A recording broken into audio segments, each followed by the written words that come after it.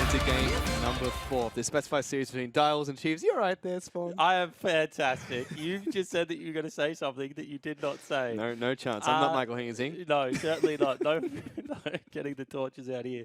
However, that was a different game for the Chiefs, and they've stuck to the red side. See whether we get double tank jungle bans again. So far it's been a win for the team that's been on the red side of the rift. Let's see if anything changes coming into game number 4.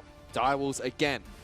They are still at match point. They had 2 dominant games in game 1 and 2. Chiefs fight back in game 2 and 3. In 3 they finally pick up their first victory. For now though, bans, we don't expect them to change too much between the 2 teams. Zach's still being banned out by the Chiefs, with Corky permanently banned against Fantix. And Rakan probably the final adaptation ban for the Direwolves here, and it is going to be. Yeah, it certainly has to be. I mean, did you see Ejim in that last game? That means that, you know, all of a sudden, Xayah isn't as high a priority for the Chiefs. Doesn't facilitate any of that AD carry positioning. And do they have to get rid of Thresh, which leaves Gragas and Sejuani up? They commit! Gragas banned, so Direwolves potentially pick up Kalista here? No, I don't think they do, mate. Really? If you do 2.9 thousand damage on Kalista and you lock it in again, whew. But they have. Confidence. That is the confidence play right there, Fishery. They say it was an anomaly, an enemy. An enemy? This is not Finding Nemo, Spawn. I know I'm fish. No, but I think it is. I 100% think it is. Let's see what the first pick from the Chiefs is going to be in response to this Kalista picker. Morgana locked in for Tristana. Ejim. Please give me the Morgana Tristana. And Trista it spawns so Kalista. Good when they were playing at Fish. I just don't understand where this Tristana has gone the whole series. But just like the last match, they don't have to pick it up early. Instead, Shernfire picks up the Jarvan with Thresh as the bot lane pick of choice for Destiny. And they said that Shern needed a go button. Well, there it is. We already said that it doesn't look like they favor it. They are off the Jarvan jungle, but just when you thought they were out, Fish, they pulled you back in. And nah, I mean, that's interesting. Very early for the Chiefs, deciding not to pick up their AD carry here due to Direwolves start banning out a couple. I mean, I think they can. They can get rid of Xayah. They can get rid of Tristana. That's going to leave you with something like Kog'Maw or Morgana or X. Not Morgana. Caitlyn, help me out. Kog'Maw? No, not him. Twitch. That was the guy. Xayah's the first main. Cassinan banned out by the Chiefs here, so these 2 champions, Corky and Cassinan gone. Jace? It's a good matchup for Jace. I like Jason to... Nah. I think if you're Jish, you have to. Just deny Chippy's the opportunity to carry. Deny him to allow Shernfire to do what he did in game 1. I think you just said, yeah, right, yeah, we can ban Jace. Yeah, there it was. That's See, telling you, this is secrets behind casting Fish. Don't make a prediction. See, Sharp's cheating right now. His microphone is squarely in front of his mouth. I have no idea what they're going to pick or ban. Now it's better. Probably Tristana here. I think it is Tristana. And then what did the Chiefs pick up first? They've already Well, got top lane they have locked to take in. their AD carry, because they will not put Swiffer in a bad matchup. So, Xayah, Tristana gone. Next pick for the Chiefs. Is it Twitch? Is it Kog'Maw? Raze has played both. Not Twitch in this split, but he can play Thresh it. is dangerous. It is. Lucian is another option. Ooh. Something that we've seen nothing of in the Caitlyn? OPL, but have seen big things in the LPL. But I said Varus picked up in the bottom lane. See, I was going to say, you know, you have Ashe and Varus, but they're really boring, and then they just do it anyway. Either way, you always go with safety, Fish. Now, Direwolves have to reveal what are their solo lanes going to be. They can still run Jarvan top, who has a decent matchup into Gnar. Yep. Flex something in the jungle for Shernfire. That also would be interesting. Ooh. They throw the gauntlet. They give Chippies Jax in the top lane. And I'm going to go out on a limb and say this is going to be a Victor pickup. Fantix has been very confident on the champion. A good blind pick in the current meta. Well, it's not for anyone else, right? Just for Fantix, it seems to be. You'd have to think the 2 players you look to in the OPL to pick Victor in these situations would be Fantix and Luch, but one of them plays it vastly better. Oh, Luch isn't even here, mate. Why are you just throwing shade like that? That's exactly my point. Fantix is in the grand final. Yep. The final pick for the Chiefs now. Control mage pick up for the Direwolves. What is Swiffer going to play against the Victor in the mid lane? At this point, just run him on the Morgana. But instead they go back to LeBlanc. Makes sense. Double TP worked out. They're going to look to attack the Jax again, is what my gut feeling is, Fish. Frozen Mallet, Black Cleaver, plus LeBlanc. I know you're a big fan of Morgana solo lane still. Ooh, fun. It's very cheesy. Fish and I have a strategy, which is as soon as we get a hyper carry, we just put all the eggs in the hyper carry's basket, and then if we don't win, it's their fault. Karma mid, Morgana top. Yep. Done. With a Kog'Maw, we're good. Juves has been on the receiving end of my Morgana top once. He did not like it. Camped me the entire game. Good. Still you lost. deserve it. But Danced on his dead body. In this game, two teams that have very volatile bottom lanes. Thresh actually is okay into Morgana. It's not the best matchup, but if they ever stand on top of each other, you still can fly in, you can still get the flay. I mean, Jarvan, a little bit more early tempo than Sejuani, you would have to think. Yep. Top lane, Jax has got great 1v1 scaling. Mid lane, Fantix has already won this matchup. It's going to be interesting, Fishery. It certainly is. Schönfire as well. On the Jarvan, the desk already said he needs a go button.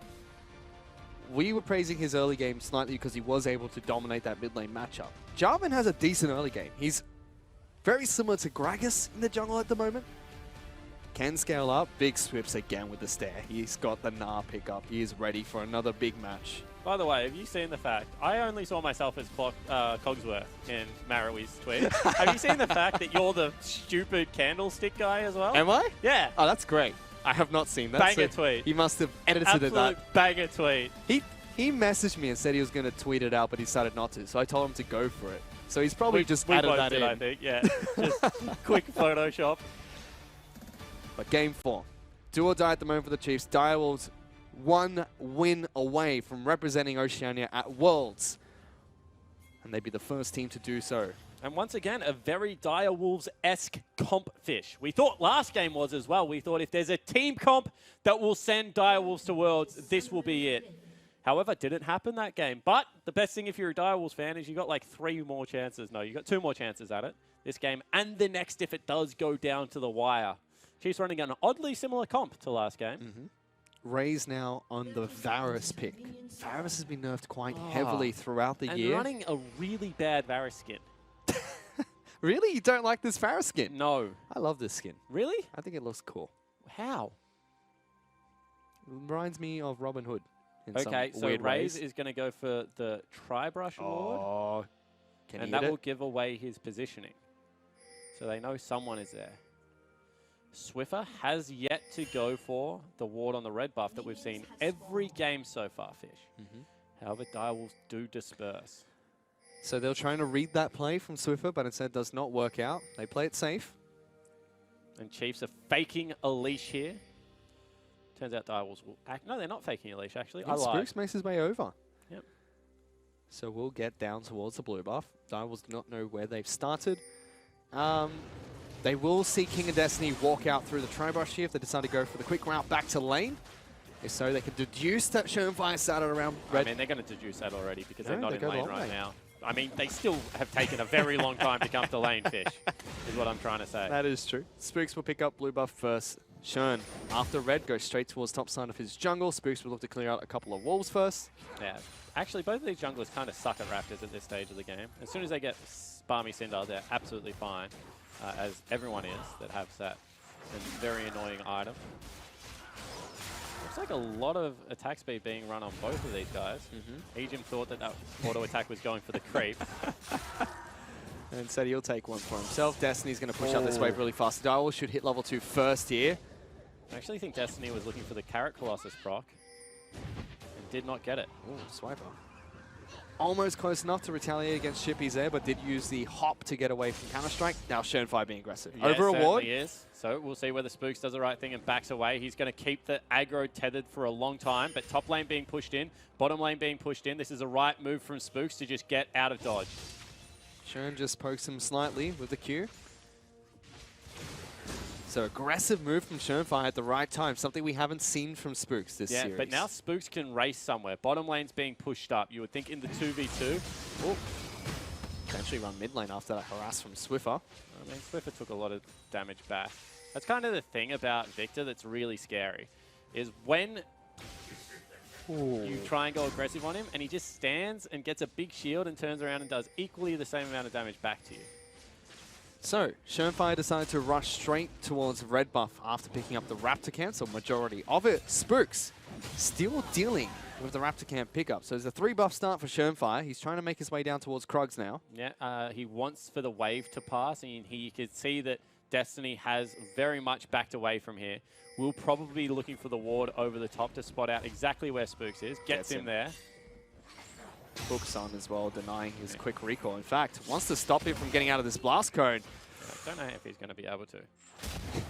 Both of them missed the blast cone and hit each other. But you can see that Shern's done a much better job of counter jungling. Yep. He's left the Raptor available. He's going back towards the Krugs as well, so he's going to get twice the amount of camps, also 3 buckets. So he's very far ahead in the jungle right now. So good job from Shern once again. Tank junglers seem to be his forte right now. Really good early start. Swiper topside map against Chippies. Chippies doing so well in this matchup. Yeah, I'm interested to see whether this is a mana-based matchup, like if it ever does turn back to Swiper. We don't talk about it all that much, but one of the reasons Na's so oppressive is he just does this. He has no resources. Every time he can throw a damn boomerang, he just throws a boomerang at you. And you can see that Chippies has to be a little bit more concerned with the mana.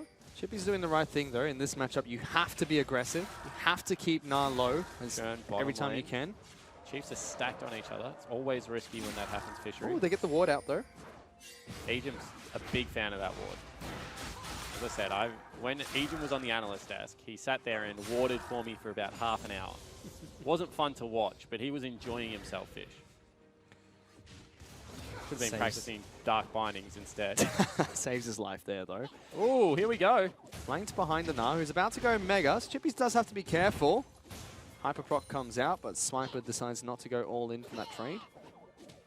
Swiper just looks like, I agree with the analyst desk. Like, I think that Swiper looks way more comfortable on a handful of champions that have big wombo combo ults, although now he might die. He's in trouble. Counter-Strike coming through, jumps away, still gets stunned.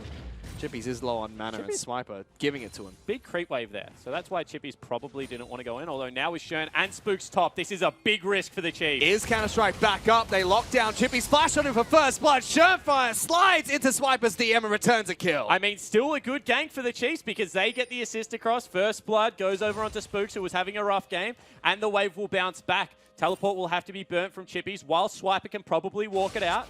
So I would argue that that gank was in Chiefs' favor. Very even trade. Light shield there by Ejim. Cute interaction. Will still stay tethered, but does not get locked down for CC. That's why it's not a horrible lane for Thresh. Yep.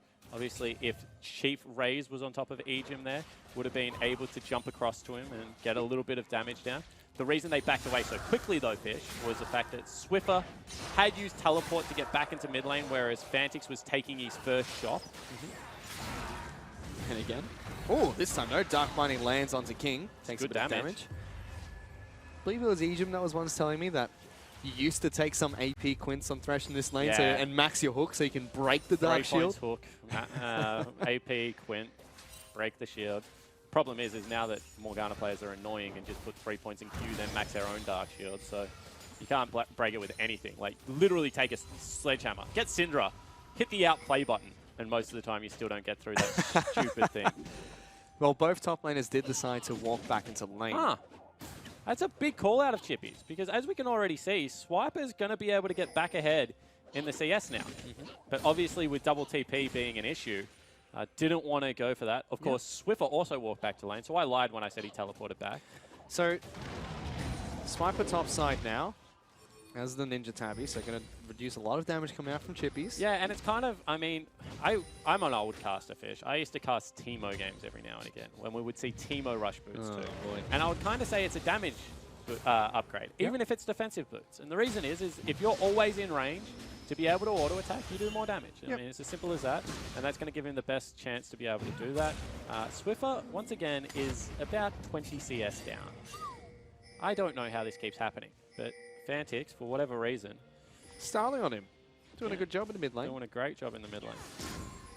Gold is fairly even, though, slightly in Dial's favor. Swiffer would not be enjoying this. As Dragon picked up on the first blue buff spawn.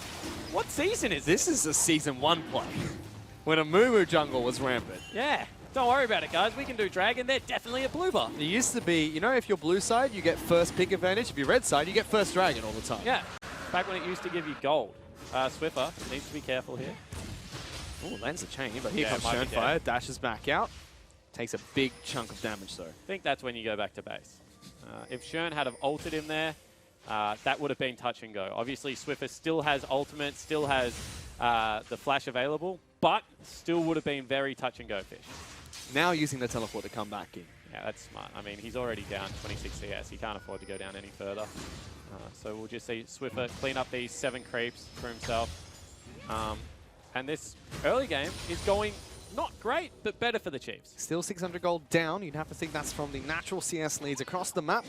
Only Swiper really doing well. This is going to be a big trade. He just went mini as well. Double hyper procs. Chippy's down below half health. Boomerang, wrong way though. Oh man, depends. Maybe it was a celebratory boomerang. Whee! Oh, Dark Binding lands there. How did that hit? Destiny threads the needle somehow. Now all of a sudden they're going in, does get pulled back, so ult for ult. Throws him back in eventually, but my goodness, what the heck was that? I tell you what, Fish. I've seen some crazy things today. Now Chippy's uses TP to get back top lane. So after that bad trade with Swiper, he's actually the one that gets punished for it. I was about to, you know, scream if that hook somehow hit. Thankfully, the minions do its job and block it. Shenfire was posturing in the bottom lane. They had a control ward there. EGM also went boots too before he went towards Ardent Sensor. Hope he boots. So we're not going to have any real Ardent Sensor rush. Generally, if you don't rush Sensor, what we see is we generally see that you're going towards Sightstone because your lane's a kill lane or something along those lines. Also see Raze going towards Essence Reaver. Or IE double attack speed, but I would expect Essence Reaver. I mean, you can still sit on the BF sword and go Zeal next. Wow, big trade from Chippies. Swiper staying in this lane, a bit scary. Schoenfire's here. Swiper needs to back out of there as Spooks goes for the force. They lock down the Thresh. Should be an easy kill pickup for them. No flash for Destiny, and Raze secures it. And look how confident Raze is. He doesn't throw out the ult. That's a good gank from Wow. Big play from Swiper, though. Gets out. And I mean, because he has the TP available, they can look to stick around for this one if they want. Instead, they could also maybe teleport bottom lane and get themselves first turret. Don't know if they're going to be able to get it otherwise, Fish. Sniper's just walking back towards top side now, so so Dire will get first falls. turret. That's really nicely played out of Shern. I mean, all the credit that we gave to Spooks game 1 about being able to play on the right side of the map, you now have to give to Shern in this game number 4, because he's done exactly the same thing. Has not forced anywhere he shouldn't have. Yep. Chiefs will respond with a turret in the bottom lane and stay about 600 gold behind despite the proactive play. Big laser from Fantix. Watching this guy play Victor in the mid lane is an absolute pleasure. Yeah, it certainly is. And the Deathfire touch has stopped Swiffer's back like 4 times right now. To the point where he says, I actually can't back anymore. He's still going to try. Still going to try. I think that they put Raze in this lane now, so they'll let Swiffer catch this one. He jumps in on top of Fantix, wants to get him with the chains, but gets a good chunk of damage. I don't think he wanted to get him with the chain. I think that they want to push this mid lane turret. And we'll see whether they do stick around for that Fish, because they've brought EGM and Raze into this lane. And if they land a flash bind, if they land a bind, if they land something like an ulti from Raze, then they'll be able to pick it up, although now the bottom lane is collapsing. So it is an Essence Reaver picked up by Raze as well. Hook, not on. Hate to say I told you so, mate. But I did tell you so. Sidestone picked up by EGM though, so delaying Ardent Sensor even further. But that does not mean that he's not stacking up gold right now. He's still getting fairly rich in the Morgana. Yeah, but didn't even go towards the second point upgrade. So yeah, this is old school. And you can see the Chiefs now actually say, you know what, let's just go back into our standard lanes. We were winning in that way. We were able to pick up the kill. Our turret is still reasonably healthy. We can get back down here. But the Direwolves did get very good vision, Fish, so that means that they've spotted out all of these rotations and they won't be beaten to any punches. Swiper also needs to be very careful top lane, because Chippies is quite rich. Sheen pick up for the Jacks on the top side of the map. Schoenfire clearing out a couple of wards, but Scuttle Crab take from the Chiefs. Drag is up in a minute 30, just an Ocean Dragon to fight for. Chiefs already have the first Infernal. You can see that it's actually this right now on your screen that they want to fight for. It's going to be...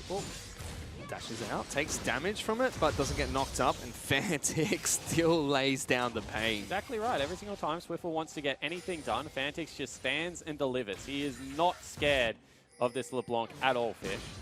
And I don't think he should be, because I think Fantix has shown this whole series that he is more than able to deal with the mid laner of the Chiefs. Depends whether the rest of the team can. Because the big thing about the LeBlanc last game was attacking the split push. that's what put Chiefs ahead. That's what gave them every piece of tempo advantage they had, was being able to go into Chippy's lane with Swiper and continually tie him down. This time around, however, Chippies is actually ahead. You'd have to say, though, Chippy's on the Jax.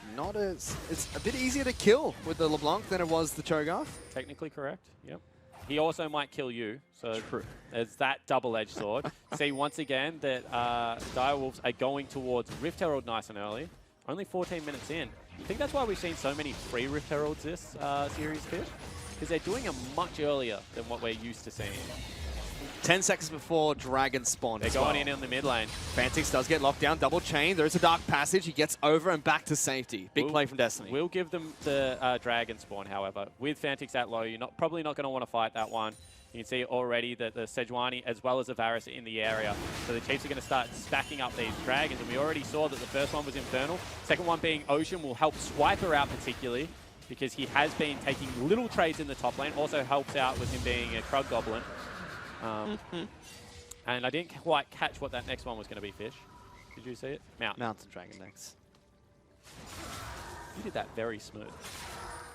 Got the word in his ear straight away. I saw what it was. It was a Mountain Drag. Who said someone told me something? I just saw it on my screen swap. did Paying not. attention to this video game.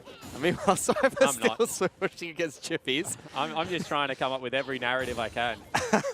It's been a very protracted laning phase, and normally when we say that in a game, Fish, we say that suits the Direwolves, but the Chiefs are just playing this one nice and calm.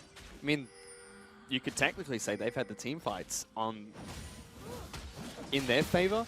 Get your last game, every single team fight went into Chiefs' favor. In the game that Direwolves won in game 2, the Chiefs were still winning half those fights. Yeah, that was a weird one, right? Because they were winning fights, sure, but they weren't really taking all that much from it. They want a pick here. Destiny.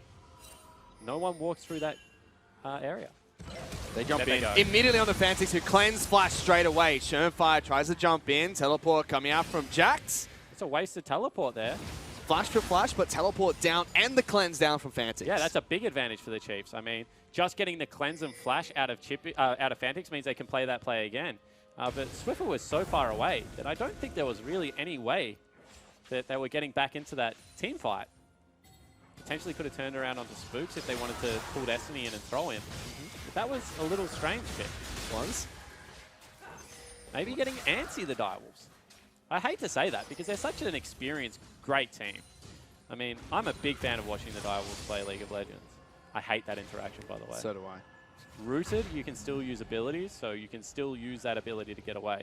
Makes no sense to me. I think one of the only abilities that gets priority over Jarvan's Flying and Drag is Camille's hookshot.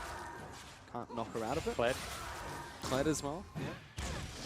Funnily enough, every champion that kind of like beats her. Oh no, King! Double chains. Very close to tethering there, but Destiny with the save once more. Yeah, exactly right. But in top lane, meanwhile. Good jump away from Swiper. Still gets tagged. Dark Binding connects from Ejim, but Spooks decides not to go in. Hook misses, and they play around the gravity field quite well. Yeah, they certainly do. I mean, Chiefs on the edge now. You can see that they're playing this quite nicely. What I want to point out is I don't think that this build from... The reason I normally like Victor is he side lane very well. Here we go. They've locked him down. No flash, no cleanse. Exhaust used well. Dark Binding hits. He's going to fall. Raze gets that kill. They did use a teleport from Swiffer to get into this lane, but let's see what they get next for it. Yeah, another really strange teleport coming out. Swiffer definitely didn't need a TP for that one either. What I was going to talk about is that generally when you have a look at Victors, you say they're a great side laning mid lane. As soon as they pick up that Lich Bane, they're able to match side lane pressure. However, because he's had to build a Banshee's Veil again this game, is not going to be the same case. Swiffer going to find Shern here. Skips in the night. That was the smallest flag drag combo I've ever seen. Just wanted the knock up there. Didn't get it. Swiffer does get pushed out of the jungle though. Means less pressure on Chippy's topside map. However, opens up the Chiefs to do this in the mid lane. Yeah, it certainly does. A mid lane turret against a control mage is crucial to winning the game.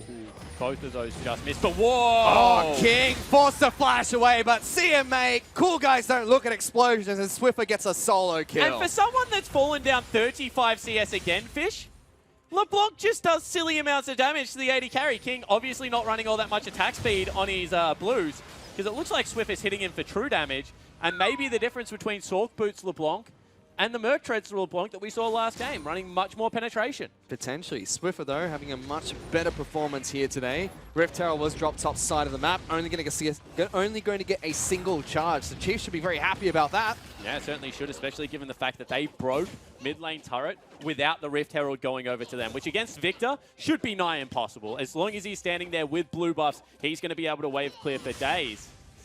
And they're up 2,000-ish Goldfish, about 1,500 actually, to be fair. Not all that much. You have to think this is one of the first games where the Chiefs have the team fight advantage straight away due to Jax being a split pusher.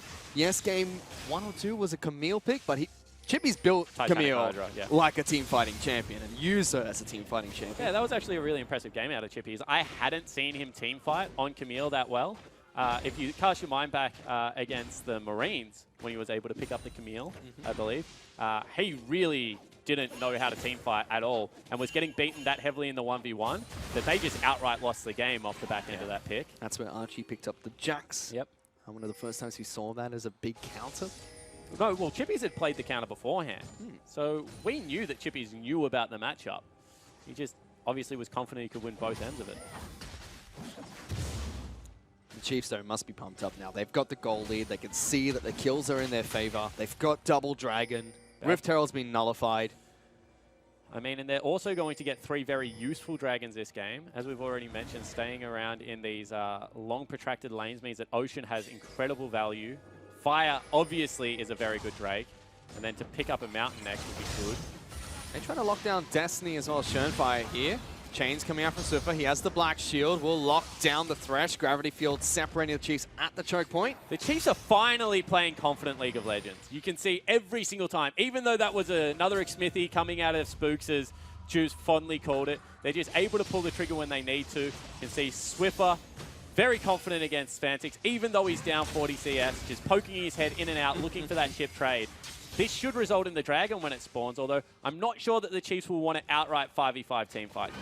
The way that they're playing the map right now is kind of pulling direwolves everywhere. I don't know that when you're winning by pulling a team around, you just want a 5v5. Swiper is getting back to safety though, and Swiffer's trying to 1v1. Fantix steps out of the gravity field. Chaos Storm is used. Spooks locking him down. Might be able to pick up the kill. Oh, Fantix styles on Swiffer again. He's out. Dark Passage brings him out. Spooks will dodge the hook. The rest of the Chiefs trying to collapse, but my goodness, the MVP of this split steps up in a 2-on-1, the second time in this series. And they didn't need to go for it, Fish. That is what is so strange about that. They had complete vision control. Just wait for Spooks to have the ultimate back available. But Fantix, one more time, insta-cleanse, able to take the 1v1. He is so damn good at this game of League of Legends and will also get his team a dragon. Direwolves will look to take down Mountain Dragon as the Chiefs lose tempo. One of the first times in this match. They are, however, looking to collapse onto Chippies. He has the ultimate available. Jumps to a ward, he's okay. Spooks will sweep this one out, but still Mountain Dragon falls for the Direwolves, and they are only 800 gold behind the Chiefs. Yeah, I mean, that was a huge turnaround. Just when Swiffer was starting to get rolling, and you could feel some real momentum building in this series for the Chiefs. Fantix just says no. I mean, he's 60 CS up, Fish. He's an absolute freak show. He wants to go to Worlds. He deserves to go to Worlds. Even if Direwolves somehow lose the next 2 games, Fantix right now deserves to go to Worlds. He is by far the best player on the server right now. Yes, Swiper, most improved, stepping up top lane. He's doing fantastic in this entire best of 5 series. Fantastic during the gauntlet by Fantix all round. Entire split. He's barely had a bad game. Yeah, I don't know. I think if Swiper also has another game like game 2, he has a very good case to put forward to the OPL judges for that award. Of course, one of them not being me, so please tweet at the other members of the judging panel. Absolutely nothing to do with this year's awards. Now the Chiefs still looking to get some... I mean, he's also 30 CS up. Yeah, he's doing really well in this matchup against Chippies. He's on the team fighting champion as well, looking for a very early Randuin's Omen. Yeah. Not going for the frozen mallet. He's going to be able to get bottom lane, however, before that turret drops, it looks like. Chippy should be able to just sit there and wail on this one, Fish. That's going to fall. So that will put the Direwolves back at dead even.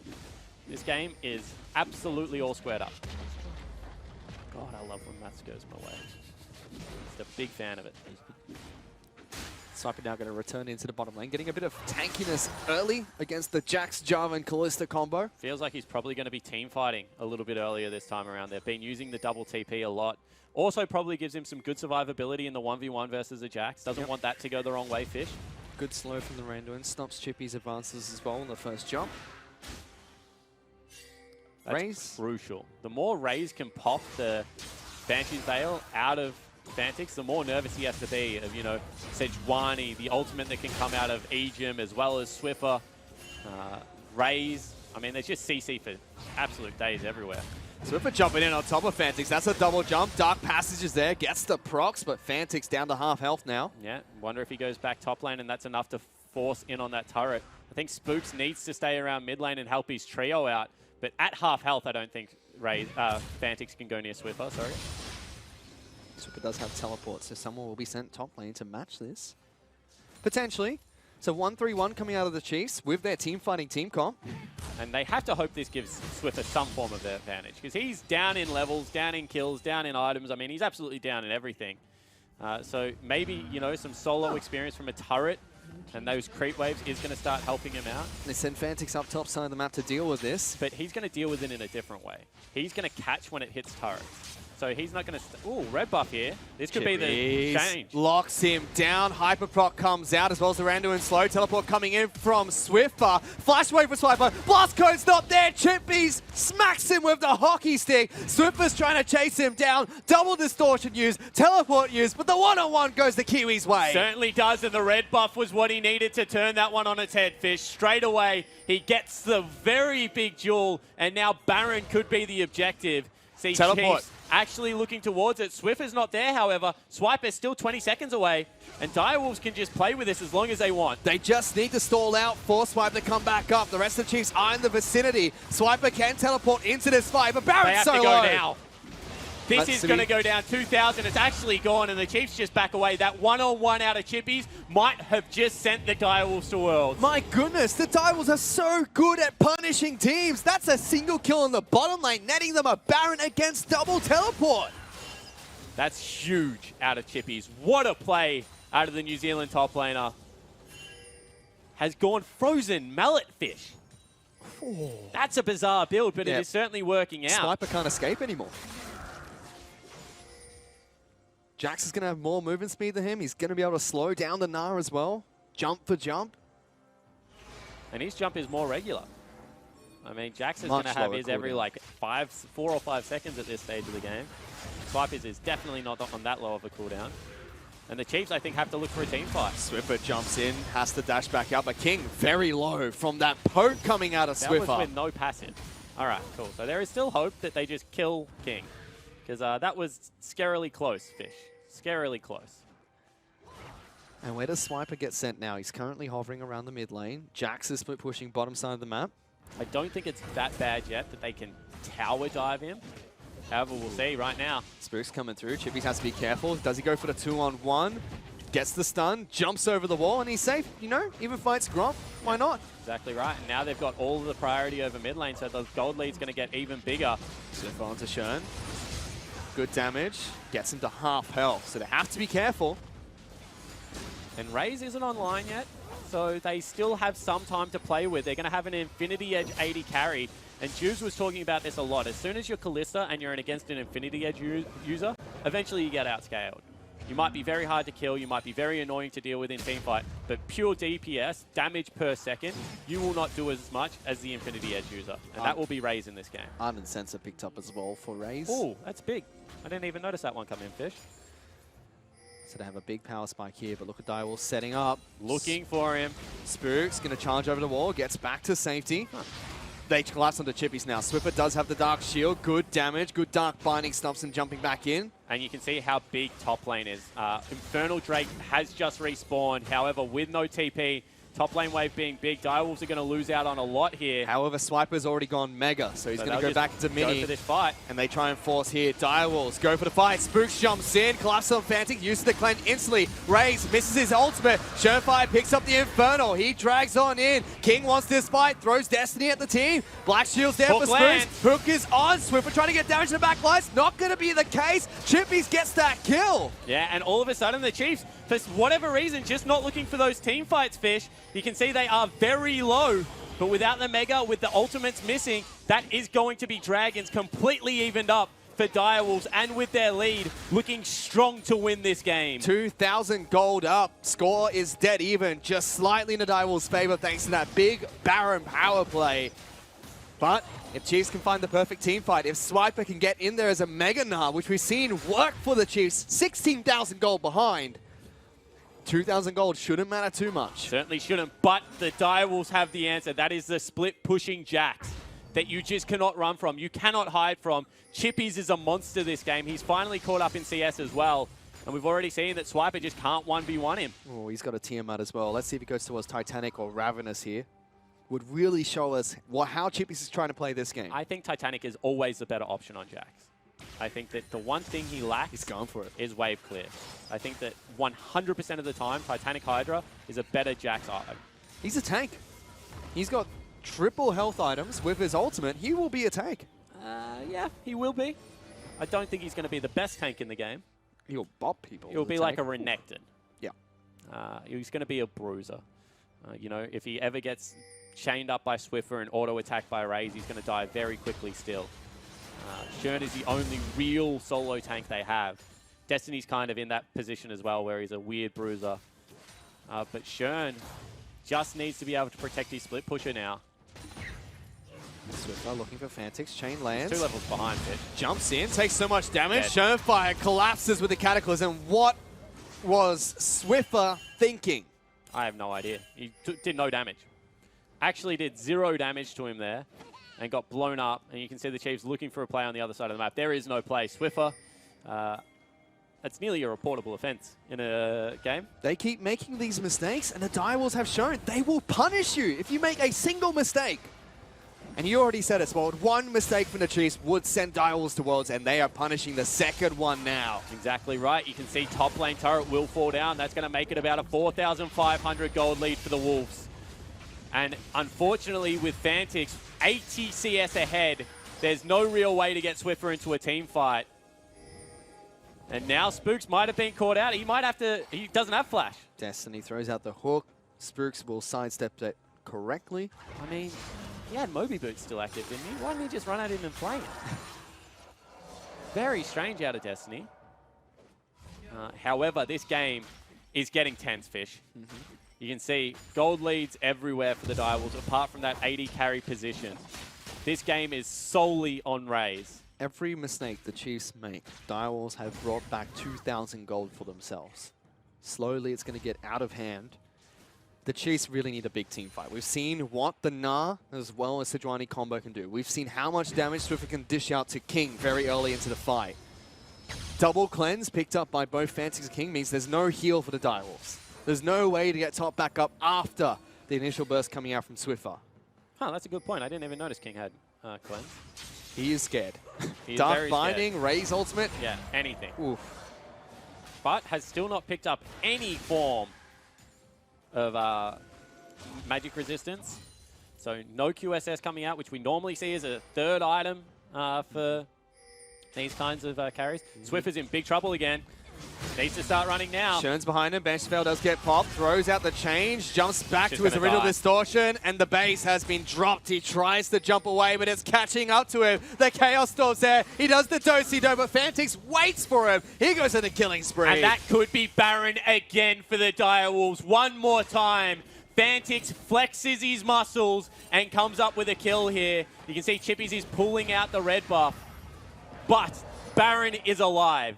4 versus 5, and I don't think the Chiefs are going to look to contest. Again, another mistake from the Chiefs, and another 2,000 gold advantage picked up by the Direwolves. They're not even close to this. They're not even going to try and contest for this Baron. They pick it up. They go 6,000 gold up, and they're looking to try and push for more. They certainly are. Now they want the mid lane team fight, and you can see the Chiefs are just heading for the hills. Swiper has to get back in base, because they need Gnar there to be able to fight whatsoever. And the Chiefs, unfortunately, I've just little lost control of this game. It is now a 6,000 Direwolves lead. And they were in the driver's seat again. We saw Swiffer running around trying to kill people like King. Swiper was holding his own in the 1v1, but Chippies, he took control. Then Fantix took control again. and Fantix slowly is probably falling apart. 3,000 gold up on Swiffer. I mean, I would think that that would be roughly what 100 CS and 2 kills looks like. Flame Horizon almost. Chippies is going towards a Guardian Angel as well as his next item. Swiffer must have Void Staff, so that is a good news story at least. Going to be able to get through some of the resistances.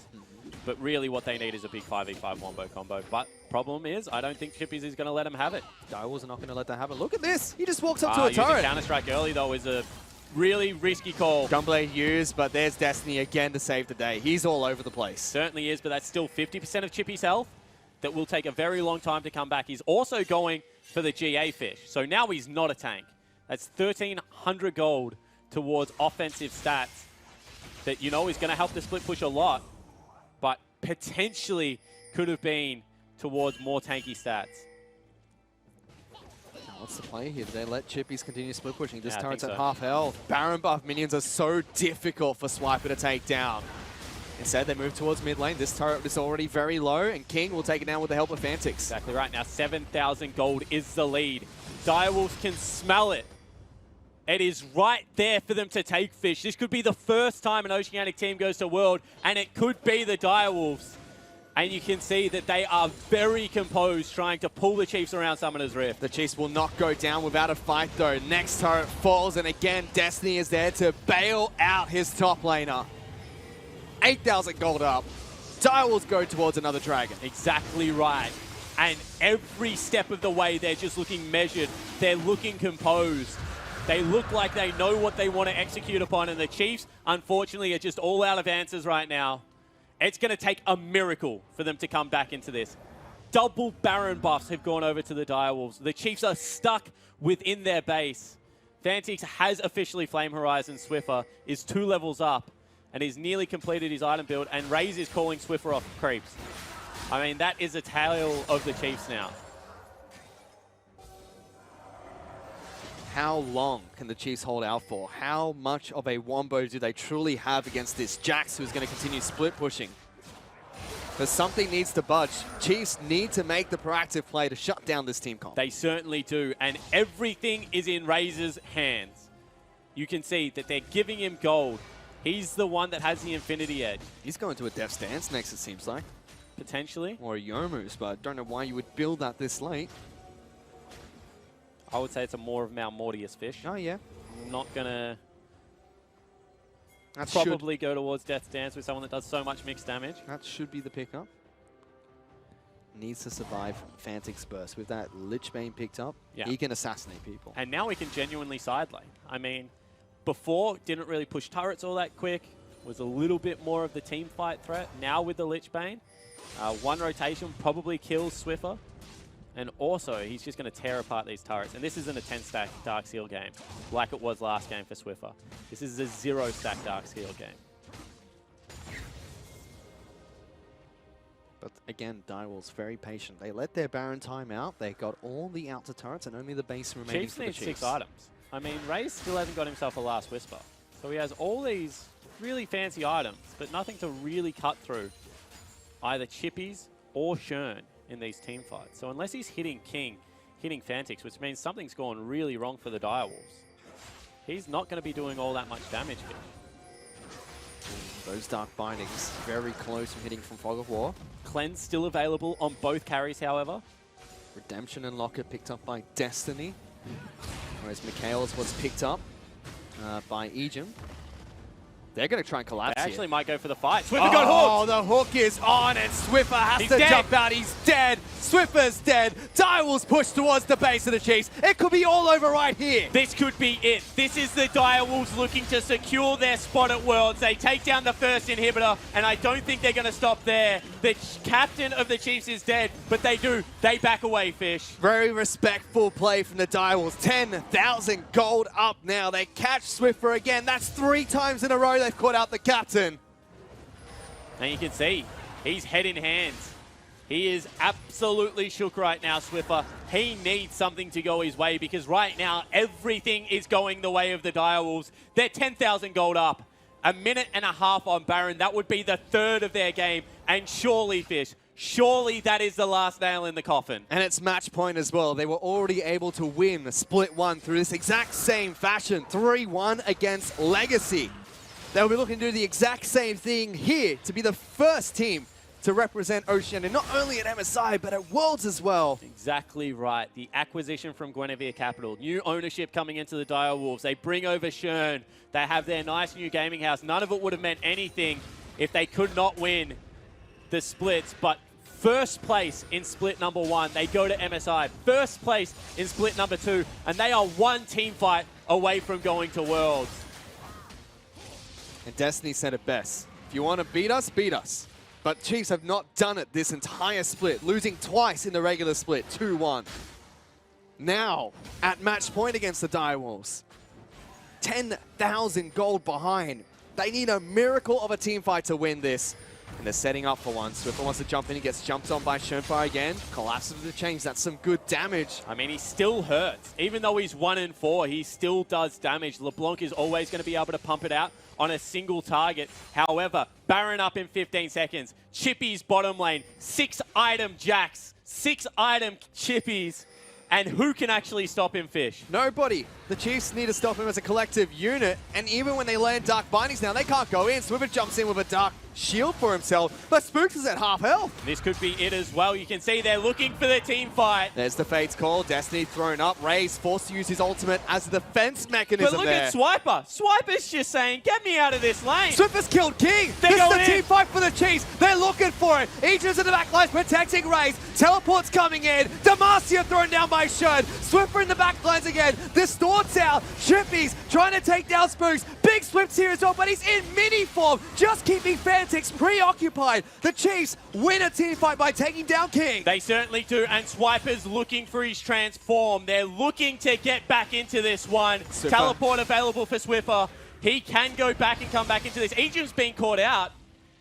Still very healthy on this Morgana. Swiper will be forced to transform here, so can't go for the Aegim initiation. gets caught. Hooks on. Big Swift has gone mega, but they kill the support. Big Nara into the wall. Chippies goes to the GA. Swiffer jumps in, looking to kill Schönfire, but he will flag drag his way out. Now distorting back in. Can't connect the chain. And Destiny, hook is on. Swiffer is dead. They lock down Raze. Chippies gets that kill, and Spooks is stuck between the entire Wolfpack. Double kill for Fantix. They're running towards the Nexus. And Dire Wolves will go to Worlds. 4 members dead. Just Big Swift left available. He's going to have to do it by himself, Fish. But I don't even think the top laner of the Chiefs can pull this one off. Not even his IWNL can stop this push from the Dire Wolves. They're just waiting for the minions to come back in. Destiny flashes in with the flame, misses the hook, and Swiper watches helplessly as Dire Wolves take him down. They take down the turrets. They're onto the Nexus. Dire Wolves will be the first team from Oceania to go to the World Championship.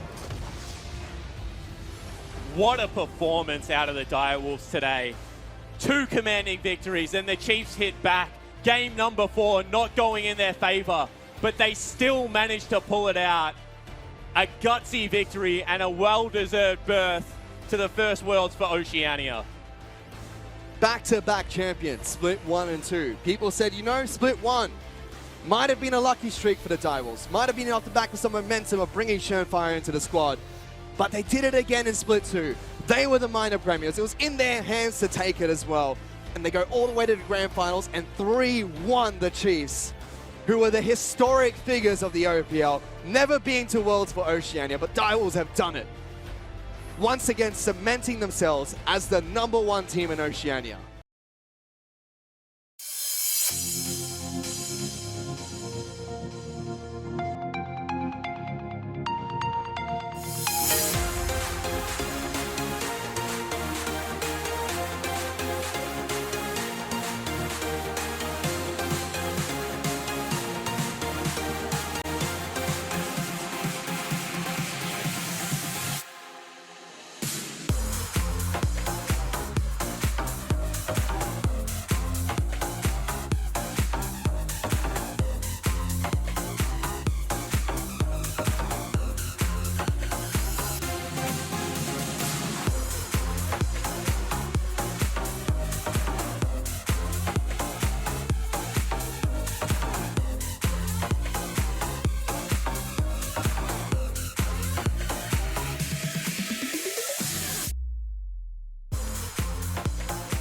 Hello and welcome to day 2 of playoff week 2 of Split 1 of the 2020 OPL. It's playoff week, baby, brought to you by NeoSurf.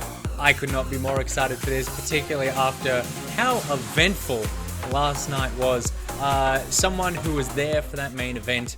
We're joined, of course, by Juve, someone who sat by and merely observed the chaos and madness that happened throughout last night's broadcast, while I'm sure screaming at us to get back to the games was Spawn. Spawn, welcome back to the OPL.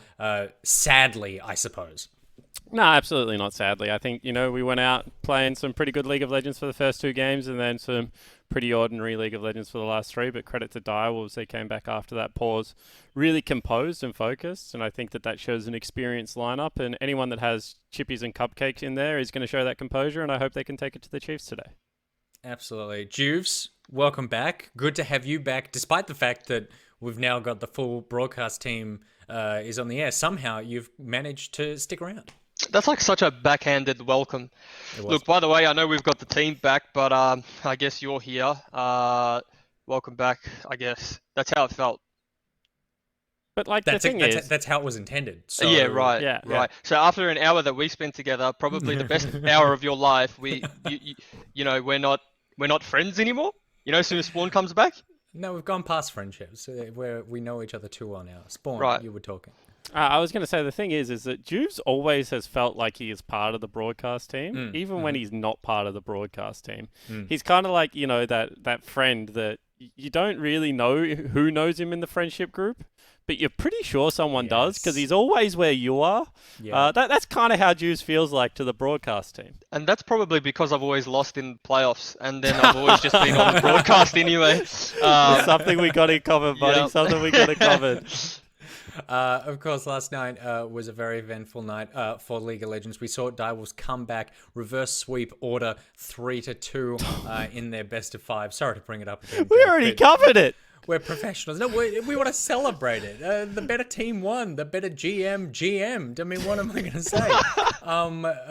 So that, of course, means that the Direwolves move on in playoffs, and tonight are up against the Chiefs. That is your entire evening ahead of you. Chiefs versus Direwolves for the penultimate evening of OPL League of Legends action for Split 1. The winner of this will go on to face Legacy in the grand final. And I feel like we're in for a very eventful night. Obviously, we saw Direwolves off to a shaky start yesterday, but adapting, learning, surviving, and ultimately coming through with the goods. How do we feel, Jews, tonight they're going to fare against the Chiefs? Well, I think that historically the team that's had the longer run in playoffs, the team that's played the most games, has fared far better when it comes to the clutch game in the playoff race. So it wouldn't surprise me if Direwolves come out of the gate and maybe take a game or two, just because I guess they got that. I'm not going to call it match fitness, but they feel comfortable in their environment. Yeah, I can agree with that. However, I do want to throw out the opinion, and people are going to call me salty for this, but it's my job as an analyst, so I have to say it, right? I don't think Direwolves actually played any better in the last 3 games. I think they kind of maintained a consistent level, and I think that this is something that Direwolves have actually done. They throw, and I know Juves has been really critical of this, they throw kind of the same game plan at you, like over and over again. The one time they changed that game plan was game 3 when they put Chippies on the Malphite, and they tried it once against the Chiefs last week when they put him on the Maokai instead. But otherwise they play like carry top laner, and they play heavily around their carry top laner. And I think that teams either deal with it well or they don't deal with it well. And when teams like take, uneven fights on the top side of Summoner's Rift early in the game, Direwolves do get a lot of wins. And that's how they won their game against Chiefs last week as well. So I'll be interested to see what kind of form the Direwolves come in with, because I think this game is going to be largely dictated by top side of the map again. And the Chiefs have, in my opinion, like the best top side of Summoner's Rift with the end Croc and Claire. So I think that's a really hard area to attack. Are you not expecting a full 5 games tonight, Spawn? I would expect this to be about an hour and a half, and for me to be out of here by 7 p.m. Out of here and straight into the NPL. Is that what you're saying? Absolutely. I cannot wait for us to get on Summoner's Rift together. I don't want us to play Aram. I either want to play a proper game with Juves and Nick Boy on the same team, or I want to play TFT, because I know there are some TFT Smurfs in here. and I want to get schooled in TFT. That'll be fun. Well, we are going to leave it up to Juves to pick. Last night, technical issues where I seem to have somehow travelled in time at the end of the broadcast meant that we couldn't do the MPL. But tonight, we're confident that it is going to happen. So Juves, you'll be able to pick what format we'll be taking the MPL in. But before we get to that, obviously there's going to be a lot of League of Legends action, but there's also going to be a lot of prize action for you guys because NeoSurf, the one, the only, our beloved presenting partner for the playoffs, are giving away a bunch of stuff to you guys throughout the evening. So every single game that gets played tonight, there's going to be a challenge put up on the OPL Twitter page at OPL. You just need to go there before the game starts, see what the challenge is. Last night it was... guess the total amount of gold earned throughout the match or the total amount of time the match plays, alternated between the two. And then the person who gets the closest number got themselves a legendary skin, and I believe it was 20 masterwork chests and keys. And then 4 runners-up got themselves an epic skin and 10 masterwork chests and keys. That's nothing to sneeze at. No, that's you a don't lot want of to sneeze chest at and that. keys, yeah. That's a lot of chest to get. That's going to take a long time to open. In some ways, that's a bad prize because that's like there's a lot of work then on behalf of you that you need to go through. It's can manual open them labor. all at It's once. manual labor, or clicking the lead client, disenchanting, and clicking, disenchanting. Manual labor. Now that I think about it, I actually think that NeoSurf didn't think this through at all, and they should probably just give all those chests to me. But if that doesn't happen, then please go there, enter the competition. It's easy. You can enter as many times as you want over the course of the evening, and we look forward to seeing how you guys do. So enjoy that. Something else I'm enjoying, Spawn. Hello. Last time I saw you, you were Yes. like a mountain man. You were like the Unabomber made love to the abominable snowman, and now you are as bald as my son's face. Was this a post-lost cleansing? Juve should know exactly what this is. So when I lose, I'm not a graceful loser, Nick. And Juve should be able to attest to this. And so like off-season hits, and I'm a mess for like maybe a good 10 days. And I do something radical, like I shave this time, and then I just download a specific game that is not League of Legends, and I just go hard at this specific game. And sometimes the boys join me, and sometimes they don't. Sometimes, actually, the last 2 off seasons that I've lost have been the toughest ones, and no one has joined me. So I just grind this game by myself, and I'm a mess. So yes, this is Jake as a mess. This is loser Jake in front of you. I no longer have the honor of facial hair because I got my ass whooped yesterday, and I'm hoping that we see some more good League of Legends today from the 2 teams that are better than my team. That certainly was the most pathetic thing I've heard all day. And I heard myself sobbing in the shower an hour ago. So no one's going to be happy that I asked this question, but did the shave go all the way down? Is it a full body situation or is it just the face? Nah, so that's where the waxing comes in. So later on tonight, I'm going to dip myself in some sugar and honey that's been caramelized in some water, and then I'll start peeling the rest of the hair off, Nick. Good. It's like a self-flagellating hate wax. I was going to say, if you need someone to peel that, I'm only just down the road. There you go. All right. Well, we know what we're going to fill the next 50-minute break with. But before we get to that 50-minute hate wax break, we, of course, need to play some League of Legends action. Let's get into game number 1. It is Chiefs versus Direwolves, and it is the Macca's Champ Select. If you're craving the taste of your favourites, head to Macca's for a fast, safe and contactless drive-through experience. For your Macca's run, contact-free, we'll be here.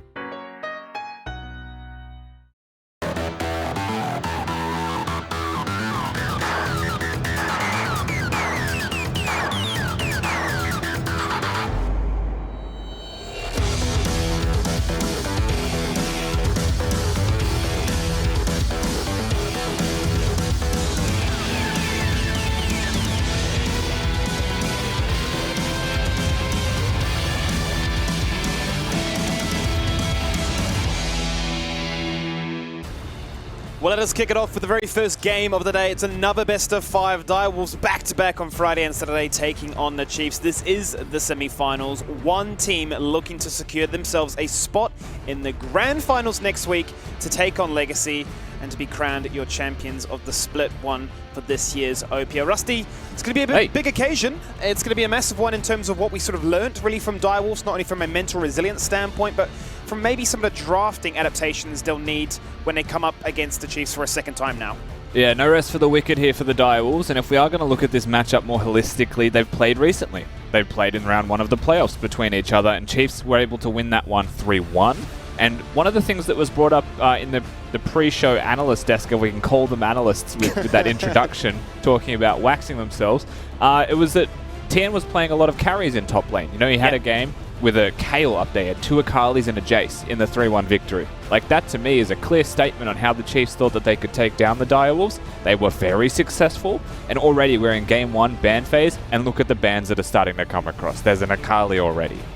And that's what I wanted to touch on as well, was the fact that, you know, when they went up against the Chiefs last time, they pretty much let them have anything they wanted. You know, we had the Akalis, the Dianas, we had the Karmas, we just had them on so many comfort picks, and they were really punishing what Direwolves were trying to bring to it as a result. And I mean, if you compare that to what Legacy decided to draft, they were denying these picks consistently. So it's already nice to see out of the gates that they have gone for that adaptation. We've talked about how Croc can be that 1v9 style jungler, and even when teams have put him far behind, he's still able to come back in those later stages of the game and just flip the script on its head, and you think, how on earth is that possible? Yeah, they're able to do those crazy things. Already a lot of changes compared to yesterday here, Skimmy, as well. Aphelios is going to be one of those bands of consistency at the very least, but less focus onto the bottom lane, less focus onto Vital and Cupcake, who is going to be starting this game, by the way, not going to be Decoy. And so there's still options such as this Varus that we saw from them in one of the 5 games already. Yeah, the Varus was actually a massive pickup when these two teams duked it out last time. It tended to be a big deciding factor for this brawling style composition, where the Chain of Corruption was just getting infinite value, locking members in place and making it much easier, obviously, to then follow it up with more CC. My question, obviously, goes to the fact that we've really viewed Chiefs as this superior team-fighting team, and we saw the Direwolves, at least in the latter stages at the best of 5, try to really force the objective of, we want to go for macro, but then we do then kind of want to go for these Malphite Vladimir comps and just say, yes, we can wombo combo as well. So I'm curious to see kind of what iteration we're going to get here today when they go up against the Chiefs for a second time now. Yeah, and I don't think we'll necessarily get too many crazy adaptations in game 1. We saw the recipe for success from the Direwolves yesterday, right? They were able to win 3 games back-to-back with a similar philosophy. Some of the changes there, you know, that game 3 Malphite pick is definitely the one that you want to talk about. I think that was the best draft of the night from Direwolves. That's possible, right? And now they've shown that hand. It doesn't mean they're going to play it every game. It means that it's something the Chiefs have to consider through the rest of the draft because it was successful. But in game 1 of a best of, why not just go for the Olaf? You know it's a flexible pick, and then just pick your AoE team composition as you please. The spanner in the works comes from the Chiefs side. Yeah, I love it whenever CK plays these kind of champions, right? Can really showcase his skill in that supporting role, and he's been a big dictating factor really in the success they find in that lane. You know, for a lot of those early weeks, they were just cool, calm, composed, transitioning into the mid game, having solid team fights and whatnot. But you know, in these later stages of the OPL, especially in playoffs, he's been a big reason why they are, you know, getting these big duo victories in the lane, translating that into objectives and team fights won, and you know, accruing these massive gold leads. So the Blitzcrank always a threat, no matter what. Yeah, Korea CK and Katsuri had a fantastic first round of the playoffs. They did still get bested by Legacy in the end, but they did outclass Direwolves when they played them in the first round. So definitely a place that we'll have to be exploring in this one to see if that is where the difference once again exists. You could already see through the draft that that's a part of their strategy here. Blitzcrank very aggressive. They also take the Jarvan away from the Direwolves' preferences, maybe get rid of that Jarvan Ori combo. They might even pick it for themselves just because they already have the Misfortune, and they could just be the R button wombo themselves if they would like. But that also makes me think that is Tien going to play a tank then, when he has only been playing the carries against the Direwolves? And it's the question, right, is how do they look to try and get Tien unlocked in this game? Because, you know, so far we're seeing a fair priority in this banning phase, denying both Shock and Claire on comforts. You know, Claire incredibly strong. He's always finding so much value with that Emperor's Divide, locking members in place, especially I believe it was like that triple kill at the Baron buff where they just could not escape the pit, and with no flashes, they were in so much trouble. Got to see how this Olaf flexes on out. Looks like, you know, the Chiefs are not concerned at all, and if they can get a Diana like this, you get very scared from the get-go here. Yeah, again, when you look at Shock's champion pool, you're expecting something like a Cassiopeia to be seen. Diana already a comfortable pick from Claire, has flexed for Tien as well, matchup depending. And you know, a big spanner. Obviously not going to be hard into the team fighting now. They still have that potential there. But this is like, you see the Diana, you say to yourself, we can't just handshake a mage in mid lane anymore. It's not as simple as that. You know, there was Mordekaiser bans yesterday, that was possible. This is most likely going to be chippies while they're looking, but that Urgot hover is also possible for shock. So there are things at play, and this is one of those spatters. That's something nice to see. We've seen it happen in the OPL once upon a time, and that just gave you so much control of the mid lane. If the team is looking to try and siege up, force the objective, try and use a Rift Herald or try and utilize a gold lead to get some form of map pressure, the Veigar shuts that down incredibly well. So, oh, and who'd that happen against, Skimmy? What's that? Do you remember the game? Do you remember who the Veigar was against? Wasn't it Avant when they did it against, is it Pentanet? If my memory serves me well? Pentanet vs Direwolves. Pentanet Direwolves, that's the one. It was just, what was it? We had the Glacial Augment build, right? All the actives, all the denial, and mid lane just became fortified. You just could not do anything there. So I think that, like, this Veigar pick, it has merit into Diana. Was traditionally also, like, very rarely seen, first of all, but is known as an Azir counter, because these champions who dash constantly and try and get in, they can't leave the cage then, right? So you're actually able to trade with someone who's meant to be able to kill you just from an assassin point of view. Yeah. The risk with Diana is that she covers distance very quickly, lots of it, and also has the shielding on top of everything else. You know, Azir is still a control mage that has to ramp up. Diana can instantly proc that Conqueror and suddenly has more damage than you would expect very early into the game. So, you know, you look at this matchup, I still think it's a volatile lane, but honestly, volatility is everywhere through all three lanes, and the jungle makes such a significant difference on this. You know, Croc, very big proponent of his team's success, does a whole lot of damage for the team, and then you've got Mir, who was ramping up yesterday as the games went on. If he gets going early, Direwolves look like a whole new team. They absolutely do. I think that's definitely an area we've got to be quite fixated on, is the junglers and how much of an impact Croc truly actually has in these games to unlock those members, to get them online in this game. Game number 1 of the best of 5 series here in the semi-finals of the OPL playoffs. Direwolves taking on the Chiefs for a second time now. We have to see what lessons they've learned, what they've really discovered in their VOD review, in their practice, and see if we get a different outcome this time around. Yeah, not going to see the full aggression from Tan in top lane. It's the Aatrox versus the Renekton. This is one of those lanes where you could speak towards how it goes. You know, Renekton has more healing than an Aatrox early, but I feel like, honestly, anytime we say that, Aatrox just wins a trade, and it's not true. So it is still kind of a skill matchup. Wave manipulation, a very big deal up there in that 1v1. Obviously, if Renekton's able to hit Q in a minion wave, he'll get more health back. Things as simple as that. As Tan, very early poke, trying to control that bush, is going to find an Olaf. That he is. He's going to do a bit of damage. They're going to show that they are not concerned at all by those threats that present themselves in that part of the map.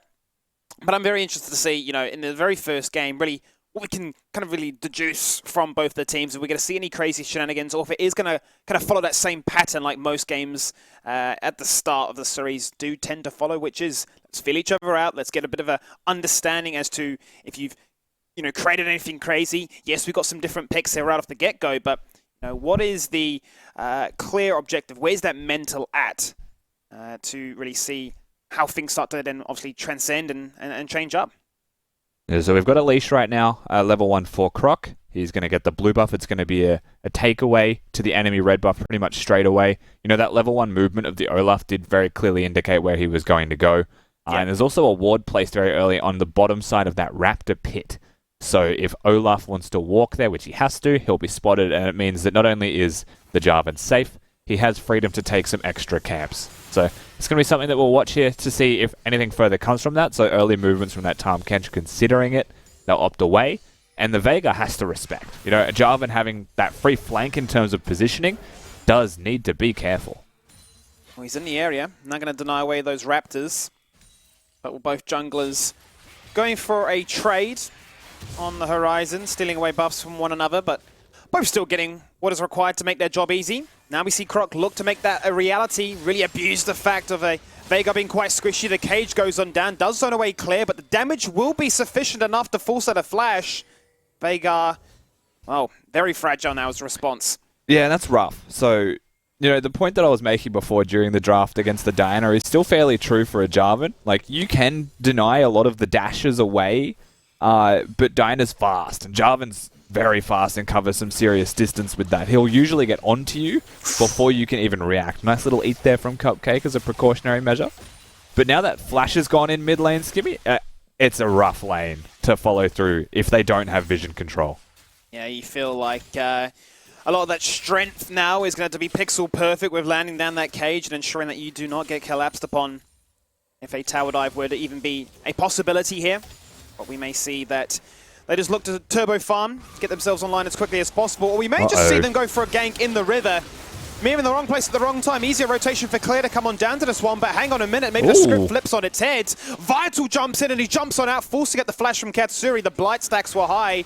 Croc is on the hunt, looking for it. Members are low, members are jumping in and jumping out. Flashes will be used. We're hungry for that first blood. And hungry and successful as Mir finds it. Every man and his dog comes down there. Vital also going to get hooked over the wall. He's at risk of dying. He's actually going to fall victim to this one. He doesn't have the flash, and that's going to be a nice little trade around. Chiefs find some gold for themselves too. Everything went into that first kill, so he didn't have a form of disengage. And Korea CK, ever the vigilant support player, finds an opportunity to get that trade back. And it was a big trade back at that. There was potential advantage in bot lane from experience and farm that would have been found, given that Katsuri was in base. So incredible stuff there from Korea CK to equalize what was a very dangerous start to this game. 4-man at the Scuttlecrab. And I think this is a very important kill, specifically for Mir to get him online, because I feel like he will, struggle against Croc. We saw what happened in the last time these guys went up to head-to-head against each other, and I feel like, Croc will have that bigger influence on the map. But when Mir finds himself in a slight advantage, when he finds himself, on a gold lead, he's able to really make the lives of, say, Chippies and Shock that much easier. Now, this is still a big wave to collect in bottom lane. At the end of the day, Vital won't be too upset. He'll be there to get it. Mid lane's still going to be a point of priority that we still need to watch with a lot of vigilance, but Claire also used his flash in that last skirmish in bottom river, so not as simple as before. It's not just a strict advantage, but you can already see from the way Shock is playing this one. He knows the stakes of this lane. It's dangerous to get too close to that Diana at all. Well, Mir is hovering around bottom lane, and this was what we really started to learn, at least from games 4 onwards, was that Direwolves put a lot of resources now into the bottom side of the map and really, getting Vital in a comfortable situation, making sure that he was able to acquire those last hits for those gold leads, get those kills, get himself online with these massive item advantages over his counterpart. And, it seems to be that is what they're going to be sticking with here, and they need to, because Katsuri and Chris CK in the last time surely and, truly just smashed them. A little bit of extra pressure down there. Like you mentioned, bot lane definitely a place they want to consider. They're also going to hit that Drake ward just dying before the sweeper timed out. Chiefs on the other side of the map as TN ults while Croc was leaving.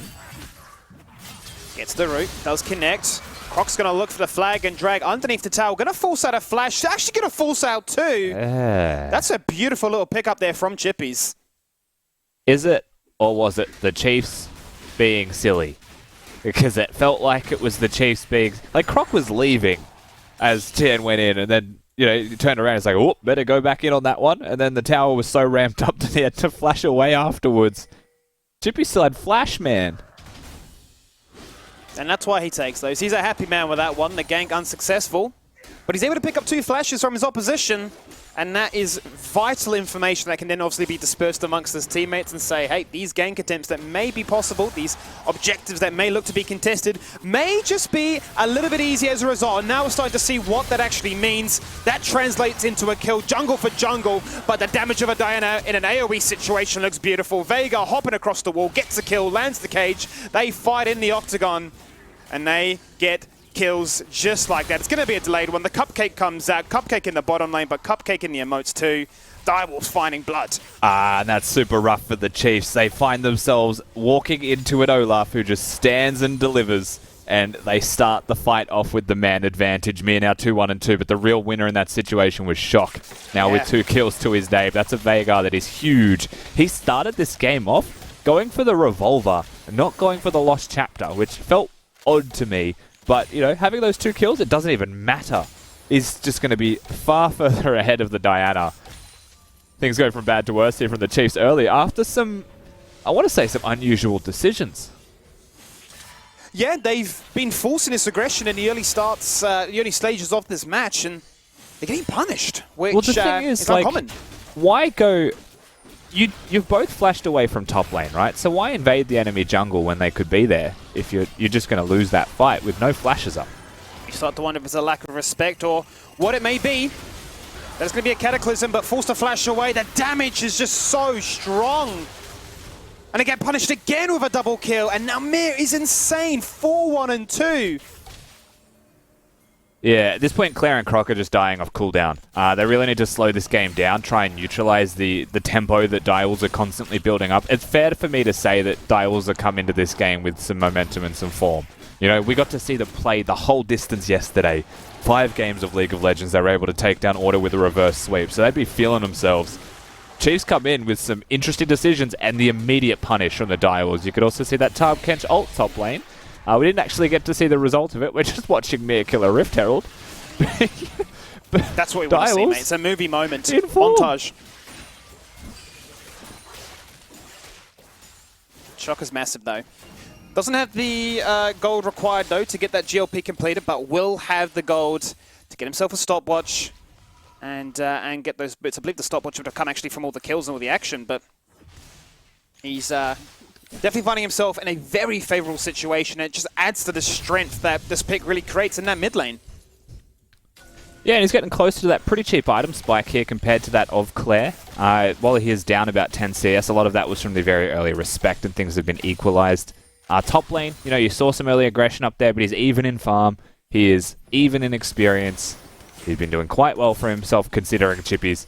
And then Mir, you know, we said this just before the game started, but when he's in form, it looks like an entirely different team. Yep. Bot lane, they didn't get solo 2v2'd. The only kill that came from that was after a 4v4 skirmish. This isn't the Direwolves that the Chiefs beat last week. And if you missed out on that NeoServe competition, don't worry. There will be another chance next game. If you haven't already, go onto Twitter at OPL, follow them, interact, and test your backseat couch analyst skills, because you may just get some fancy rewards as a result of that one. We had plenty of interactions yesterday, and there were plenty of games for you to sink your teeth into. A full best of 5 is what we had. Yeah, our reminder as casters is to tell you that you're too late. It'll be... Make sure you tell Nick Boy. Oh, hang on. Oh my gosh. Olaf, so damn low. A shutdown was really staring him in the face. The light was beckoning. But a Devour once again saves the day. Yeah, nobody actually going down there. Croc still has his ultimate. Was a couple of seconds away from that flash, it looks like, as well. Might have considered if the flash was available. You know, there was no Devour there for the Tarm Kench, but end of the day will be a cautious Jarvan, as he is a tank Jarvan at that with the Cinder Hulk done. At least they're able to repel. You know, that Rift Herald does get a charge, but they're not going to get any kills or a tower as a follow-up, but they will keep lane pressure here, Direwolves. Croc has been relegated to his own jungle and is finding himself a healthy lead in that regard as a comeback mechanic, really. At this stage of the game, going to be forced to really sacrifice his objectives that have been going the Direwolves' way so far. And that 4-1 and 2, completely understandable why that is the case. Now, the Chiefs have to be careful here. There are multiple members here. The Abyssal Voyage is going to come on out. They may just look to collapse. Flashes are not there, but the Veigar wall cage will lock them down. Vital picks up the kill. Gets himself some gold in the bank. Cupcake survives with the stopwatch in hand, so keep that in mind when they were diving there. If Blitzcrank hooked any of them, they still had the stopwatch to survive. The correct 2 people take the Tarb Kench ultimate. They get the kill to follow up there on the Katsuri as well. And even if Korea CK is able to get out with his life, that first tower is going to fall. I mean, you cannot understate just how powerful Direwolves have come into this game with. Their form looks impeccable so far, and you cannot really fault them.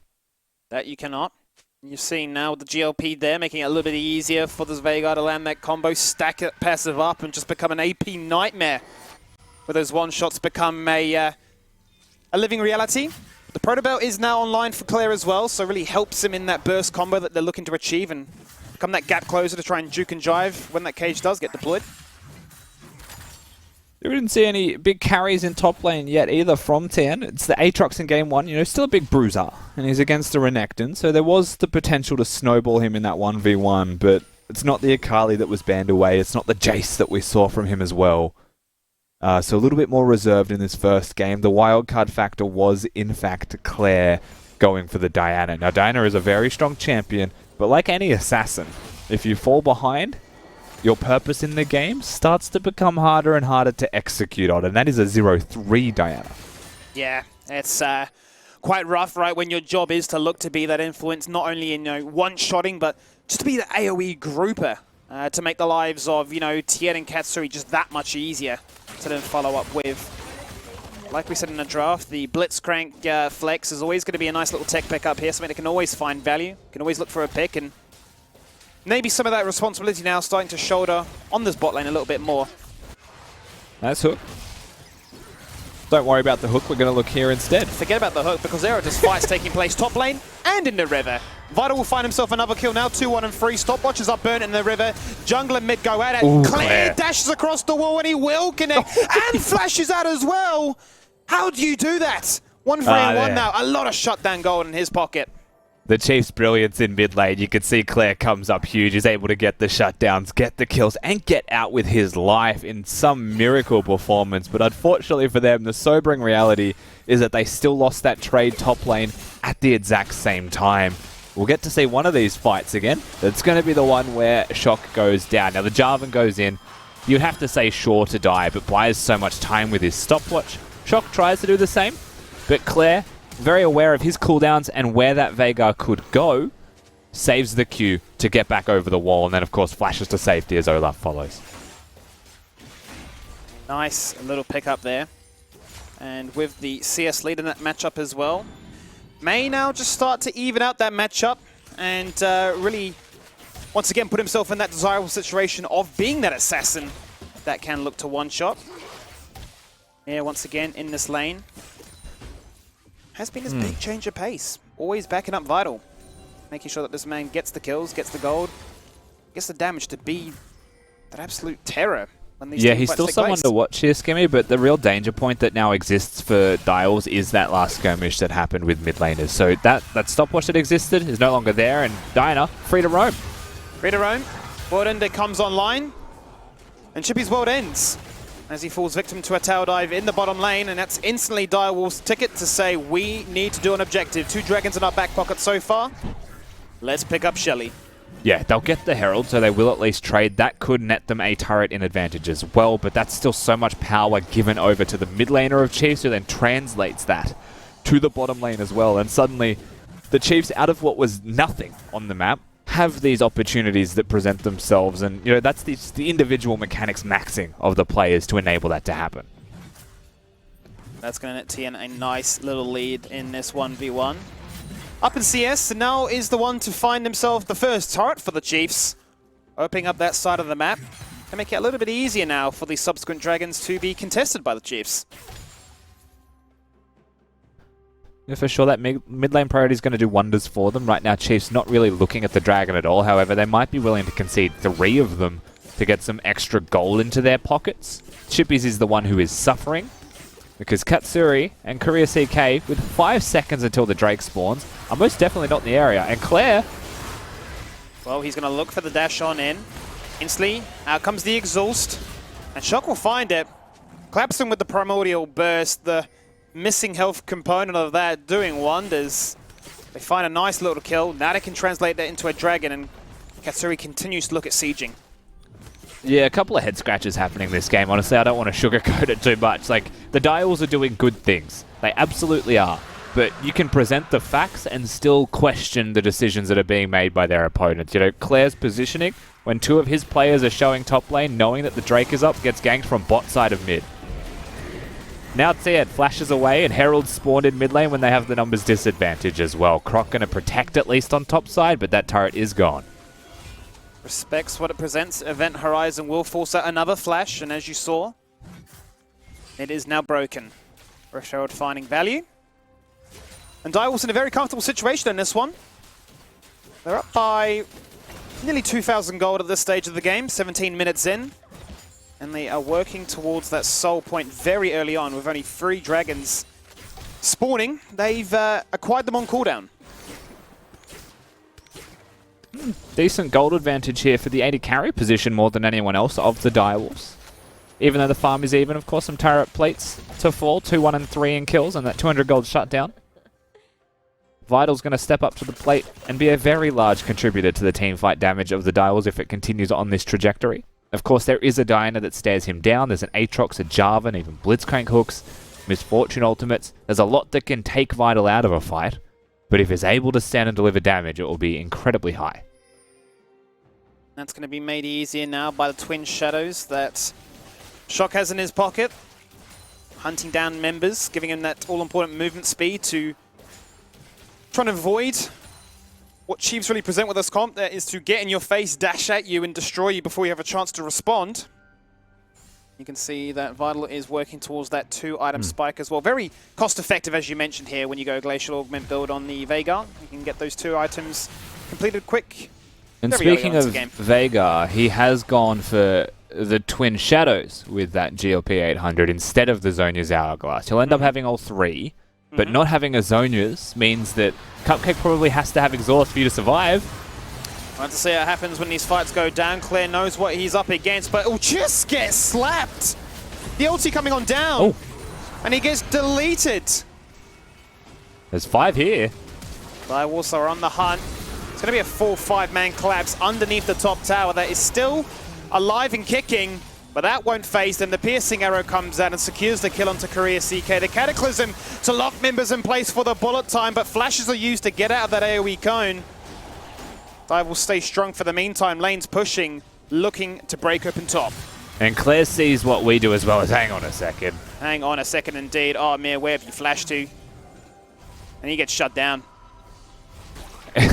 Another shutdown goes over, but they will get the turret. 11 to 5 in kills will be the result after that fight. 3 Drakes still in the hands of Direwolves. Keep that in mind. No matter what happens in this game, in 2 minutes' time, it's a Mountain Soul that will be available for them. We'll see what happens in top lane because Shock's flash is what saves the day, and he also gets the stun wall down to really time pressure.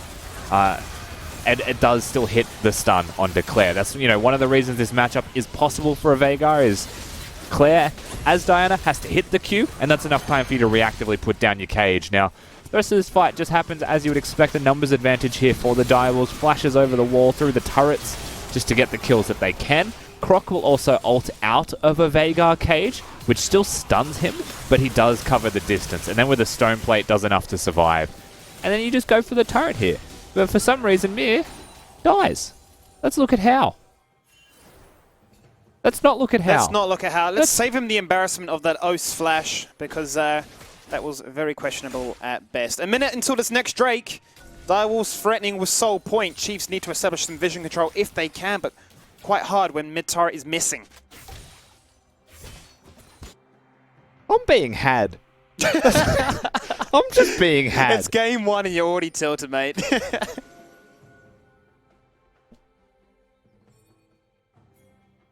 Drake very soon, Skivvy. That will potentially be, at the very least, you would expect the Chiefs to 5v5 for that one. I think they have no choice. A Mountain Soul is really hard to deal with on a lot of the tanky members that exist, and if you have a Diana in your composition, not only do you not want to give the 20% resistances that the Mountain Drake itself provides, but the extra shielding, how are you going to assassinate someone then?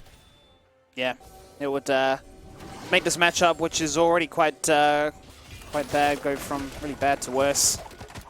And you start to get worried, really. How they find the damage to make these team fights swing in their balance. Let's see how they set themselves up for success now in this mid-wave. Flashes are available for Katsuri. Well, they're going. Use it to great effect. Croc's going to dash it in, followed up here by Claire. They do the damage. They assassinate Veigar and Varus. Both the carries gone. It's going to be a double kill now for Katsuri, who is very safe in that back line. They're going to look to try and get a full 5-man ace. Only Cupcake survives. Claire dashes in. The stopwatch is there, but it delays the inevitable. And when you need it, Katsuri turns up. He gets the ace and a triple to his name too. They just get a 5-for-0 trade, Skimmy. They're going to go straight to the Baron buff, and at 22 minutes in, who cares about the Mountain Soul? Kill them before it even gets to that. They'll get the clean ace. They'll get the Baron buff. Hopefully, of course, Croc doesn't die to this camp, but the Chiefs put themselves at about a 2,000 gold lead in a situation where they were staring down a defeat against the Direwolves in game number 1. How many times have we seen the Chiefs over the split do situations just like that? They hit a moment in the game and go, this is it, we've had enough, we're playing the team fight. And even when they're at a disadvantage, even when all the cards seem against them, they just pull a rabbit out of a hat and just find a 5-0 trade. One of the most important things in League of Legends is the summoner spell timing in a competitive game, knowing there's no flashes. Varus is about to ult, so Tien in lots of trouble, going to die. So that Drake Soul still goes over to Direwolves, which is the very much needed thing. Keep your eyes on Claire, however. He's hunting. He's looking for it, but they won't be able to steal this one. Out comes the hook this time. Now keep your eyes on Claire in the back lane, looking to try and assassinate again. Still no stopwatch, still no protection. Katsuri finds one, and then bullet time to lock them in place for an easy double. Greasy K will fall victim to this damage, however, and he's going to find himself a quadra kill. He's finding the goods, and he gets a back-to-back penta. Katsuri's a madman. He's a misfortune possessed. He's done enough to give the Direwolves so much trouble that the Chiefs have not only come back into this game, they are tearing through them. They do give over the Mountain Soul, but Katsuri is a monster. He is King Robert for a reason. He did it last time, and he does it again. This is the man you always look to turn up. King Robert of House Chiefs now has, what, 2 of the only pentakills in the OPL, both in the playoffs. We'll see what happens again, because Direwolves do start this off better. As long as Shock and Vital aren't standing right next to each other, which they do at moments there, they can get through this fight. Claire gets stunned, he does get taken down. But that Misfortune ultimate, first of all, was outstanding. And then the double up connects, the flash forwards with absolute confidence. I mean, you can't fault the player here. Katsuri is insane. He is an absolute machine. Not to get the only 2 pentakills in this split, but to do it against the same team twice. Really rubbing salt into the wounds. And we said it only moments before when they were down, found a 5-man ace, then went into a Baron, and then it was a 4v5 going into that Dragon Soul. You have to really wonder how he's able to just be so damn consistent and strong here. I mean, let's go back 10 minutes in your mind. How are the Chiefs even winning this game right now, Like, that momentum swing is crazy. They have 9-1 Misfortune backing them up when they were getting 2v2 killed.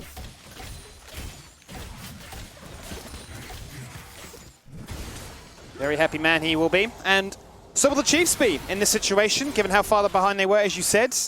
How can he look to unlock the map as a result? Chippies is pushing bot lane, doing what he does best, which is the split push shenanigans, trying to draw the attention of the Chiefs. But they have other ideas of their own. The plan is push through mids, look to get an inhibitor, but try and not fall victim to what this Veigar is looking to set himself up for.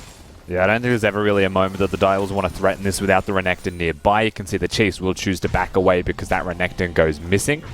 But they'll take the turret that they got. Croc misses his flag and drag, but can still just walk away at the very least. So hard counters Tahm Kench. At the end of the day, that Mountain Soul is not going to provide the damage that the Direwolves need to break through to the Chiefs just yet. It is about buying some time, right? They have scaling through a Veigar. The Varus damage is still incredibly high and scales well. But my concern is that the Renekton, the Olaf, they do drop off. And it'll be very easy for the Chiefs to just start running down those carries. But especially when you've got Misfortune with, 3 completed BF sword items. The guy's looking to 2-tap people. Yeah, and a full item behind almost is Chippy's in that 1v1 as well. So his side lane threat not going to be as powerful. He does have the Blade of the Ruin King build, so he will be doing a lot of damage, but that makes him a very fragile champion right now. And Renekton being super fragile means that most of the tankiness has to come from an Olaf and the Tahm Kench, and Olaf not designed to be the tankiest champion. It'll be quite hard now for him to get himself into that backline to do the damage. But bear in mind, they do still have that Mountain Soul, so a fair bit of resistance and a fair bit of protection if they can live to tell the tale. We can see really now what happens as a result of picking up all those kills. A significant advantage. 3,000 gold is Katsuri now over Vital's Varus. Yeah, and Vital's not weak. It's just that Katsuri is incredibly strong. We've also got 3.5 items now done for Claire. It makes me wonder what that blasting one will go into, and if it is some kind of preemptive void staff. There is a bit of magic resistance littered through the team, but nice hook. Hook lands, Event Horizon goes up very early on. Now this is going to force out a teleport from the members of Direwolves to come on into this one. Cataclysm just makes it so damn easy to land that bullet time, and they don't mince with their words. They find one. Shock responds back to turn it into a 4v4. Now they chase him through the mid lane with Tien laying down the law. He goes golden. Denies the cooldowns of Aveva for just a second. Croc on the flank denying the solo lane of the Direwolves. They find themselves in a very comfortable situation, coming out ahead on a numbers advantage. Yeah, that fight was actually closer in a lot of ways than you might have expected. Katsuri, while he's recalling now with full health and an overshield, was down to half HP. Vital, while he was getting knocked up by the Aatrox, still had that flash, and you know they chose to take the cautious exit route here, Direwolves, while Shock and Vital was still standing. That was one of those fights that, if it was a dead even game, could have swung the other way in Direwolves' favor. Oh, stopwatches there, but kept them alive for just a little bit of second there was the Veigar. Now they got plenty of control wards in the inventory. They know what is at stake. 10 seconds on that Baron respawning, 40 seconds on the Elder. Now bear in mind, Direwolves, they've been very much in control of these objectives. Where are you going? They need to look for some picks here. And that's exactly what they're doing. They've Croc just isolated used that his Croc. flag. They want to destroy that jungler. If they can get rid of this makes it so easy. Croc is gone. It's a 4v5. And at the worst possible moment of this game here, Rusty. I think he threw his flag for vision. It's going to be a 4v5 now. Nice look over the wall, but it's only a cupcake. The Baron still has the smiter in the pit. Chiefs are collapsing, though. It's entirely possible they take this fight. Baron down to 3k. Tien flashes in, looking to land that route right now. Act as a pseudo cataclysm, if you will. Finds damage in one. Katsuri does a double. Now they chase on through. Diana gets himself online as well. And in once again, the most bizarre fashions. Chiefs just win 4v5s. There's no smite there, so Claire does try to get rid of Shock as best he can. The hook might even get him over the wall to follow up with a kill. At the very least, he's going to be zoned away and chased down for eternity. That Baron will now definitely go over to the hands of the Chiefs. They still Smite win is overrated. the team That's fight. what I've learned. Croc melee flag drags. It's Oh no, Rusty. This is everything you want from a game number one. I think he could have stopped him. He just let him get away. They'll get the Elder anyway. Chiefs just get everything. And this was what? It was like a 0-1 misfortune during the laning phase. Now at 11-1, back-to-back Barons. Who cares about the Dragons? Elder is the only Dragon we're interested in. Chiefs now in a 9,000 gold lead with mid open already. Inhibitor waiting to be taken on down. Can look for these 1v1s. Might be 0-6 after this one. Damage is there. Player of the Rune King will put in a bit of work to keep him online, but the Elder is the difference maker. Claire has teleport here as well. The level 17 Diana, by the way, will be able to come in and assist the team. There's an open inhibitor in mid lane. And with a Baron and Elder buff team, Direwolves are not going to contest this one. You would be shocked if they did. It could lose them the entire game. So you give away one inhibitor, maybe poke, but it's risky against the Blitzcrank. It's the second inhib where they might consider holding at a turret, but even then, they don't have chippies for 20 whole seconds. So it could just be two inhibitors sacked, and then hold the third.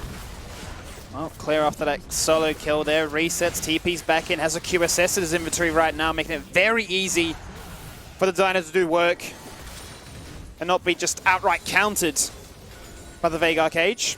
Two inhibitors will fall on down now. And Direwolves' chances of closing out game one in their fashion are slowly dwindling away as well. Yeah, all that's really left for the Chiefs to do is reset, go towards top lane, let the supers start to build as they crash now. You can see the bigger red dots, of course, on your mini-map. For those watching, will know that those are supers. Time your wave. You know, when someone has to deal with one of those super waves, as Renekton seems to always need to do. Now 0-6 takes quite a while to clear those minions. That's when you start to push more aggressively. That Elder and Baron will be close to timing out.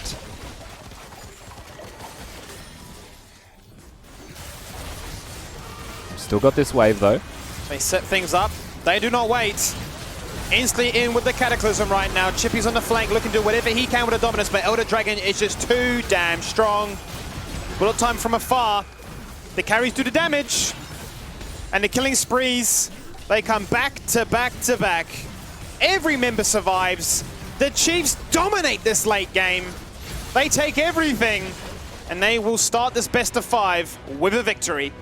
They do dominate the late game, Skibby. I cannot argue with that. But the early game was not theirs to have. It was the Direwolves. And somehow, in some way, they managed to win these team fights. They get a perfect fight in mid lane. They hit a Wombo with a Jarvan and a Diana with a Misfortune ultimate on top. Katsuri gets a pentakill.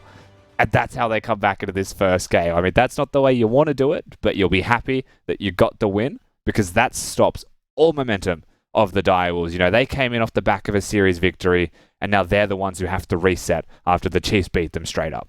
And you saw a lot of that momentum carrying over from last night, going into game number 1, right? Just the way they set themselves up, the way they presented and really dominated that early game to mid. But then, as you say, that one team fight, I'm very curious how the analysts break that one down. We have to wait and find out what they have to say about that one, what Spawn mentions as well, in particular, I'm sure. But let's jump to a break. Let's reset ourselves, reset the players themselves, and we'll see you after 5.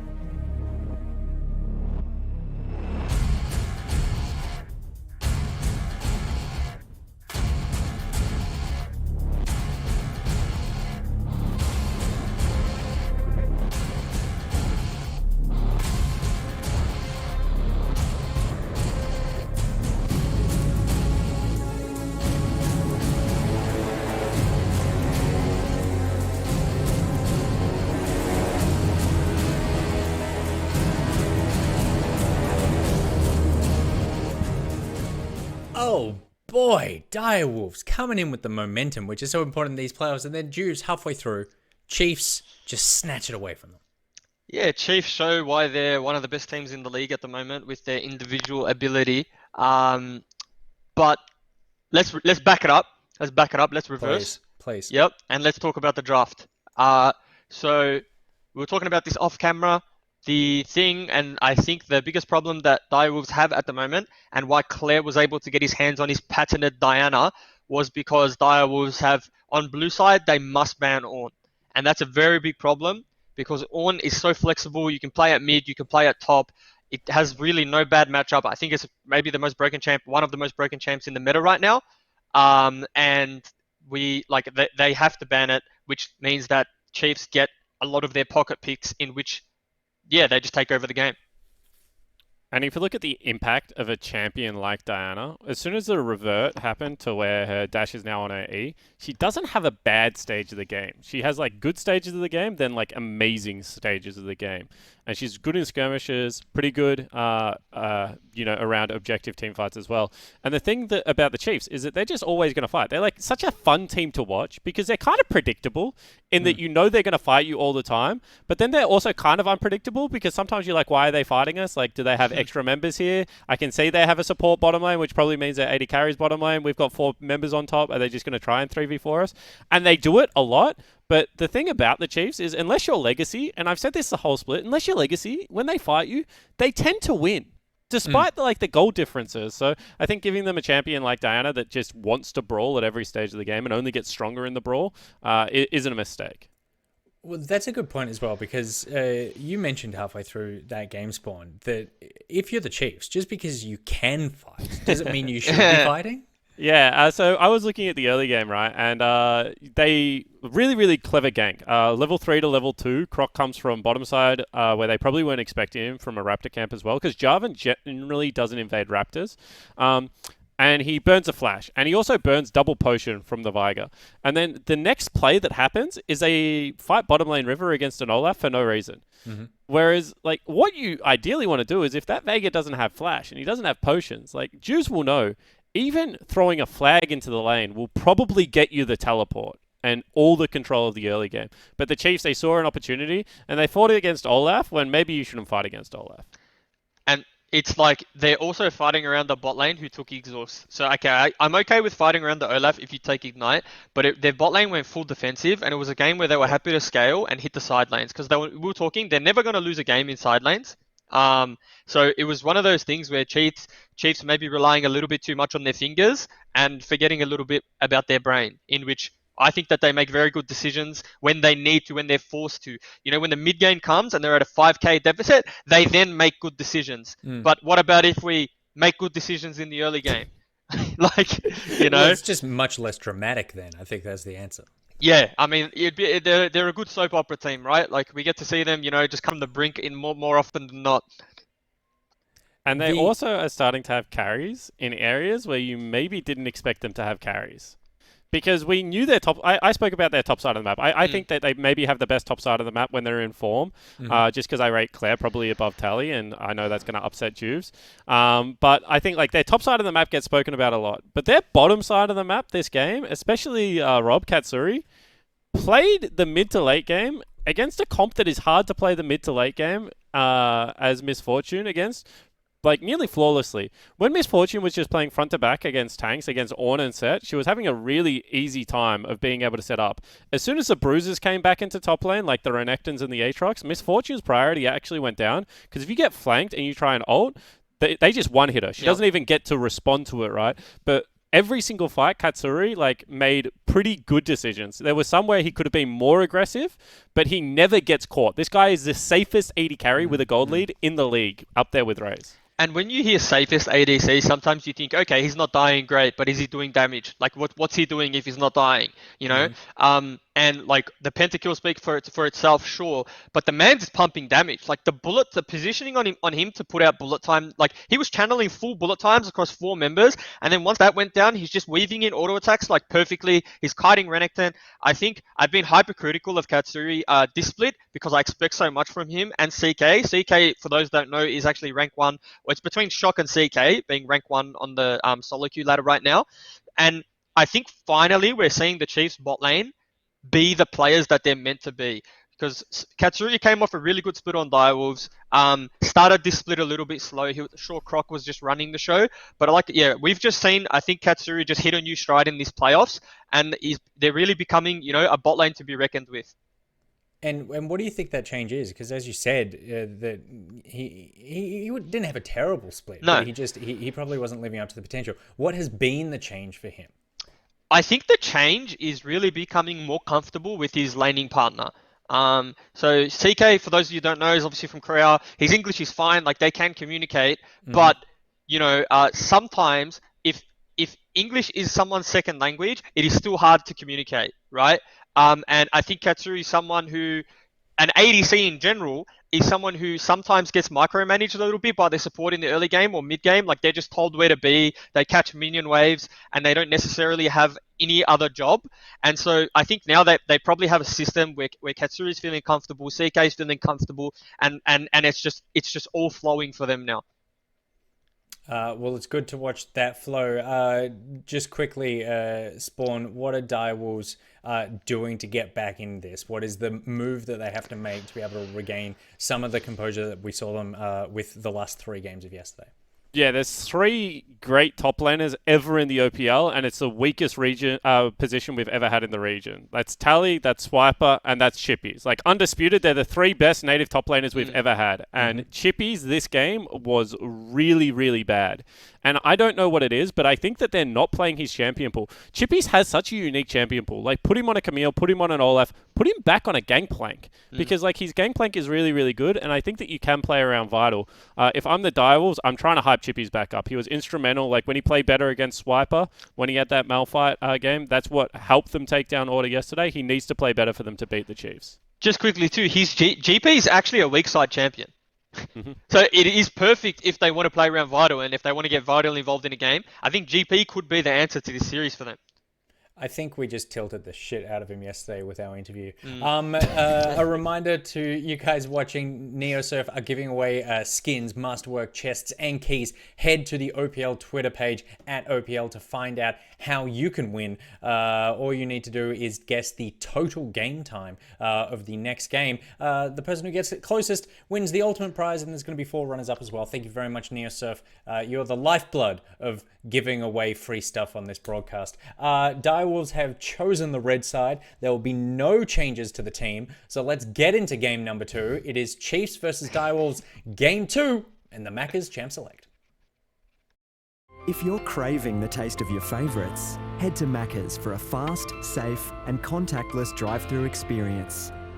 For your Macca's run, contact-free, we'll be here.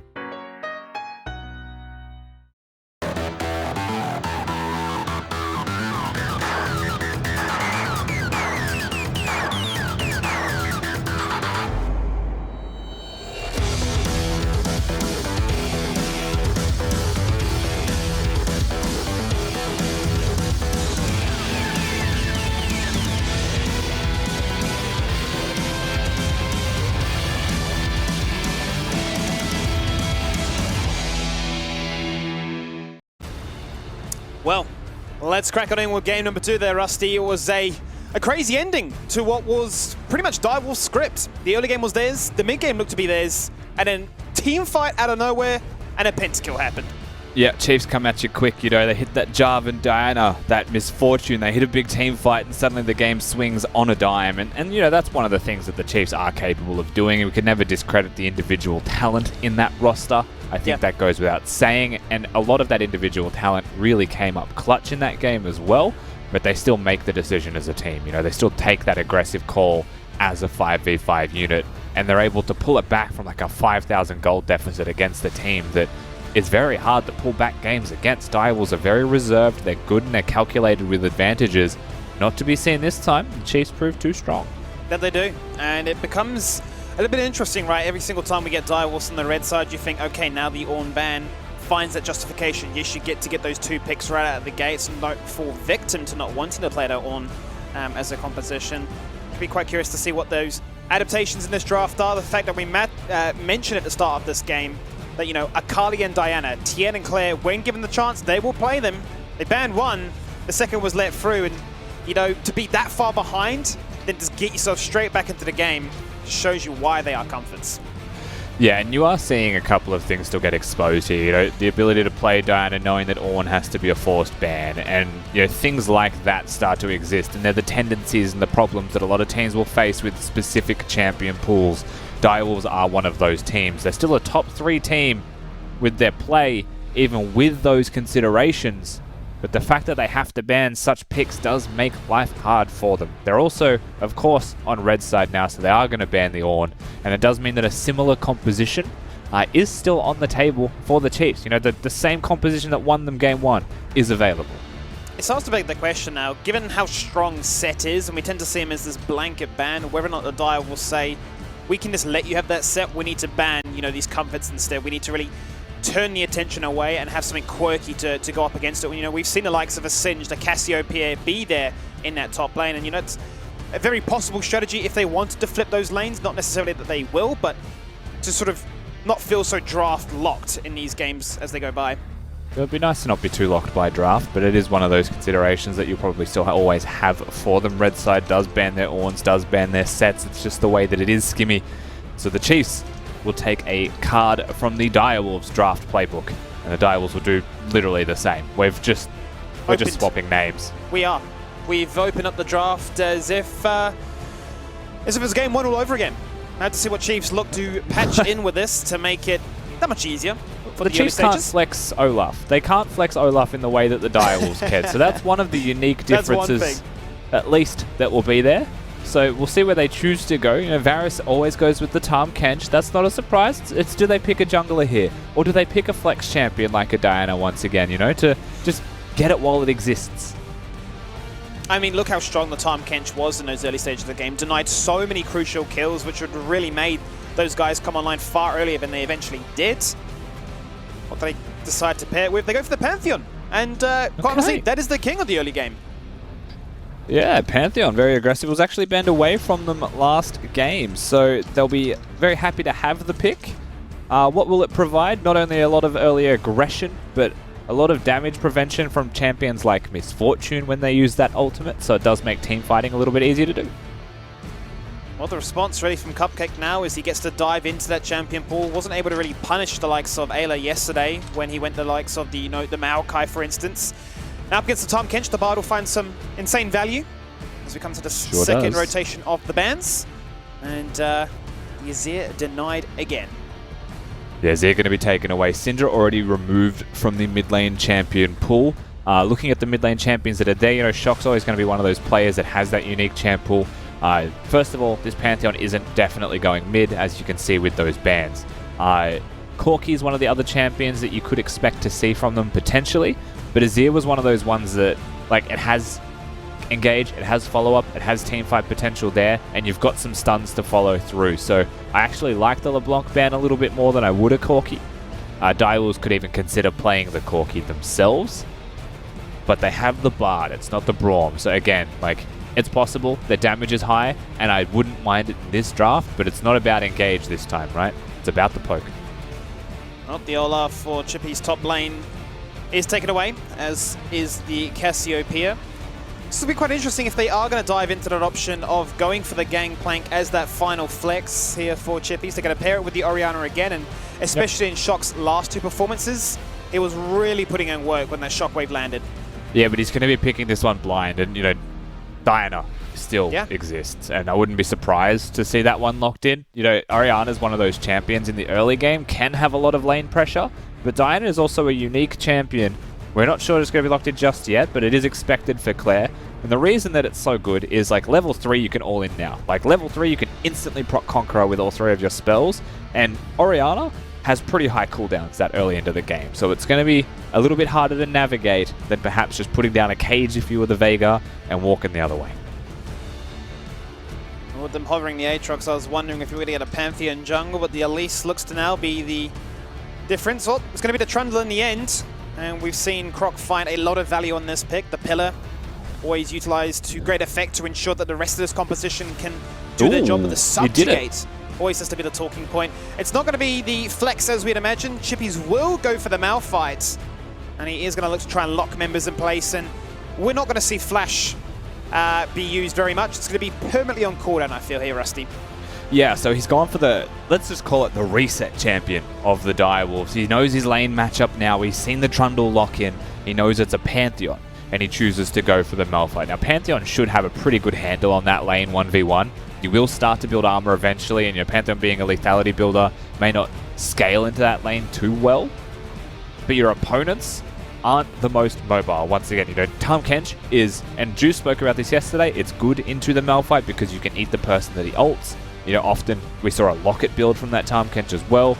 Makes things hard, especially even with the Guardian there.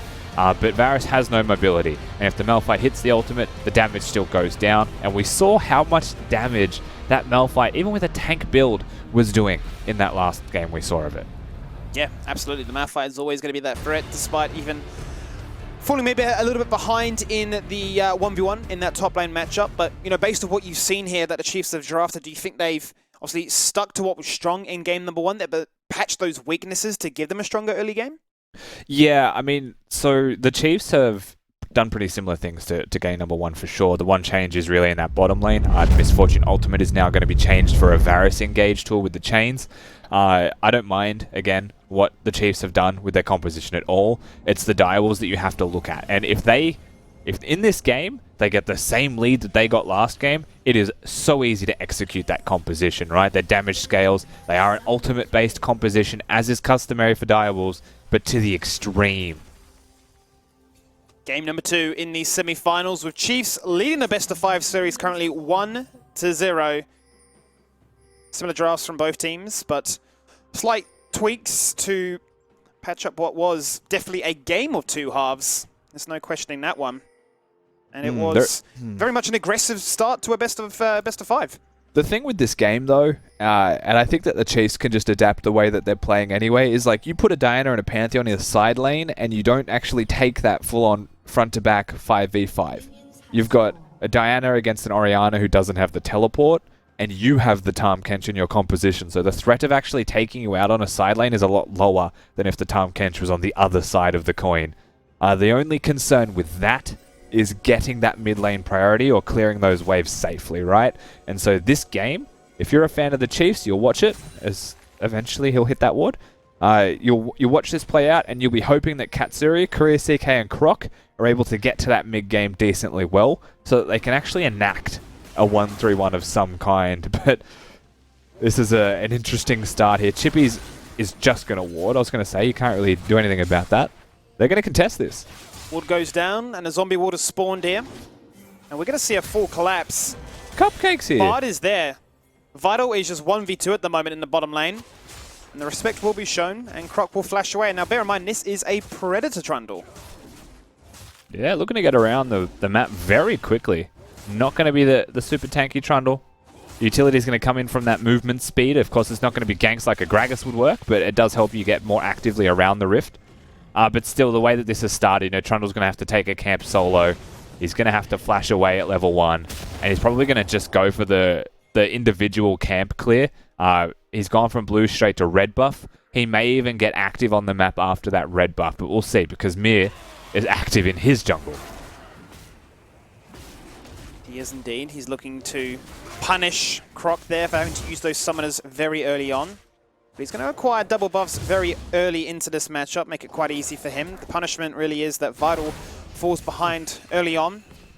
He's forced to retreat to his turret and use his health bar as a resource as well, down to half now.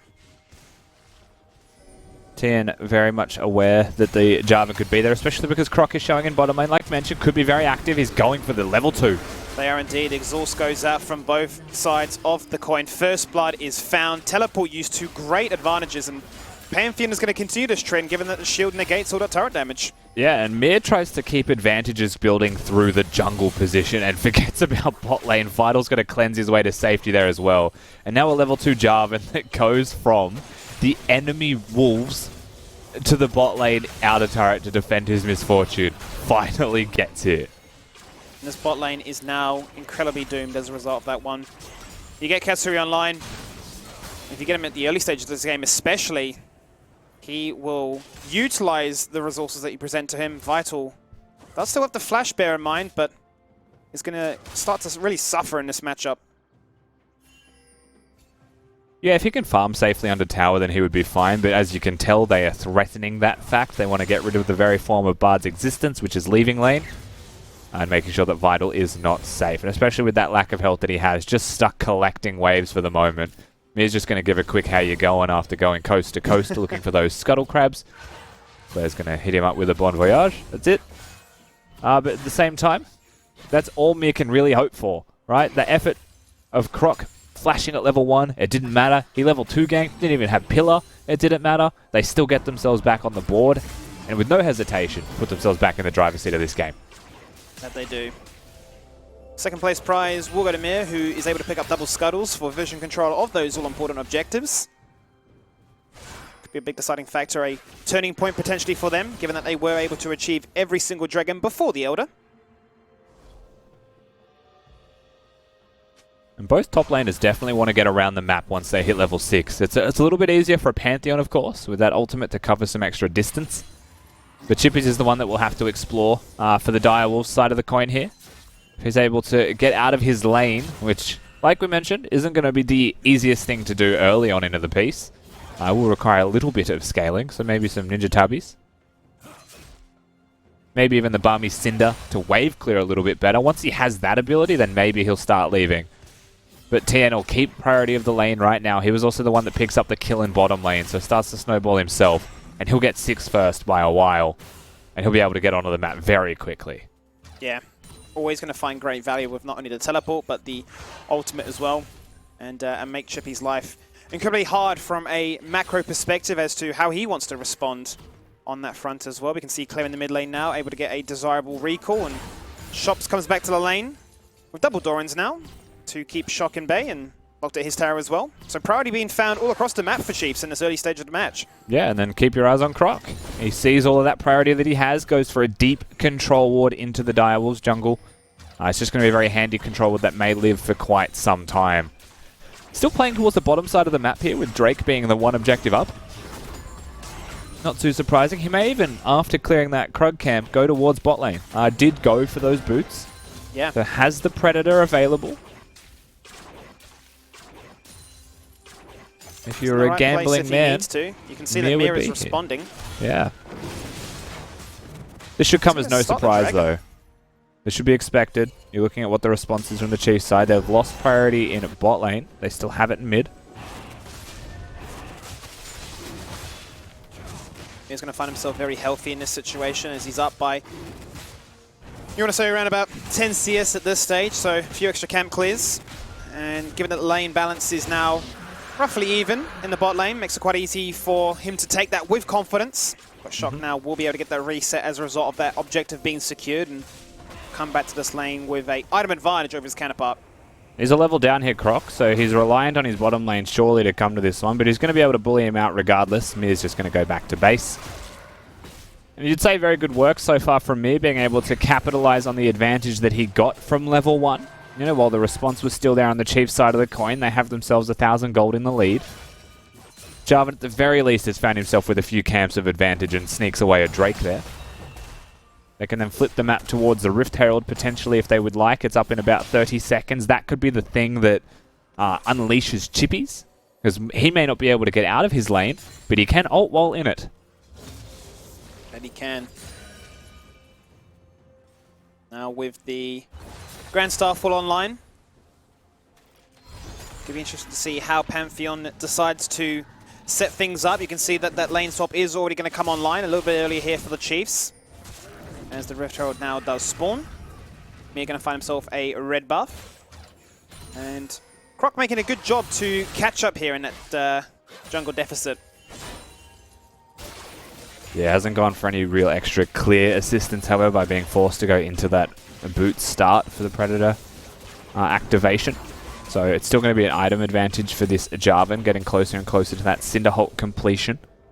The Chiefs, like you mentioned, they flipped faster, but look at Chippies. We spoke about this. He may not be able to leave his lane, but he can stay there. He's now going to flex a couple times while he ults, and Mir's nearby. They want to force it and justify that he stays around with the unstoppable force. Cataclysm doesn't find its mark. Won't be able to follow things up here. Bot lane is in a stasis, so no real denial or punishment will take place as a result. They are threatening the dive on mid lane. This Orianna has no flash. Shock is in trouble.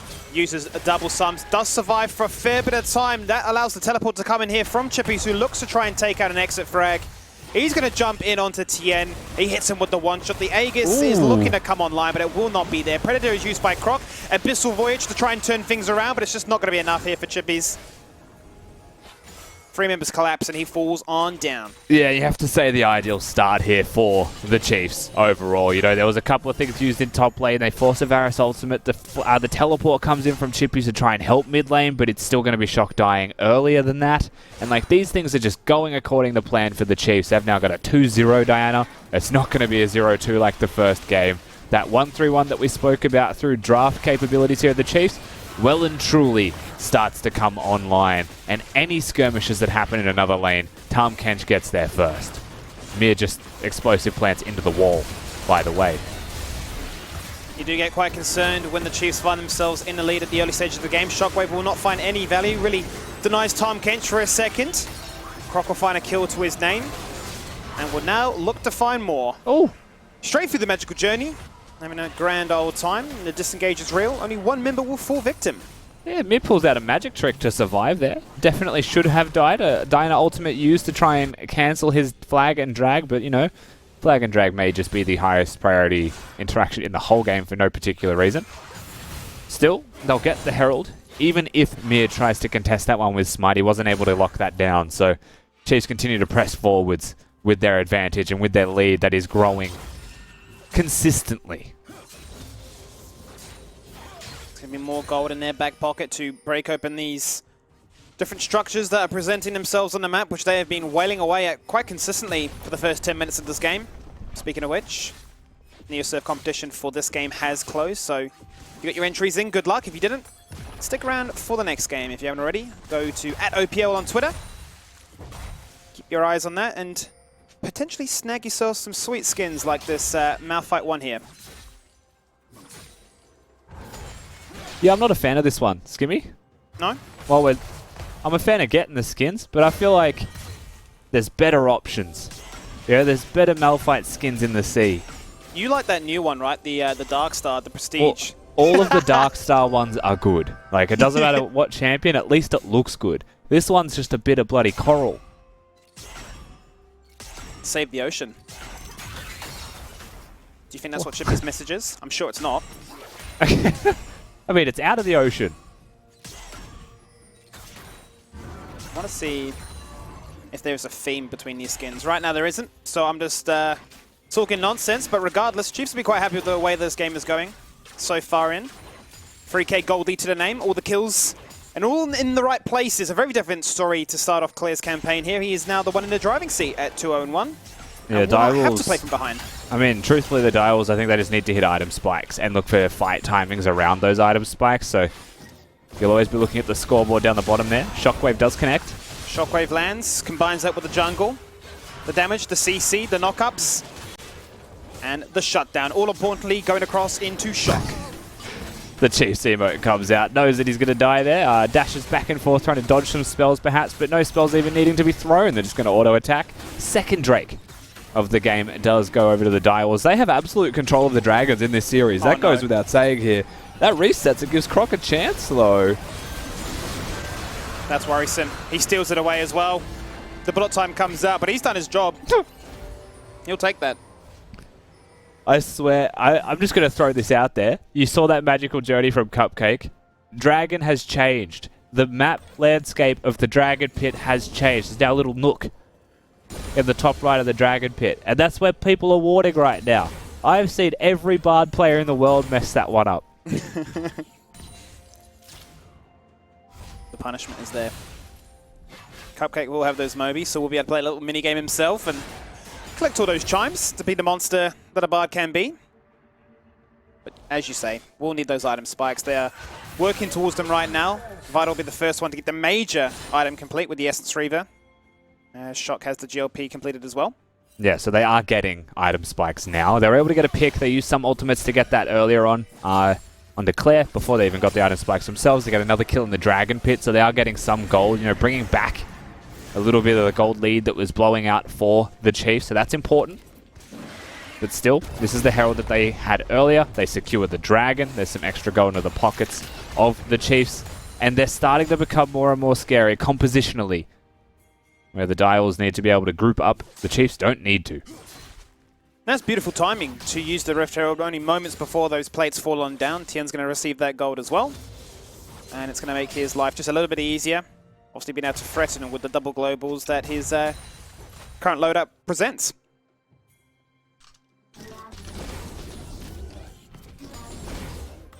No objective on the map though, Skimmy, for quite some time. So don't be too surprised, everybody, if nothing happens. Just a bit of wave clearing, and that's perfectly fine. You know, the Sunfire Cape is needed for Chippies. From the Trundle side of things as well, he's on a couple of component items, including those brown bags that he's got on his feet. But you've got some roaming members here. First of all, the Bard loves to get around the Rift. The Tom Kench always has that threat as well. So I think more than anyone else, these supports are going to be pretty active. And Pantheon also has, obviously, a pretty long-range ultimate. So if he ever has lane control, things get very dicey for the Direwolves camp. He's got a lot of movement speed with that Ghost Blade as well. Very easy for the rotations. Everything that he's got ready for him. But there are multiple members now presenting their faces in this bottom river. Junglers have been very much identical in where they are showing their attention, who they want to make sure finds the 1v1 matchup. And this is always what we sort of look forward to, the likes of Katsuri going up against Vital. It's been one of those splits, I have to say, from what I've seen, where watching the ADCs go toe-to-toe has been quite exciting because there have been so many, mechanically gifted players here. I think, yeah, one of the coolest things about this this split for the ADCs was really having a conversation about who even is the best one. I think at this point, Raze would be spoken towards as perhaps the best, but you've seen Katsuri and his recent form. He's been outstanding, and Vital also had some really big moments throughout the split working towards the playoffs where he was in that contention as well. So it has been, a big part of the split has been the AD carries and the rise of them in that role. Makes it very hard to really outright call who is the MVP of the split. I suppose depending on who you speak to or what that criteria actually is. But regardless, for the meantime, the objective is present. It is going to be the second Herald of the game. All about controlling the mid lane. Predator has been popped, as you can see the indicator on Cupcake's head. Out comes the ulti to lock members in place. Not going to find much value at this stage though. Tien will jump in, receive an exhaust, clean disengage from him, as members look to juke and jive for mid lane priority once more. Yeah, they do push them back here, the Chiefs, but Dire will still hold a lot of their ultimates. And then really the Bard ulti was used there, whereas Diana, Trundle, Varus, Tarmkanch, and Pantheon, all 5 ults used on the Chiefs side of the coin. So of course they push them back, but at what cost, Herald is up and available. If you're the Direwolves, exactly as they are now, get priority of the area. And if the Chiefs come to fight you, you win that. So now you just get the free objective as the Chiefs recognize that we can't contest this. And honestly, with a Mountain Drake up in 25 as well, I'm not sure they can contest that. Nope, you've got those 4 crucial ultimates online that really create this Wombo-centric AoE clap that Direwolves have curated here. So it gives them a nice little tempo advantage to try and even out the deficit. Claw back at that 2k gold lead that Chiefs are quite comfortably sitting on at this stage of the game. Yeah, and I don't think any one team is particularly scared about scaling or anything in this game. I think that, execution, once again, you're looking at the Direwolves and saying it's pretty simple to hit the Wombo. You just need to hit your buttons, have the ultimates available. For the Chiefs, it's a bit more delicate. Play the 1-3-1 game. You can team fight, though, if you find a pick. So neither team's going to look at the state of this game 18 minutes in and say we're out of it, or we need to fight, or we're pressured by time to make something happen. This objective, you could look at it if you were the Direwolves, just counting timers on ultimates. They're going to be the ones to start this off, but the Chiefs are here to put up some defiance if they choose to. Tien going to stick in the top side for the meantime. Doesn't have his ulti, but will have a teleport if need be. The other ultimate starting to come online here. Jenna Corruption, Subjugate. But still, once again, respecting what Direwolves have as a response and how strong they are in those clumped up situations. Yeah, and Chippy's of course grouping in that situation, so they'll get the top lane out of turret as a trade. This is going to be one of those moments. If you took stock of the state of this game right now, you'll be very thankful that Croc stole the Drake before on the Ocean Drake, because that's, once again, it's a Mountain Soul.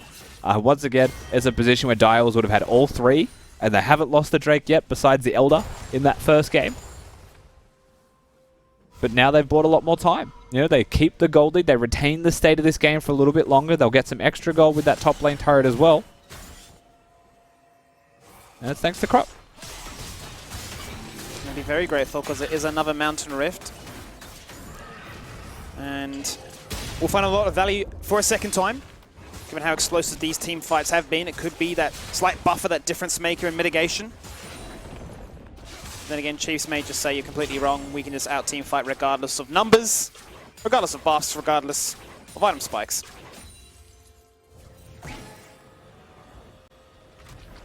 10 seconds till the Baron as well. We're really just waiting for that moment in a game like this. You know, if both teams choose actively and consciously to play it slow, just try and perhaps catch your opponent sleeping or making a mistake, but Ultimate going to do exactly that. This is a nice little situation. Tempered Fate will be coupled with the bullet time. Flash will be burnt, and CK will use the Voyage to get to his ADC's aid. Yep, I like that bullet time usage though there from Vital. That was full trust in Cupcake. Times the Q perfectly, but the flash there from Katsuri will at least get him out to safety. So a flash for 2 ultimates. You take those traits, but it does mean that once again, they look for that pick. They don't get the pick, but it doesn't really matter. They can just wait for that cooldown and try again. And it is an important ultimate, obviously, for the fact that makes the life of Chippy Zamir that much easier. There's a Trundle down here. I don't know if I can kill him. Chippies will just ult.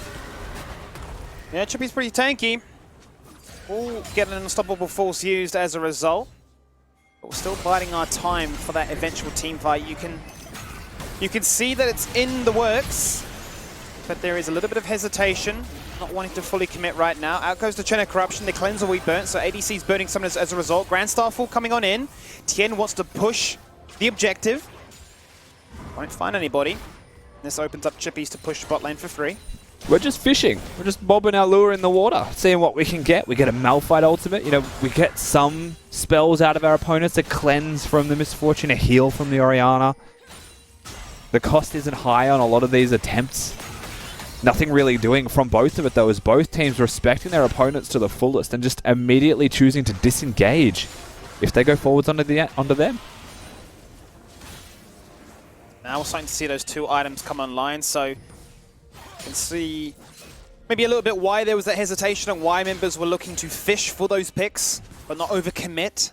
Nash's Tooth completed here by Claire, adding to the Proto Belt, and the Zhonya's now for Shock, making his life a lot more secure. But we're starting to hit that point where those ultimates are back up, where the summoner spells are not. You know, that flash gone from Varus means that he has to be much more safe in mid lane or he runs a higher risk of dying. Bard has the ultimate, so does MF. Now they start hunting a little bit more aggressively, some extra control perhaps granted in this 2v2 in mid lane then. Or at least what that would mean is more freedom for Cupcake to leave the lane. If Korea CK isn't there and a Bard ultimate hits, the Varus could die. And so the Tahm Kench feels less safe about leaving his AD carry.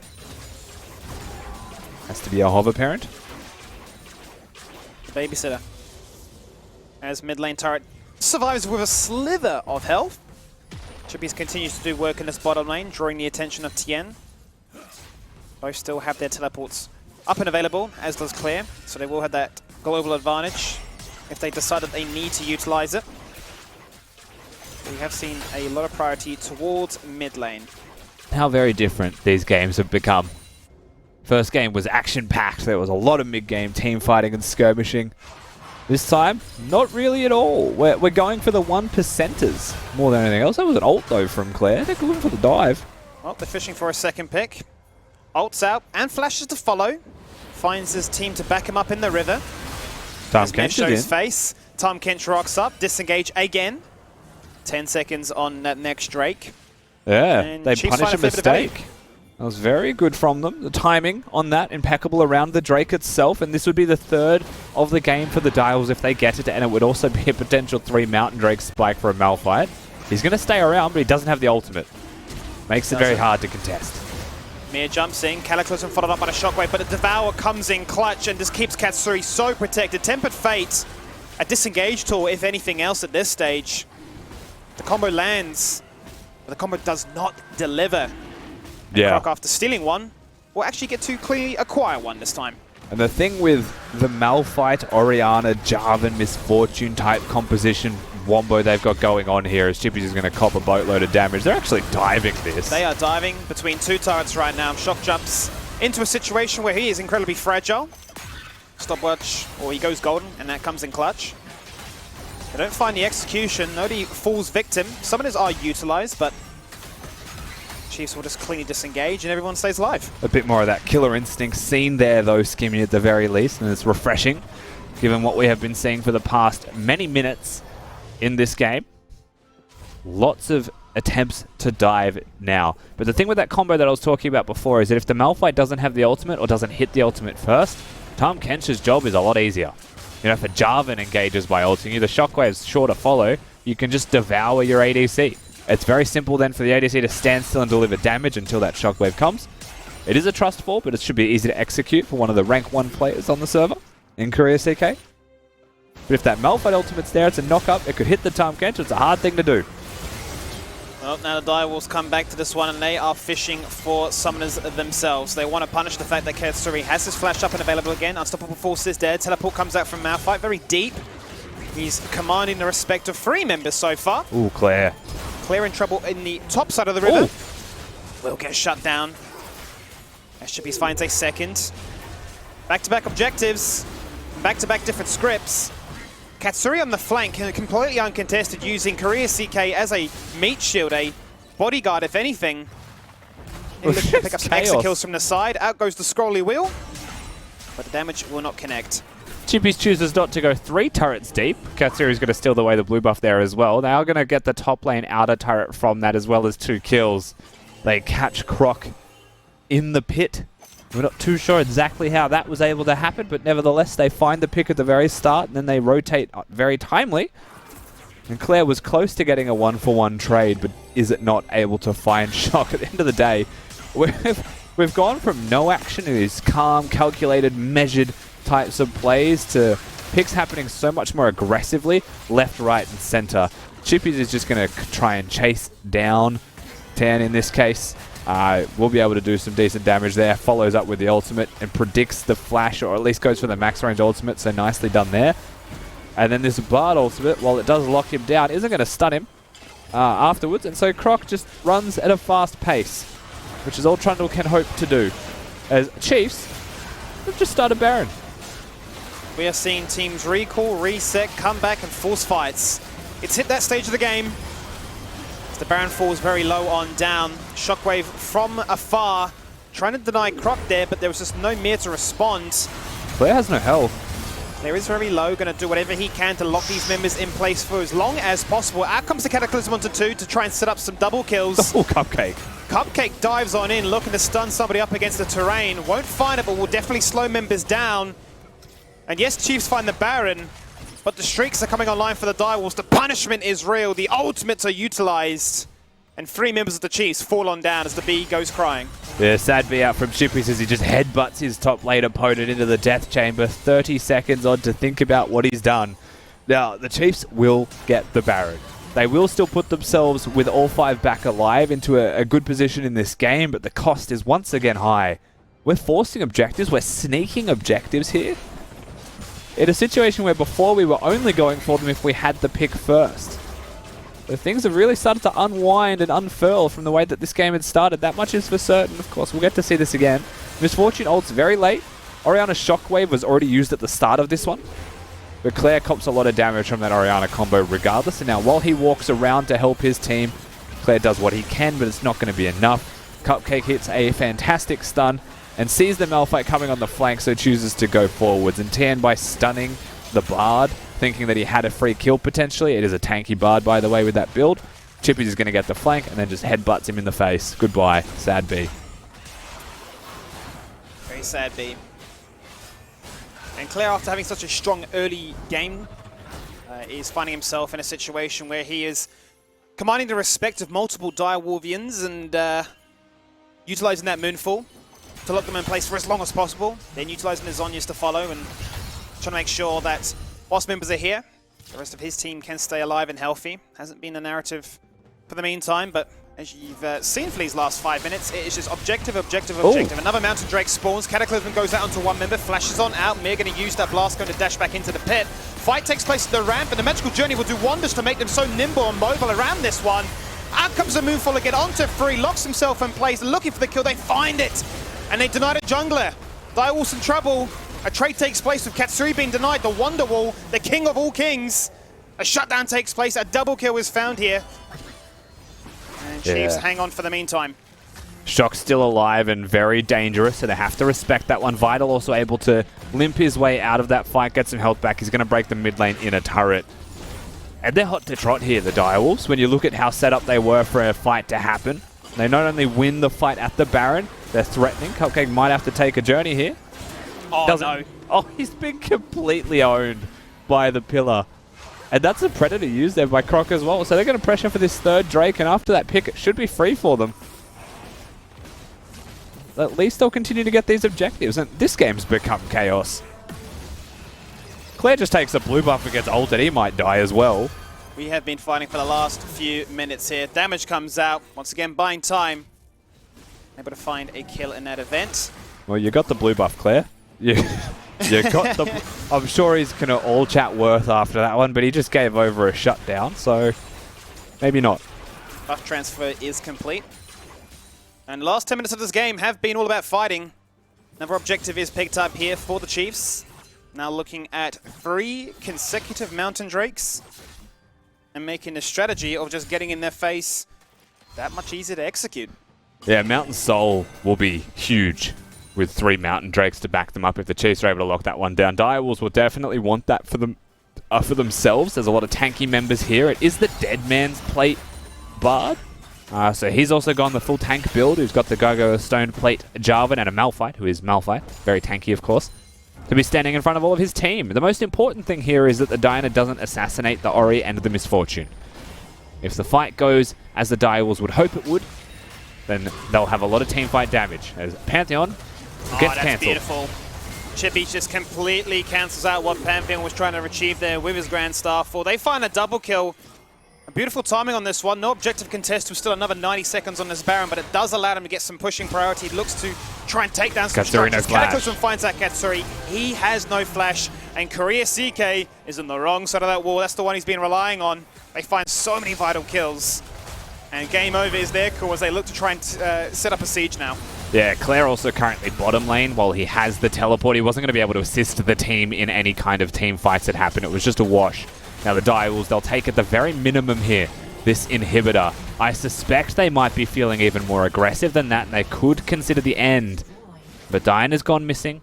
The recall was feigned and wasn't completed in the end, so at least it'll be a turret trade. But you've got 50 seconds until the Baron, and I suspect there was a chance there that Direwolves could have went for a turret, but they'll go the safe route. They'll get the reset off as fast as possible. That they will. Bit of an awkward timing for them to find the maximum value there, but as you say, they play it safe. They will be able to reset and get themselves some core items.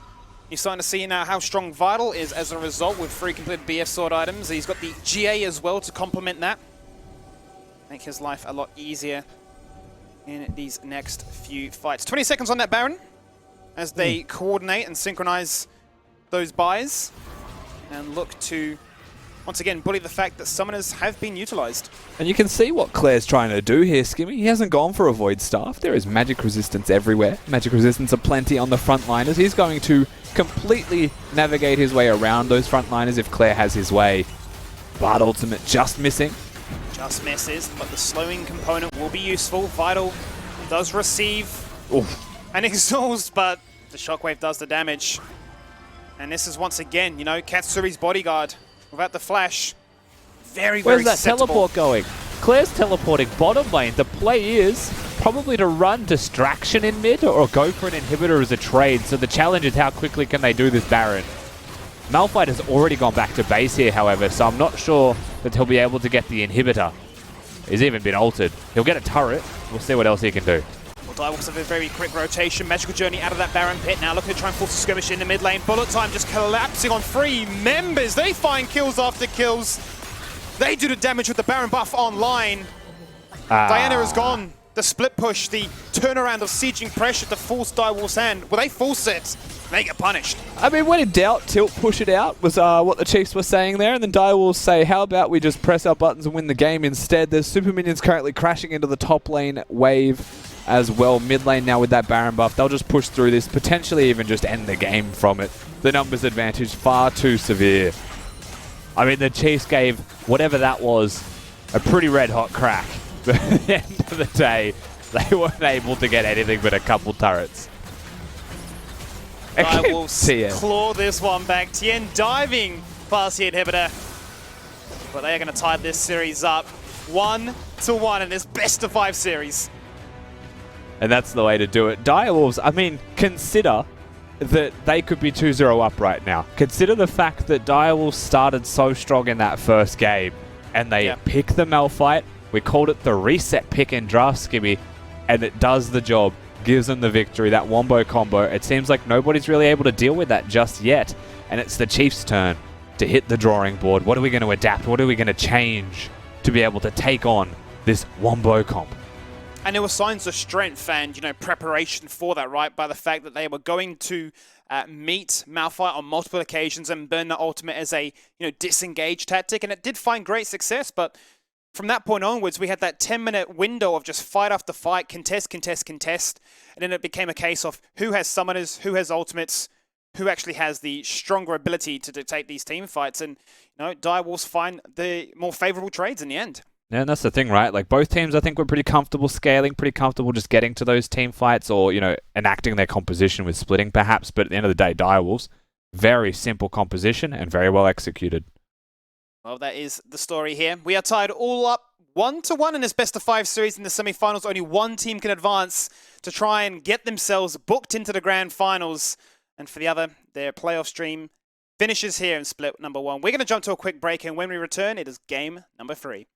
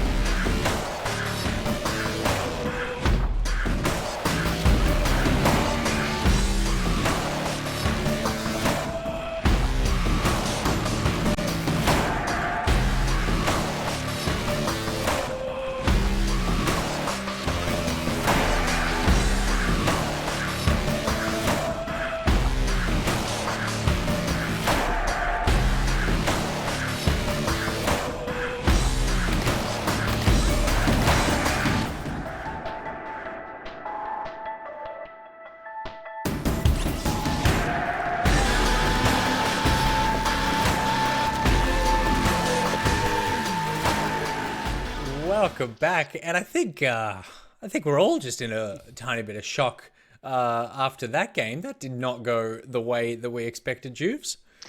No, I mean the series so far, we've only played 2 games, but the series has been the team that wins the earliest loses, and that's a very, I guess, bad way to summarize it, but also good. It feels like we're talking about the game just being, I guess, over, or the team that's in control really should be able to close it out cleanly. Because when you get to playoffs, it's like, I feel like the team with the lead, or the team with the substantial lead, or the team with even just a lead that allows them to execute their comp should really be able to close the game out cleanly.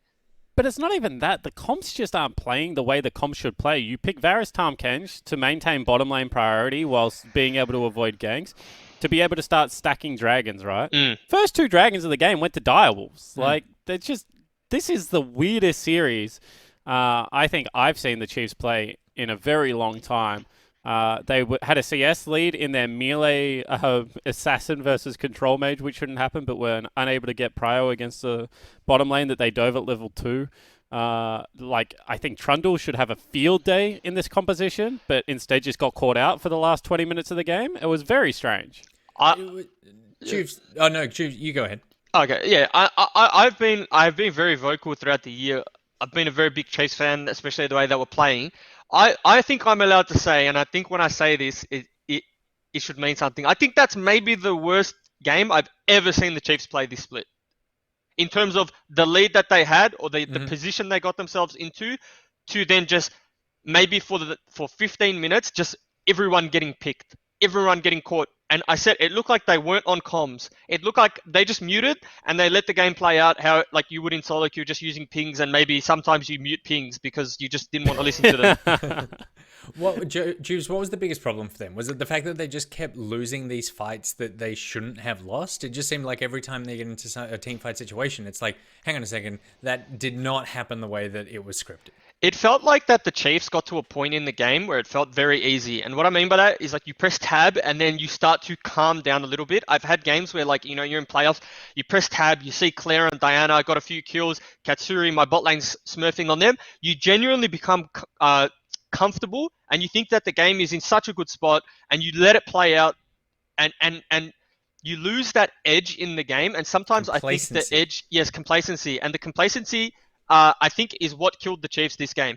They started to get picked. They started to try and save members. Rather than cut losses, they then tried to save people, which resulted in more losses. And it was just, I think it was just, it was really a mess. Like, it was genuinely a mess. And the craziest thing about the whole game is, like, the Direwolves were running a skill check comp, right?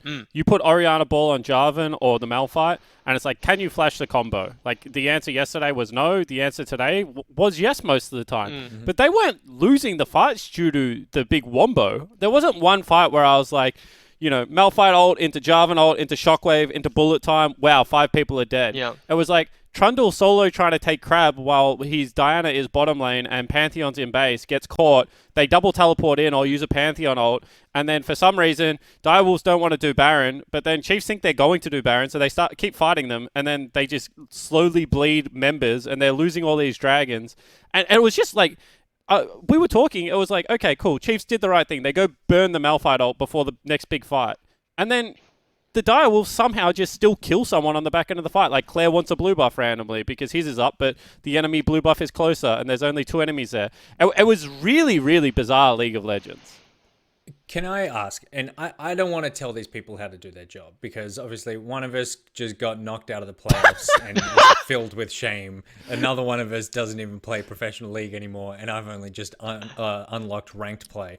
But can the Direwolves keep letting Diana through? So I personally believe Diana should be off the board now. So I think it's dangerous territory when the way that you win the game is the enemy team not playing the game, right? I think like if that is your draft motto and that's the like if your draft motto is okay, we'll give them their best champion, but it's okay because they're not playing well, I think it's a very dangerous way to draft. Like Diana has been a problem for them, has nearly even turned around this last game for them. Was ahead in the last game. I think that it may be worth sacking the Ornn ban because, Jake, you touched on this, that potentially, and I don't know this, but maybe you do, potentially Chiefs are better at Diana than they are Ornn. Yeah, absolutely. Obviously, I had to prepare for the Chiefs. If we would have taken blue side a lot to make them try and ban the OPs, and we would have banned Akali, Diana, Tahm Kench. They're the 3 best champions that the Chiefs have got. They're getting 2 of them like nearly every single draft. So I'm in agreement with Juves. I think like they play so well around skirmishes and these champions that can stop-start team fights. Like Diana flies in, ults, uses stopwatch. Like the whole team fight has to stop around the champion because she does so much damage. Tahm Kench stop-starts a team fight. And they're so good at team fights that if you give them these like weird team fight champions on top of it, it makes the game super chaotic. And like you want to kill the Misfortune, but you can't run past the Diana and stuff like that starts to happening, right? So I completely agree. Like, give them a wombo combo comp. I don't think they play them all that well. I think they play like the high mechanical, like skill check comps very, very well. Now, Chiefs may have lost that game, but the audience were the real winners because we got a bunch of winners thanks to NeoSurf with the competition that we're running, all playoffs, and we've got another chance for you guys to win. There's a winner, there's 4 runners-up. All you need to do is go to the OPL Twitter page at OPL, guess the total gold of all the players for the next game. The competition ends 10 minutes into the game, and then for your chance to win, you win legendary skins, you win masterwork chests and keys. NeoSurf, my goodness, thank you so much for everything that you're doing for us. Yeah, and alternatively, if you don't follow the OPL, just head over to @SinJuves. He's going to be able to hit you up with a sick retweet. He'll get you some skins as well. Oh, I don't know about getting skins, but you are all over Twitter straight away. As soon as the cameras are off, it's just you're hearting, retweeting. You're the biggest supporter of the OPL. It's such a shame that we're going to have to fire you at the end of this playoff run. All right, let's get into Game 3. It is Chiefs versus Direwolves, and it's the Magus Champ Select. If you're craving the taste of your favourites, head to Macca's for a fast, safe and contactless drive-through experience. For your Macca's run, contact-free, we'll be here.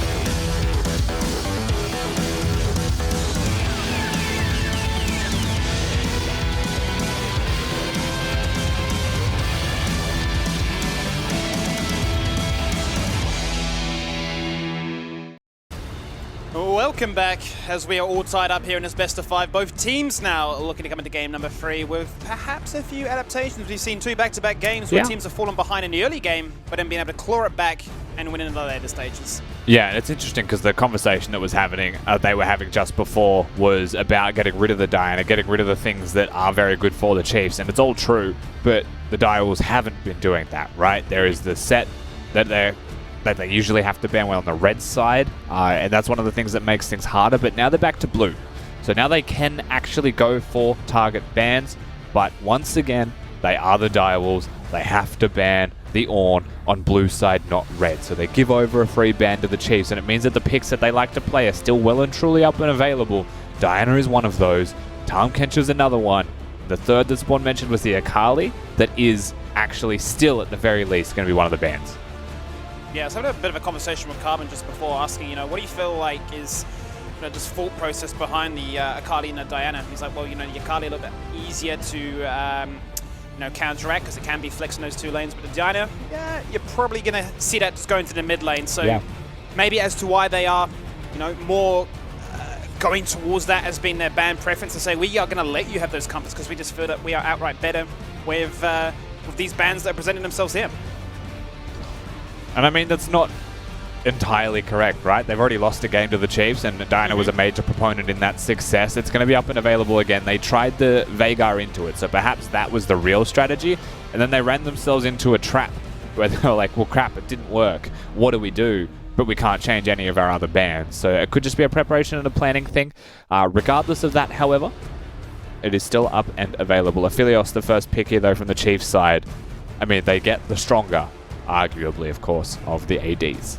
Yeah, and this is another champion that Katsuri's had his pentakill on. It's been on Aphelios as well as the Misfortune, so there's no denying his skill on these 2, as Crocker's going to get himself the Lee Sin. And whenever he gets this is one of those champions where he can truly demonstrate his mechanical prowess and make those wombo combo plays just happen out of thin air.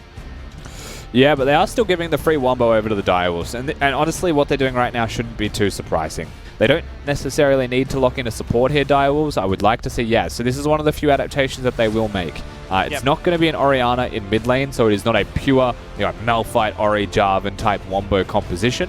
Shock's most comfortable champion, however, if they're going to blind pick for him and save their support option, is usually going to be the Syndra. It's not a flex, but it is comfort for him. And this will be a happy situation for Shock, given that it's been permanently banned really in this series and for the most part of these playoffs. So now that the flex of the Olaf between Mir and Chippies is now being highly valued by the Chiefs, it allows them to do what Shock's done in the past, which is, blind pick his matchup when he can get one of those 2 comforts between the Syndra and the Cassiopeia. Yeah, and you'll see the thing that Chiefs can do here is they get the power to over the support role. They'll pick the Braum, they'll ban the Bard away. They have a second option if they would like to get rid of something away from the Direwolves. Braum's pretty good in the Tahm Kench, however, so there's not too much concern there, honestly, overall. You could even consider a top laner being taken away if you would like. You know, something that will just help Tian pick, because they do have to show something forth, and it will be one of those solo laners. If it's a Diana, then I don't think they have any concerns at all and can continue to harass the support role. Engaging supports that Cupcake is proficient at have been removed away now with the Nautilus taken off. And the final ban will be once again towards LeBlanc, so very stock standard bans targeted towards Claire. Still going to let him have that Diana. If he chooses to go for it, now they did just lose with it, and a lot of teams don't like losing on the same champion twice. So they do often like to mix things up and change the game. They can see the matchup, and it is a Syndra. So if he would like to be the Diana, it would still be perfectly fine. But the option here that they're going to go for is the Corki. And I did mention this a lot yesterday and earlier in the series today. But if you have a Braum composition, Corki actually just gets so much more value now, being able to, you know, complement the crowd control that exists. Yeah, there were a few different picks that he could have gone for, given that they don't have the Tahm Kench. Maybe there was a world in which the Rise was an option for that global navigation, but as you state, the concussive blow passive that Braum presents makes it quite easy for the backline to get those stuns online and make Croc's life just a little bit easier. But this is a very big spanner in the work here, Rusty, with the Rakan and the Poppy. I played some video games with Kai yesterday, Skimmy, and I played a Poppy game and went 18-2, so maybe he was watching very closely for my... No, Chippy's is actually an old school Poppy player. It's one of the few tanks that he is very proficient on, but he's done it blind. So the only way that you see this being a potentially viable thing is if they flex their lanes as well. He's now against a Mordekaiser, so I do bring into question the choice of just going for a blind Poppy. It's often picked because of a countermeasure. Having that steadfast presence, having the W to ground someone and not let them dash away is why you pick it. His opponent doesn't do that at all. But I'm quite curious, right, because you look at what Chiefs have right now. They've got some great backline CC to make Braum really come online, and now you've got two, you know, big picking potential playmakers in the Lee Sin and the Mordekaiser. We've seen back-to-back fights where sometimes you've had that instant 4v5 right off the get-go. Quite interested to see what value the Defrom actually presents in his composition. Yeah, so Chiefs comp is just good. You know, Aphelios does a bulk of the damage anyway. Claire's going to be scaling up nicely. The Mordekaiser can obviously be a huge difference maker, depending on who you choose to target. But does isolate a lot of skirmishes into being more of a 4v4 than the all-out 5v5. Direwolves didn't opt into the pure Wombo 5v5 composition in this game, so one of the few times we'll see some very different takes from them. They still have tanks, they still have a front-to-back style composition, but they're going to have to innovate a little bit through the early stages of this one, I'm suspecting, to be able to make it work and get to those item spikes. The first thing for me is that they might just put the Poppy into mid lane. Okay. And the reason being, what's the thought process for the matchup against Corki? You can, like, the Valkyrie is a high mana spell, and you don't want to have to use that, but Poppy can gap close and threaten you very nicely and actually prevents your ability to do that. You have high kill threat with the Jarvan there as well. If you don't do that, the reason that I would suggest this as a possibility is if you don't do that, you're against a Mordekaiser and you just get harassed, you know? Like, Mordekaiser is going to enjoy that matchup. He's going to have no problems with it at all. And if you pick that Poppy for comp, then it is mostly to deal with the Lee Sin and the Corki in particular. So why not start it early? Well, let's see what the game plan is. We enter into game number 3 of the playoffs. Semi-finals between Direwolves and Chiefs. The series is tied at 1-1. And we've got a few interesting picks now to change up the plan. The bees will stay around, as will the crabs as well. Big fan of the animals. Will be shaken up. In the Wolves camp, they love their animals emotes at the very least. And one of the other advantages, so I spoke about the potential of a Poppy lane flex. The alternative to that is just high pressure on the Corki in the first place. You know, Syndra is obviously not the best top laner if you were forced to flip that, so it does make sense to still keep her mid. They don't quite get that ward that they were after. But if they do get ganks off in mid lane, Skimmy, the Syndra can snowball and be really hard to deal with. Yeah, we've seen what happens when Shock can get this pick, but also we've seen what happens when Corkis get online as well, especially those 2 to 3 item spikes, and just be an absolute menace from afar with the package acting as a game changer in dictating dragons and Baron fights. But this series has very much been dictated, I want to say, by a lot of how the junglers have been matching one another and showing a lot of influence in the bottom side of the map. They've been very much on the same intuition of game sense as to, I need to be here.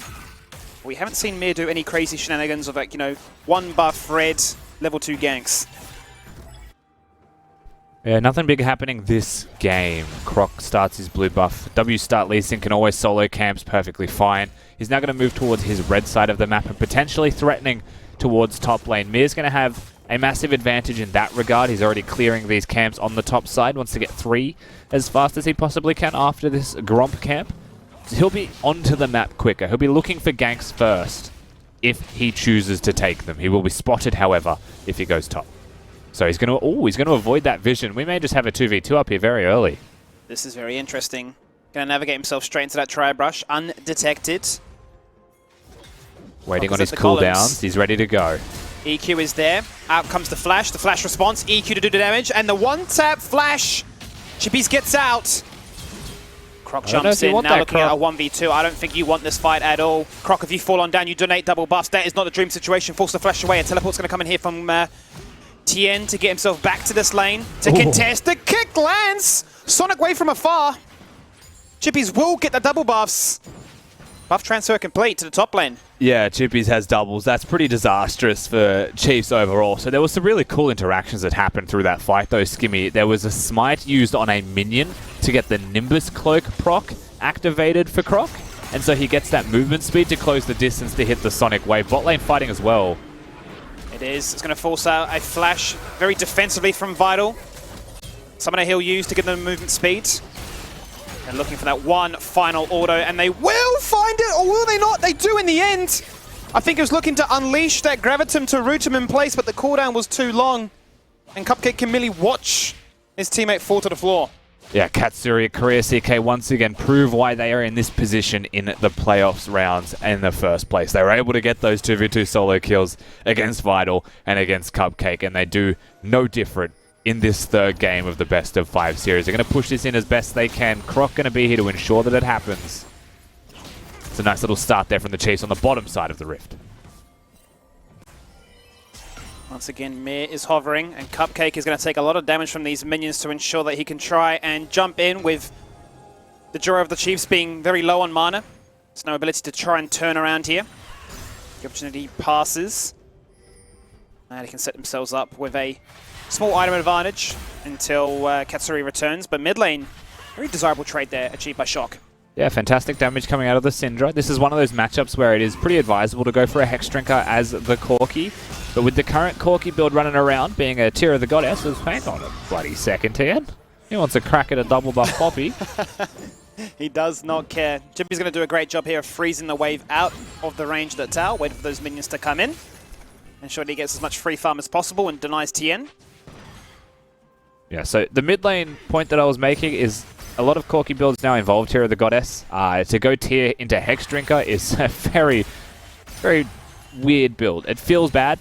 He's actually in a lot of trouble here. Might need a flash. Ooh. Has enough mana. Rocket jumps away.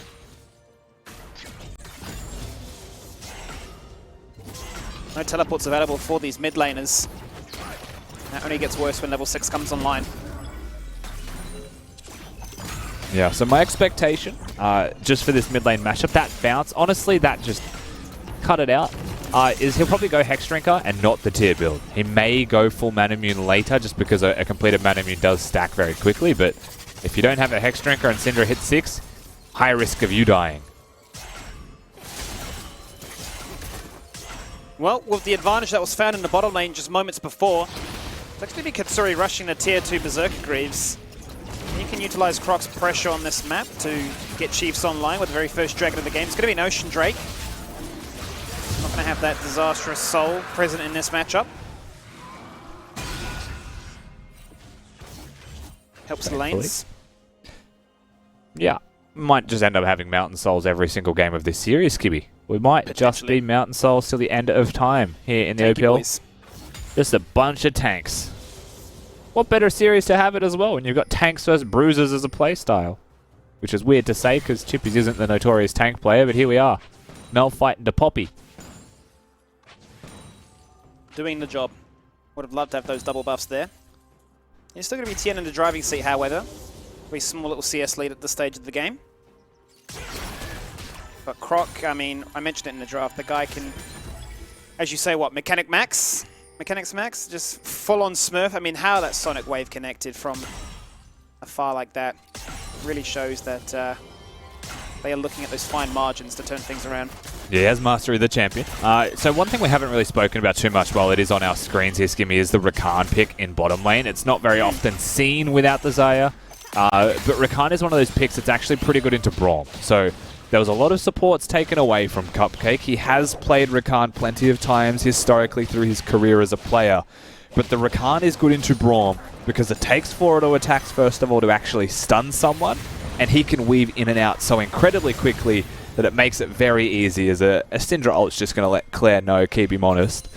So you can play pretty aggressively down in that bottom lane, use the W forwards. Having the Xayah makes it much easier, so there is still more margin for error with Misfortune instead. But if you can kite around nicely, you can actually out-trade that Braum, and you out-sustain by having the heal. Seems to be netting them a good little bit of income here, as Vital, despite falling down, is actually going to find himself in a CS lead. Direwolves will keep their bot lane fixated on the bottom side of the map for the meantime as they start this Rift Herald, but out comes Croc, goes in with the kick, looks to try and be insect, does fall victim to a shot kill. That's what the Syndra wants to find. Tien flashes very aggressively forward, pops the death from, goes for the 1v1. He's looking to try and finalize it, but Chippies takes him down to the grave. Yeah, Tien chooses to flash in out of the Jarvan ultimate and look for a trade onto that Jarvan, and just completely misses the spell. It was close, you know, he forced the stopwatch, he survived for a longer time than you would think, but they really commit themselves to that trade, and at the end of the day, I think Direwolves were pretty happy with the results of that. That they will be. Get the Syndra online before Chiefs, before the Corki starts to scale on up. We always talk about how the Corki can hit level 16 and be an absolute menace. But we'll need those items, and we'll have to see if they do actually decide to go for the Hex Drinker optimization to make that matchup just a little bit easier. The Vital still having a very nice time in this matchup, despite not having the boots. We'll rely on the Misfortune passive, and we'll be able to set up as a living turret to deploy damage from afar. Yeah, and frankly, you know, they did die 2v2 in bottom lane, but his CS difference is very high in his favor here, Vital. So very happy with how that's gone, considering. You know, we spoke about the support interactions in that matchup. We've seen a whole host of Aphelios and Misfortune, so nothing too surprising between those two. And how the junglers come into play down in that bottom lane is obviously going to be a factor when they start to get down here. In the meanwhile, you know, Katsuri might be suffering some CS difference, but they are getting turret plates, and they do have a kill to equalize. That they do. Both teleports will be up for these mid laners in just a second. And the competition to win yourself some sweet skins courtesy of Neosurf has just closed. So if you did miss your chance, unlucky, but you will get another chance in the next game. So if you haven't already, hop on over to Twitter, @OPL. Get yourself in the mix there. Yeah, I Snag think yourself some good ways to look good on the Rift. I think they're deserving of a thank Mr. Direwolf, just because they gave us 5 whole chances yesterday. There's a chance that we even get that today. They're able to win that Game 2 victory. Perhaps we go the distance 2 series in a row. The perfect story to finish out these playoffs, to claim your fame, get yourself in those grand finals. But with the Drake up in now 20 seconds, shot will be completed here by Shock. Has gone for the completed Sork boots, so have a lot of magic penetration to make sure when the ultimate does land, it does delete. And we'll have to use the teleport to get back to lane. Chippies has rushed to QSS. It gets you out of the Mordekaiser ultimate, but I guess my question when I see that is why? Are you concerned about being inside a Mordekaiser ultimate as a Poppy? I figured you would not be the highest priority champion, and you are also 2-0-2. So, in my mind, you probably rush Merc Treads instead of a QSS, and you get the magic resistance from the items that you would be completing faster instead of the QSS tax as it is, because that doesn't build into any kind of relevant item in your build as Cupcake. That is creative. I like that play a lot. They jump over, as does Cupcake. The follow-up comes aligned. Double teleports to come in from that brush to make this fight a desirable trade in each team's favor. Heals are used. Members fall on down. Mira surviving on 10 health. Actually, Vital getting in the way to be used as a body-blocking member. Shock flashes out of the mace coming on down, but Clerk from across the wall secures the 1v1 over his mid laner. Direwolves get the Drake.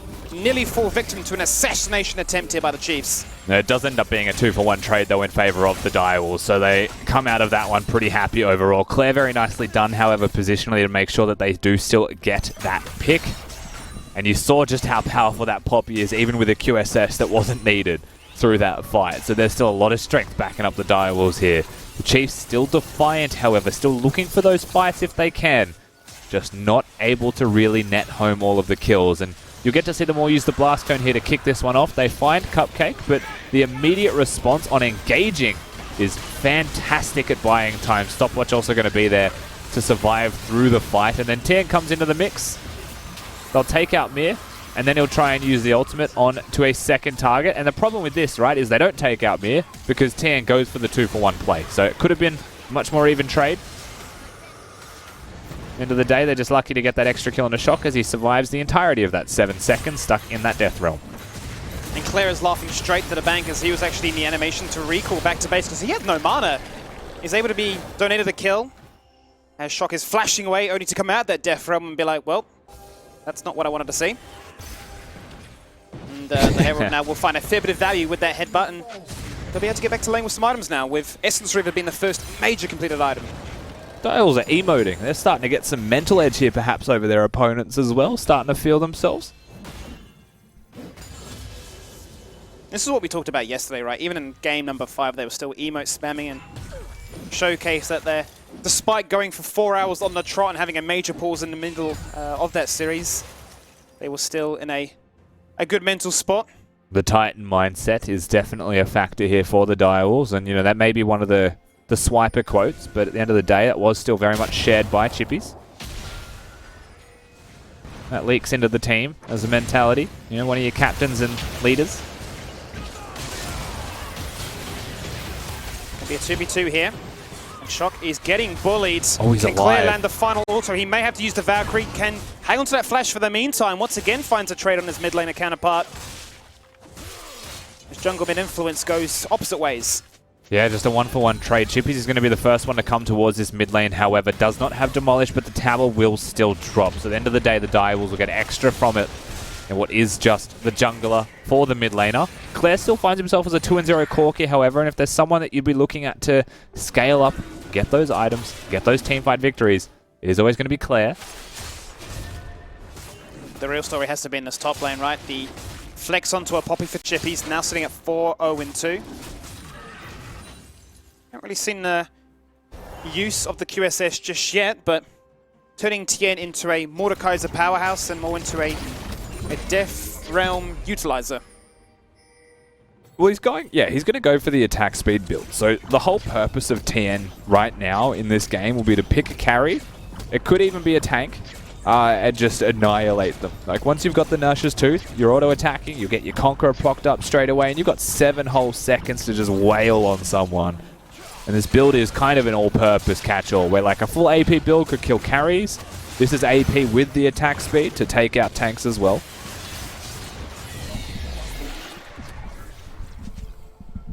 Well, Direwolves will seize that opportunity with the tempo that they've acquired, with a 2k gold lead to their name, to get themselves the second Herald, which they've been using to great effect so far to open up the map with That mid blue tower. buff had a putting them down. vendetta. I'm sorry, that thing just didn't want to aggro Shock. That was very confusing. It cancelled a recall from Mir. It had made its mind up. Maybe the Chiefs have sabotaged the Direwolves jungle. Maybe slipped him a $5 note. Hey, That's blue how it buff. works, doesn't it? There's a Drake Absolutely. up in 60 seconds. Do you want to just chase down their recalls for me? Do you just want to delay that? Just make my life a little bit easier. Either way, the Drake is up in 10 seconds, so he did his job, whether he was commissioned for it or not. It might be that boring affair with our third Mountain Soul of the day. tanky boys, bruiser boys. All about shields. And we have item spikes. So we've got our Luden's Echo done for Shock. We have the adaptive helm for Chippies. A lot of component items that Chippies had. He finally gets to complete one. So now he is very powerful. And realistically, there is no contest available there from the Chiefs. It is a 1-4 jungler, this Lee Sin as well. He managed to have an experience lead over Mir, but not the same amount of impact, unfortunately, at the current moment. There's just too much threat from the opposing team. And this is a pick that Mir is very comfortable on. I've been quite happy to see him stick to this Jarvan. If he's allowed to get it every single game, then why not? Yeah. He's able to just set his team up for success, act as a supportive style jungler. Doesn't have to be that carry. Can really allow the likes of Chippies to play comforts and do their job and be that star flashy member, and obviously allow Vital to have the protection for always that follow-up damage. I mean, the joke is that he plays 2 champions, Mir. Both of them are currently featured in this game. One in Croc's hands, one in Mir's hands. He always seems to be able to do much better when he gets those picks, though we have still seen some pretty good Olaf performances. The occasional Trundle, the occasional Silas. Nevertheless, he got his comfort in this one. Direwolves, they secure themselves the Drake. There is no Rift Herald to take. We might find ourselves at a moment where it all comes down to getting a single kill, getting a single pick. And this was kind of the point in the last game where the Chiefs faltered. We were seeing back-to-back trades and members looking to burn out summoners, burn out ultimates, and make these subsequent fights for the Barons, for the Dragon Souls, that much easier to achieve. And we just hit that state of just complete chaos, right? Just back-to-back team fights. Respawn, go at it again. Recall, go at it again. And we're in that sort of moment now where you're really waiting for a couple of those core items. We saw it really start to come online once those two item power spikes were unlocked. A little bit different this game with some of the scaling champions that are present here. He gets spotted, doesn't have the sweeper to get through that area, so the unfortunate side effects of having a Rift Herald. He'll summon it, however. Geraldine is ready to smack down on some outer turrets, and will do exactly that. Direwolves able to continue to play the map as best as possible. Get some extra gold. Now 3,000 and growing in their favor. They are funneling this money into Shock's back pocket. He's the one that is able to pick it up, and he's the one that's able to deploy it. Now getting 2 successful headbutts, making top lane severely impacted. Yeah, most definitely another charge up there. Yeah. I mean, we're at a point where if I was the Direwolves, I'd be very content to continue to just play the map out. You know, you can have a 1-4 if you wanted. The threat of a Poppy teleport is going to do some serious work into the minds of the Chiefs. You don't want to sit there and let TN farm freely for too long, but if you're able to get priority in any way and then threaten side lanes, you'll be having a good time. Misfortune needs 2 items, really. Once that Infinity Edge is online, the team fight capabilities, you know, that bullet time damage, being able to crit is huge. I think at that point's when they'll start to put the pedal to the floor. Well, we've seen Shock go for the big rod, the big damage, the big one-shot ability. Cupcake's going to open up with a dash into a charm. But Brum will be just as nimble as the Rakan and be able to dash away. The thing that scares me about this game, CB, is that we are still a pretty big item spike team on the Chiefs side of the coin, and if Direwolves play too slow, the Chiefs will well and truly be able to get back into this game, no problems whatsoever. The Trinity Force, already one of the 3 components that Claire would like to have. Like mentioned, he's not going to go for the tier build, but he is going straight into his second attack speed item, so most likely going to be the rapid fire cannon. Yep. And then he's 2/3 of the way there to being a very powerful mid lane champion and spiking. Aphelios has the Runar's Hurricane on right now, so Katsuri is going to be a very big deal when he starts to use all of his weapons now. And that Mordekaiser getting very close to the Nash's tooth. There's concerns in this team. You know, what is this Lee Sin really going to provide to the roster at the moment? It's hard to quantify, besides maybe kicking people away. But there's some very clear strengths that they will have as this game progresses, and that's something that, you know, Chiefs may not be too concerned if the game state doesn't progress from here and just continues farming. Let's see how they decide to size things up here, given that Katsuri has got that second item spike and Vital is power farming away to get that Infinity Edge. Whether or not they're going to go for a recall before this next Mountain Drake spawns, that would put them onto Soul Point. He's got Two of the 3 components required to get there. So you can't be too far off now. Starting to mount up a defense here, perhaps the Chiefs being a little bit more defiant with their vision control. He's keeping the Direwolves honest. But shot comes down and they have the numbers advantage. That's actually a very early teleport used by Claire to make sure he gets to the pit. So they are looking at this. This could be a point of contention. This could actually be a moment in this game where gold leads either blow out in favor of Direwolves or are brought back completely by the Chiefs. We will see. And Croc's on a big flank. Direwolves have that 4K gold lead right now. As you say, Croc on the flank looking to make something happen. Cupcake just jumps into 4 and locks them in place with the allure that a Rakan provides, making it very easy for Vital to follow up there with the bullet time. Moonlight Vigil from afar, pads down their health bars. Tien finds the 1 kill, gets the value from what his kit provides, but it is Vital that squares up in the end and takes him on down. They find themselves a nice healthy trade, denying the top half of the Chiefs roster out for the trade of a support. Yeah, they look for the fight, Chiefs, and Croc is a non-factor. Basically, his purpose is to soak an ultimate. At this point, he ward hops over the wall, perhaps looking for a flash kick, and you'll get to see that, but he's not in range. He goes onto a control ward and just dies. Just absolutely dies. And then in that same moment, Cupcake sees his chance, sitting on a control ward himself, to get the ult off, to flank all of them. He does it very successfully, it's worth pointing out, charming all of them, and Misfortune follows that as well. And from this point, you know, Tien's going to do his work. He's going to try and take out Cupcake, but the damage was done from Cupcake.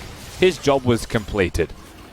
Direwolves, they control the rest of that team fight. Chip is barely losing a single bit of HP at the end of that as well. And you asked the question, right, what is Croc's job, or how is he really going to influence this team fight? Well, in that situation there, Merc Treads or not, he was just stun locked to death. Unable to find any kind of love in that team fight, unable to influence it at all. Yeah, a bit of a roughie here. Also waiting for Tan to perhaps get a stopwatch if he wants to still stay in these fights after his ultimate is used. Right now he is just going to be an ult cannon. And it's a hard thing because at this point, the Chiefs draft just becomes 3 champions and then 2 pieces of cannon fodder. You've got Claire, Katsuri, and Korea CK trying their absolute hardest. You know, there's a 2-0 Corki. Katsuri is very well farmed. He's on the clock. Now, he's definitely not vital level of CS in this game, but he is still very farmed. And is 1-0-1. If those 3 work in unison, then they can still potentially win a team fight, and the scaling is gross. But that Lee Sin's not going to be providing too much right now, and that Mordekaiser's just taking someone out of the fight for the current moment. And last fight it was Rakan. So, going to have to find someone else.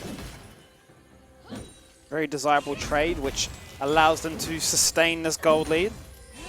Direwolves will utilize that advantage by now getting those major components, those expensive items complete.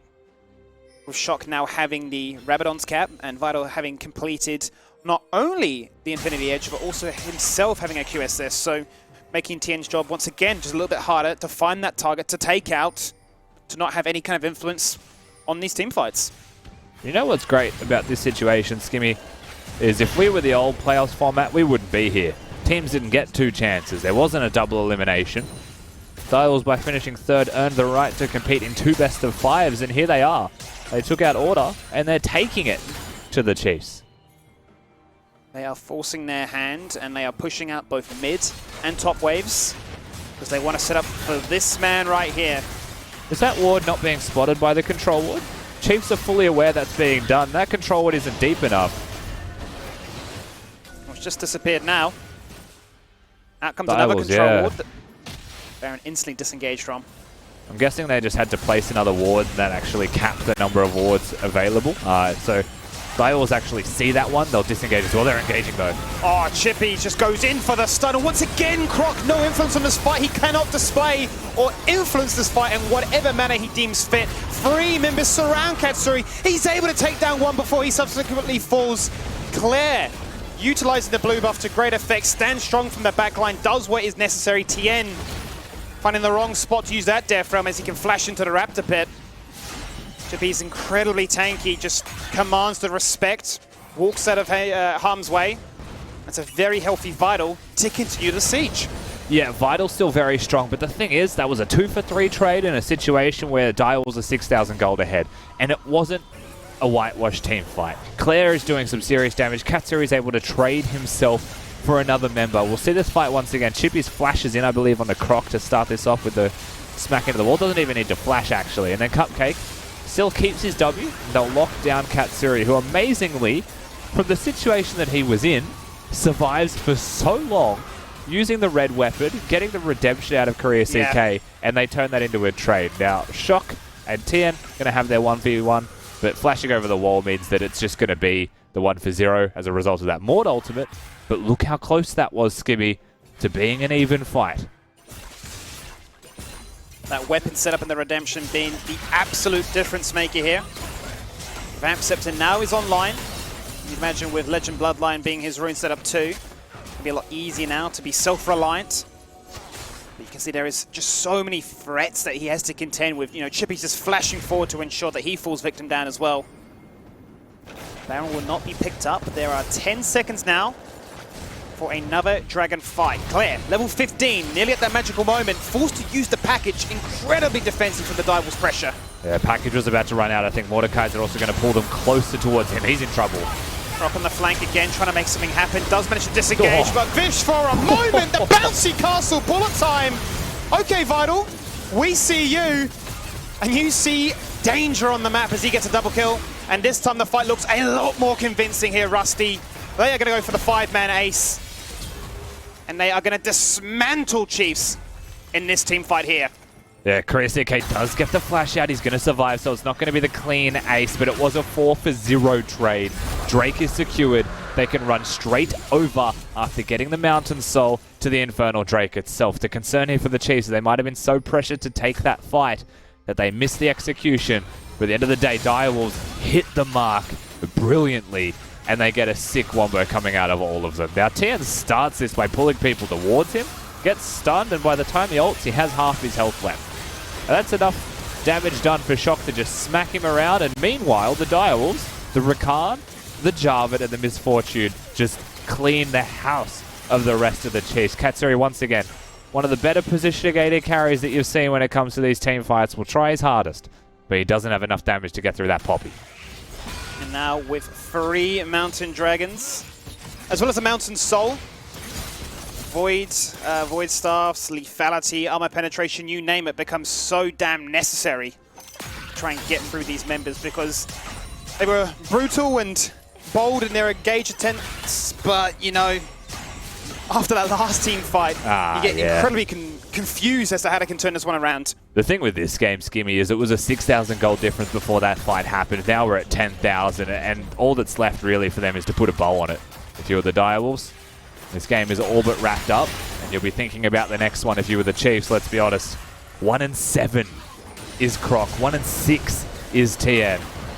And we saw what happens when a 5v5 team fight happens. Now just increase that ability from the Direwolves as that gold lead stretches.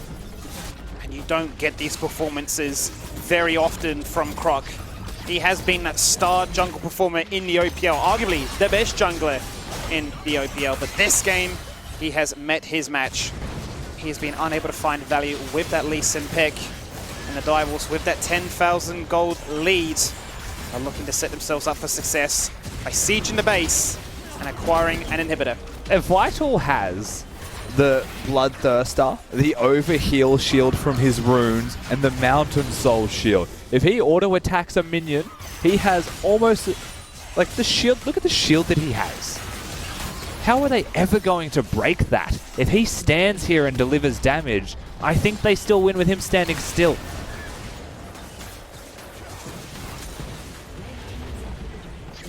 I don't know, Rusty. That is the answer.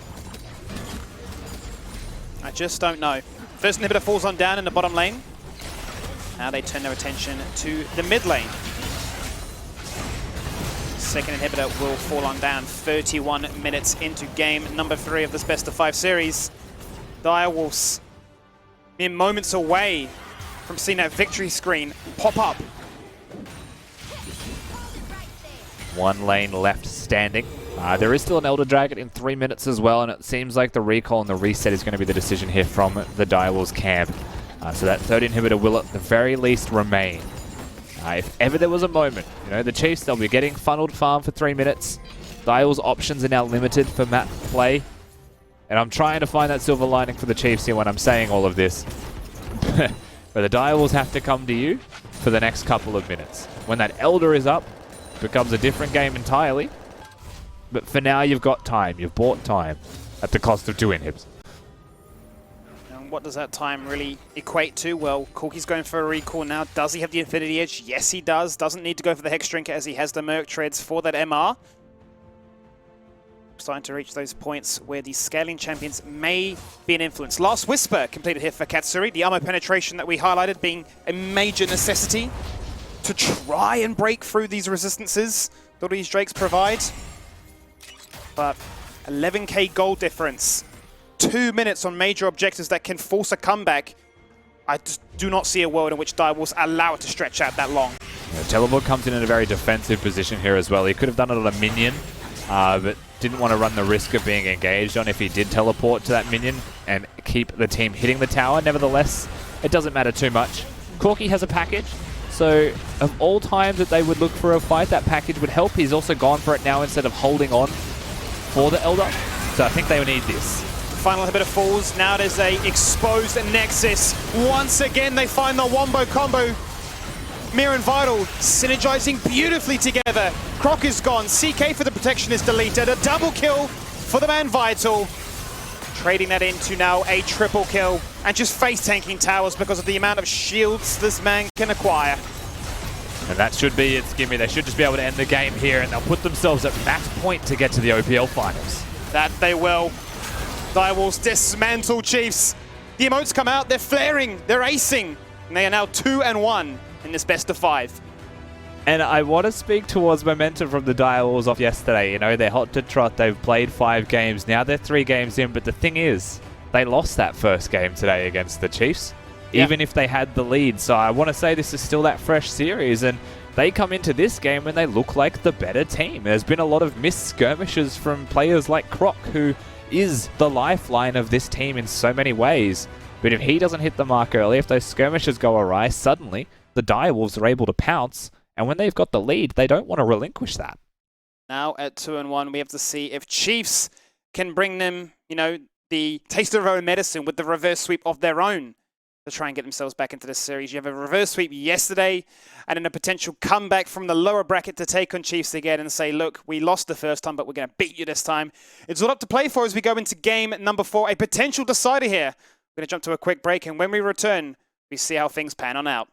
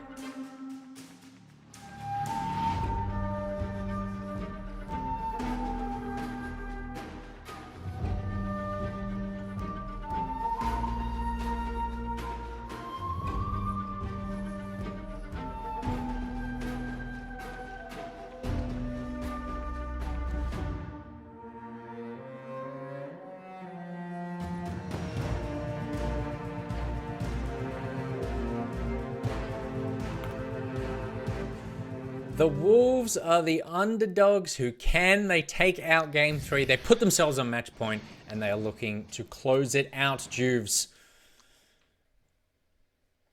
Yeah. So it's pretty, I guess, unbelievable to me. I don't think anyone expected this. Jake said at the start of the broadcast that it is pretty Chiefs favored. And you said you're putting on your analyst. You said you're putting on your analyst hat, and you didn't want to be flamed for being separating order from the analyst. But yeah, I don't know what's happening. The Spawn, not to put your analysis on blast, you did spend quite a lot of time, not only tonight but this split, saying that Chiefs might have the strongest topside in the OPL, but that is not the case tonight. I don't remember saying that. I think you said it multiple times when you had a beard like a man, and since today, when you've been a baby boy, you said it a few times as well. Yeah, I mean, I said key to victory is that Chippies needs to show up, right? And then Chippies has a performance like that where he turns the first gank of the game, sets up really nicely in the lane, and is now running over the top of the Chiefs, right? And I think that if you look at game 1, how the Chiefs won, Chippies went 0-5 on Renekton, a bruiser.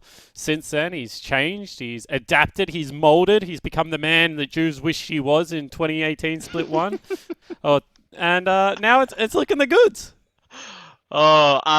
Yeah, well, like we were saying on before we came on air that Chippies has found a champion pool that consists of tanks that's not necessarily meta tanks, but they're tanks nonetheless. And we've seen what a change that does for Direwolves just in draft. They're still playing to top side a little bit. They're still getting some early ganks in top, getting leads and things like that. But it really enables the thing about picking tanks is it's not necessarily that it changes what you draft in the rest of the composition, but when it comes to a fight, your mid laner and ADC can stand there and pump damage with someone in front of them, right? As opposed to someone who's looking for a flank. So it changes the whole dynamic, the whole dynamic of the team, right? And that's what's important, and I think that's what we're seeing right now. And let's discuss kind of just what Juves is saying, because I am a huge proponent of this. I think the triple front line with outright hyper carry. We played Azir a lot until it was banned. Obviously Misfortune, outright hyper carry. If you just create space for the Misfortune, it does wonders for the composition. And we saw how creative the Chiefs tried to get on top of her, because they're playing the flanking comp. That's the first thing. Second thing is, Chiefs have one shot at getting it right. If their flank misses, it's game over. They lose a fight. Direwolves can whiff Rakan ult, can whiff Poppy engage, and still have a Cataclysm, which is guaranteed CC. They have so many more tools to actually set up what the fight needs to look like. I talk about ease of execution probably more than anyone in the world. I say it all the time to my players. I say it all the time on broadcast. Juves and I could play the Direwolves comp. Yeah. We could play the Poppy and the Jarvan. Juves can EQR very competently. I can hit W on Poppy and stand on top of my Misfortune so Lee Sin can't touch her. That's all the comp requires, and then you'll win the team fight. It's a great comp. Yeah. Juves. Yeah, no, so I was just going to add on to that, and it's it's not even, like we said, it's not even S-tier champions. Jarvan, okay, maybe Jarvan is a bit of an S-tier jungler, right? But it's Poppy's not an S-tier champion. Rakan's really not an S-tier support, right? People aren't blind picking it.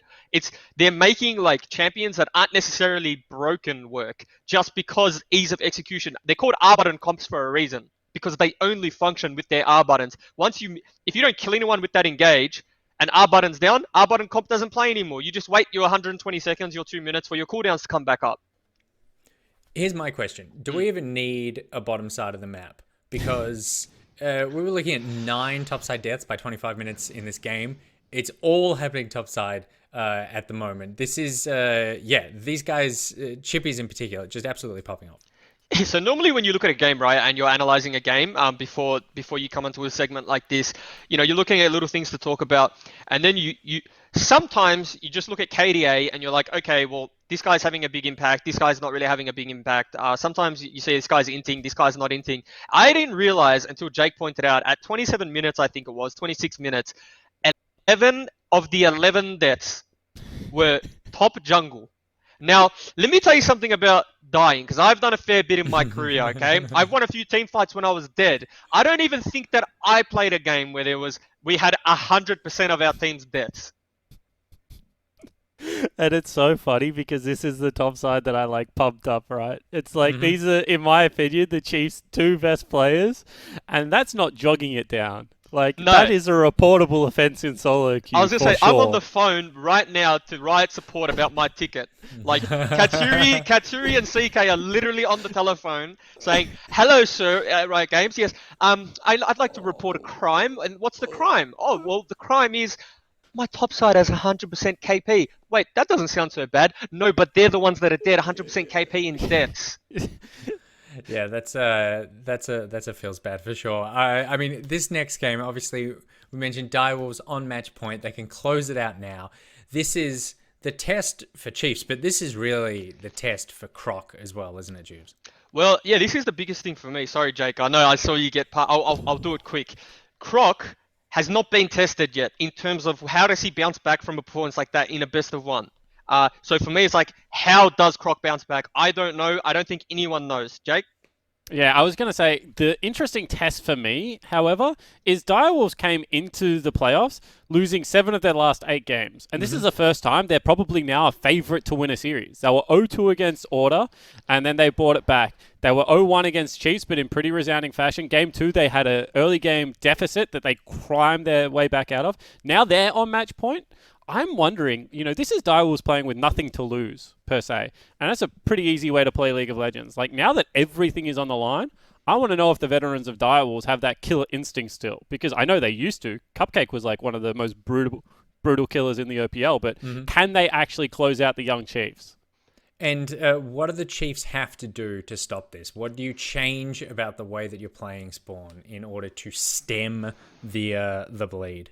Yeah, I mean, I'm going to do a backflip because I really like Thean's carry champion pool, but it's not working at the moment. And if you can't play the champion, don't lock it in. And he clearly had never played Mordekaiser before in his professional career. So I'm saying, like, if it's not a Carly or it's not Camille, I want him on a tank as well. Like, you've been relegated. CL is a good enough coach to know when a player isn't in form, you put them on utility. Thean must be on utility.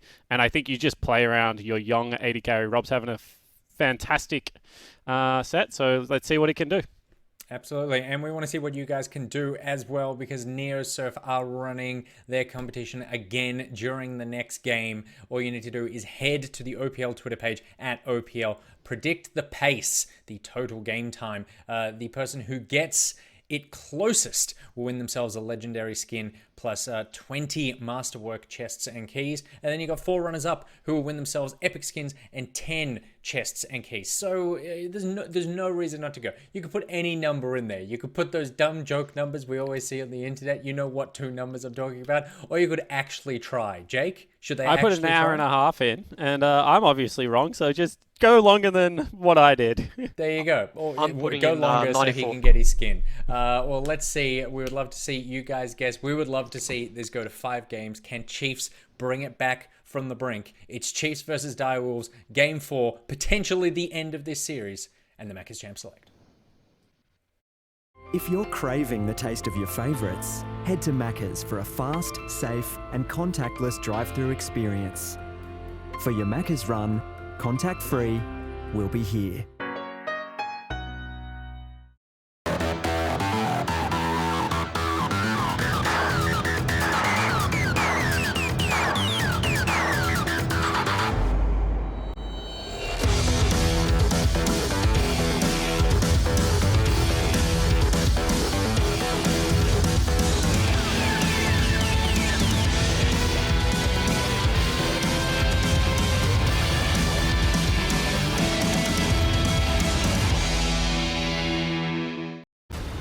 Game number 4.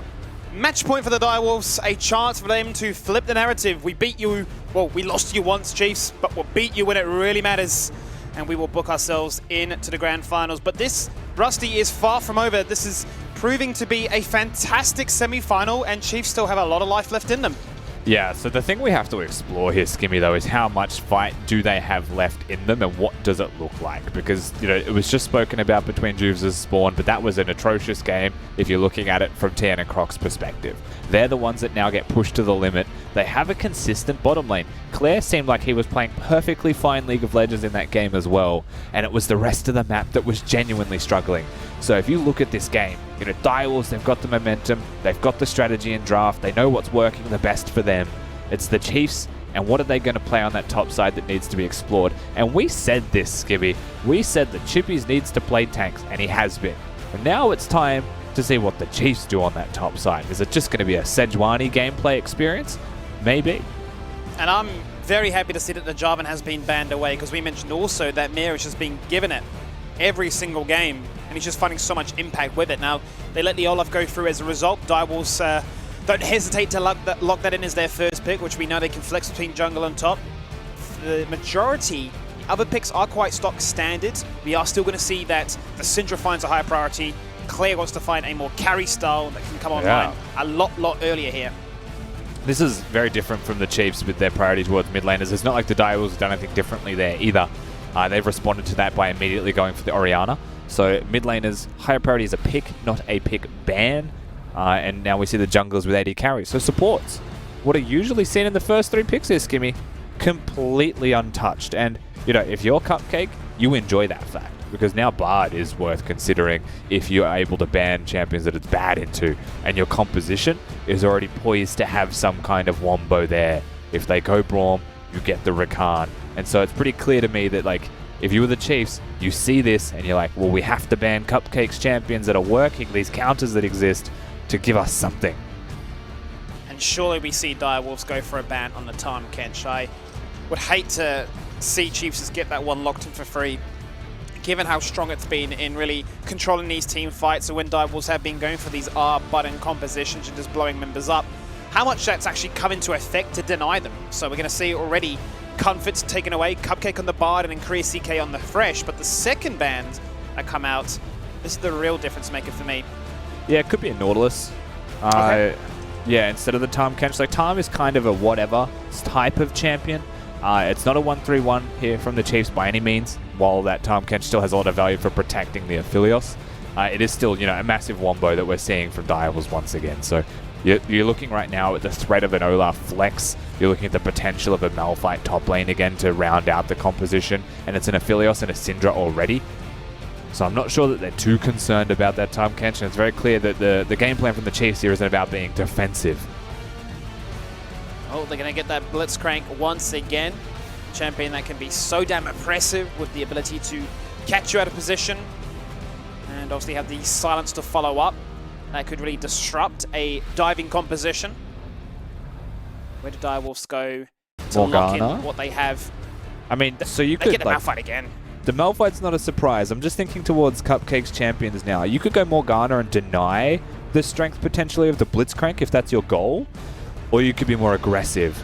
This is going to be a weird happy medium actually. So they haven't gone for something that beats down a Blitzcrank. But if Blitz hooks you, you're both going in.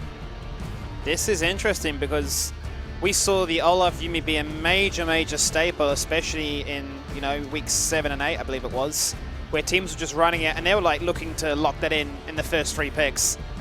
It's going to be an interesting way for them to try and close things out here. They are drafting for teamfight ability, and you know, the last chapter can just be so damn annoying to go up against when people clump. Yeah, it fits into their composition fine, and it is like you mentioned, you know, that Yuumi Olaf. So once again, more merit to the Olaf being the jungler and coupling in tandem with Cupcake. Now, the thing is, it's not like the other side of the coin here has done anything differently as a result of seeing that Yuumi. They've committed to their aggression. The Blitzcrank was the 4th pick. The Silas, upon seeing the Malphite, has now gone to top lane. So they have a wombo of their own in a respect. You know, you've got the Malphite ultimate that can be stolen by the Silas. You've got the teamfight capability. Silas also very good with Ori ultimate. And also, of course, now has a Yuumi and Misfortune ultimates to steal. So that last pick for me is something that I think is very important here from the Chiefs. Is a very big deal. And it's Tan playing a carry. I think that is the recipe for success, right? You know, that is what you want to see come out of a player like him. And I think that's fantastic drafting from Coach CL, quite honestly. The fact that they can hide that as their last pick and say, look, you have to reveal your full hand. We know you've been going for these wombo combos that can absolutely crush us. But this could be the one to bring us to a game number 5 here in this best of 5 semi-final. Direwolves currently leading 2-1. They are sitting on match point to advance to take on Legacy in those grand finals. But do Chiefs have enough with this draft here to throw a wrench in the works? A couple of small wrenches thrown into this one already. It's about the play style now. It's about the execution. You know, how are they going to play this out? We already spoke about what Malphite can do earlier on in the series. Isn't going to be the most oppressive early game champion. Now, the reason the press the attack Malphite could be considered so powerful is it's 1, high base damage, low cooldown of 6 seconds between uses of it. You have an auto attack reset as a Malphite, and it gives so much early game damage as a result of all of those things. So that will help him, you know, tide over what is a Sylas lane that wants to just scale up and can out heal you to have a bit more potential kill threat. So this top lane, just a little bit more about scaling now, you know, hitting level 6, influencing the map. Jungle is definitely a place that we're going to have to look at, see what Croc can get done on his Trundle. It's the press the attack this time, which is the normal Trundle runes. I'm not going to be going for the Predator. I think that will be a welcome change here, given we've seen this Olaf Trundle jungle matchup That late invade. quite a lot. I wonder if that was spotted by Direwolves, because Olaf is starting solo on this Raptor camp. He's also got Claire harassing him, who took a couple of those away for what it's worth, but he's going to see that it's not there now, so he might not have been able to see any of that. Croc now going to go for a level 2 ganking. But this killer instinct from them is very refreshing. This would be massive if they were able to find it. Summoner Hill is used very early on, just to give him the movement speed, wants to hang on to that flash as long as possible. And that is what we've come to know and love from Croc. Yeah, that level 2, you know, doesn't go for the pillar, doesn't force the flash. He's going to keep his W and just get the chomp off as he crosses between lanes. He's going to go red to red. Now, the Olaf, of course, is going to have a very hard time of things going from his blue side to the enemy blue side, with Trundle already having that tempo, having that edge in that regard. Bot lane, we're looking at it right now. Pretty difficult to get control and, you know, wave priority this early into the piece for both laners, but right now it's building massively in favor of the Chiefs towards the Direwolves turret, which means more priority once again for this Trundle, and even harder for the Olaf to be able to execute. And I think, you know, the Chiefs are going to be well equipped to denying in these later stages the jumping component that Yuumi obviously provides. You've got the stuns, the silences, the displacements, the multiple different engaging tools. That Cupcake's decision making is going to have to be, you know, very on point. There is 4 people down here, and if they get this wave away from Vital, it will be devastating. It's going to be a 4-man collapse, and Direwolves are still a while away from being able to respond to this one. He actually burns a flash. That means that Claire takes a sizable chunk from the tower damage, but it is a successful one. And it will be a first blood that Chiefs can quite confidently achieve here with a major wave crashing in. And oddly enough, Shock gets down there to catch the wave. Now, it definitely sucks for Vital. You know, that's both summoners gone. Look at the CS that he has right now as well. It's 9. But at least Shock will collect the wave, and you can see a CSD growing between mid laners as a result of that. It's a very unusual game, but like, I have to reiterate my statement that the killer instinct from the Chiefs is very refreshing in the best kind of way, and it's still happening.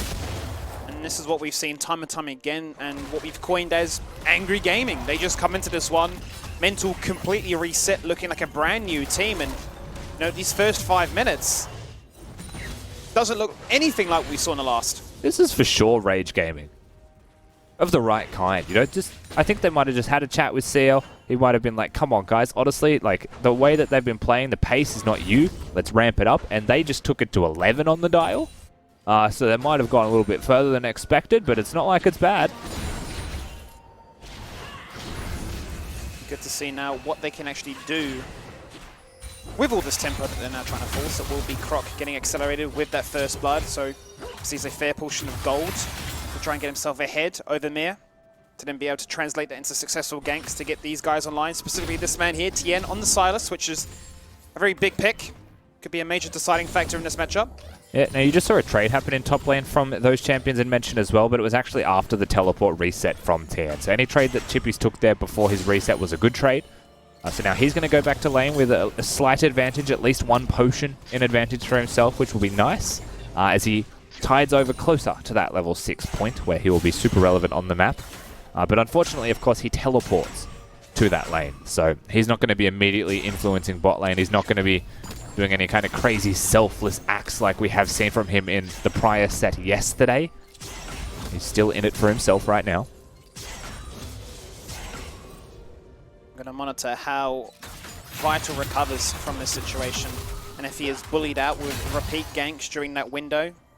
I know that Spawn's been quite vocal about what team in the OPL is the best when their summoners are down, best at utilizing that situation being present on the map, and it seems to be that Chiefs are that one that really towed a line. How do they respond in that fashion? It will be Mir that starts things off here on the Dragon. Croc is in quick pursuit, however. No smite on Mir, actually, so he just stops hitting the Drake. His smite's finally available now. They're going to flash on in to make that hook happen. It will not stop him, however, from landing that smite. A beautiful Dragon, a shockwave onto 2. It locks Mivers in place. Syndra, however, does get the kill. No, Croc lived there as well. He flashes with 0 HP to his name. This will be a long chase if they commit to this one. The Orianna might go for another deep wrap around now. He's going to try and deny nowhere himself. to go. He's shown himself by using that W on the ground, so he's actually going to walk between turrets and execute. Beautiful little execute there. Shock had flash. He could have considered flashing for that one. I think he would have been able to. How much would it have hurt him in this 1v1 matchup against Syndra? Well, I mean, at the end of the day, I don't think it would have been too bad. Obviously not having flash against a Syndra and a Trundle would hurt, especially when they come back to get you. But hey, flash for a kill, as long as it's guaranteed. I mean, hell yeah, brother, do it all the time. Because that's what I'm wondering right now. Like, if you try and look deeper into it, is this to say I want to continue to have lane dominance in this matchup? I want to be a threat in this subsequent Rift Herald that we're most likely looking to try and set up for? I don't know if they were thinking too far ahead with the decisions like that. At the end of the day, it's about, like, will we flip the map for Rift Herald? Things like that have to be considered first and foremost, because it's always a numbers game with Rift Herald. It doesn't seem like either team is super pressed to get up there on spawn timer. It is the flamethrower right now for Katsuri, so a bit more wave priority, however. And they will be able to push this and reset if they want. And we'll see how they choose to play this one out, though. That we will. Chiefs put some vision in the tri-brush. Always going to be a menace when that Blitzcrank is hovering. You know, there was a... just means that they play so defensively underneath this turret. Think about how this game started, Skimmy. You know, it was crazy aggressive from the Chiefs. Their movements around the map were wild. They were really pressing the direwolves. But if you take stock of the game right now, you know, there was a massive CS advantage for Katsuri. That's now been mostly equalized. Mid lane had a pretty big CS advantage. That's also been equalized as these waves, you know, rise and fall and crash against different turrets. Top lane's even. Chippies may have to ult, however. He chooses to flash with it. Wow. He covers so much distance. But Tian has his ultimate, so I understand why he flashed. Respect shown there to what it presented. And Mir was quite a while away from being able to respond if a fight were to take place, if a turret dive were to happen. And they're not contesting. You can see the recall is just completed by that Olaf. They're going to go to the bottom side of the map here and just try and continue that camp lead that Mir does have. You know, the CS advantage grows in top lane, however, after that little skirmish and pressure applied by Croc. So, yeah, very meaningful lead actually for TN grows from that and could accelerate further. You know, we have seen more and more usage of the first Rift Herald of the game just straight up into side lanes to get turret plates and gold. Now that there's 2 of them, it becomes a much more viable strategy.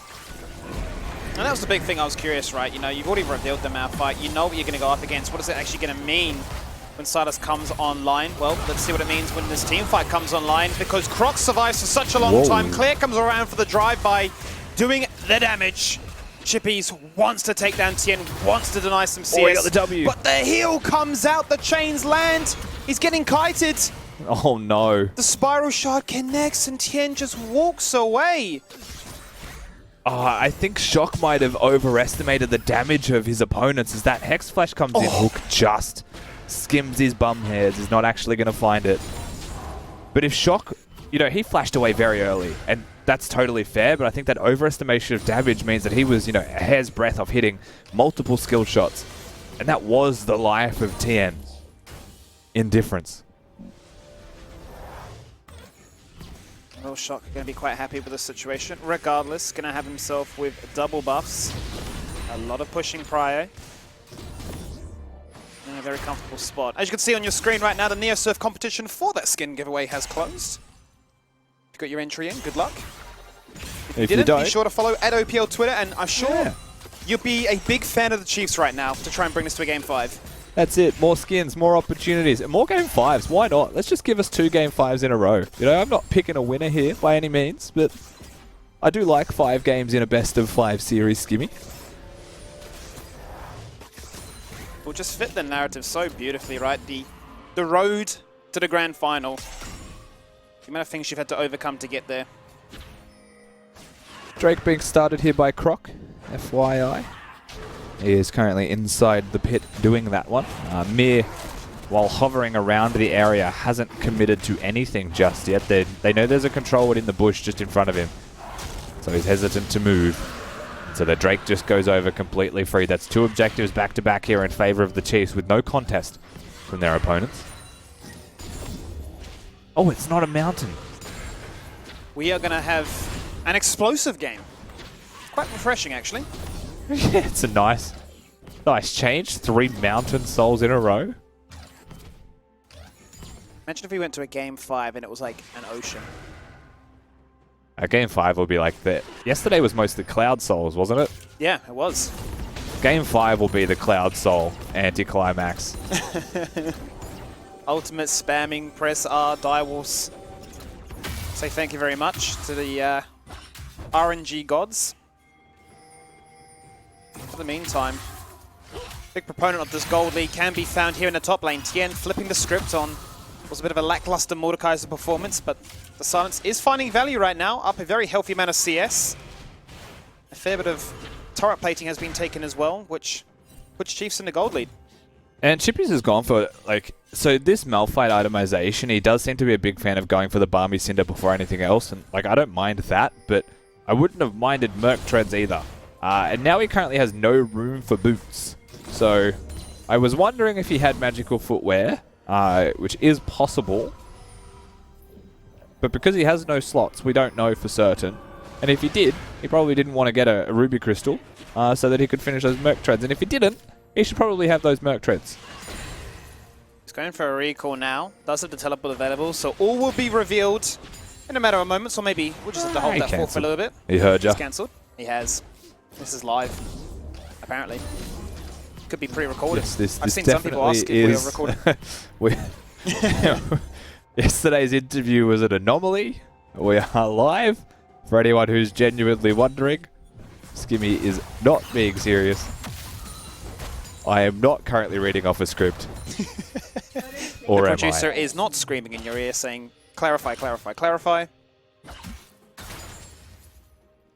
Who knows, man? Sarcasm's such a weird and wonderful beast. That's a hook. That's a dodge. I'm so curious to see how these team fights actually take place here, if the Yuumi finds the value. Because Vital's done a fantastic job of stabilizing in this lane, given how bullied out he was at level 2. Yeah, and if we want to talk about the team fighting point, I mean, we want to talk about Spawn's favorite words, which is the easy execution. I think that once again, you know, you've got a Malphite. Hang on, I can't talk about it. He gets ridden in place, receives an exhaust as well, flashes out, and one final auto will do it. He flashes, and he connects. Vital knows his limits on the Misfortune. He knows exactly when Katsuri is going to be outside of that bullet time. Flashes forwards himself and is able to net the kill. Very well done here from the bottom lane. They punish Katsuri. One of the rare deaths that you'll see from the man, as he mispositions and is punished for it very hard. Now, they will still trade turrets on the top side. Tien will get that first turret of the game as well. And Shock is currently on the wrong side of the rift, if you were wondering.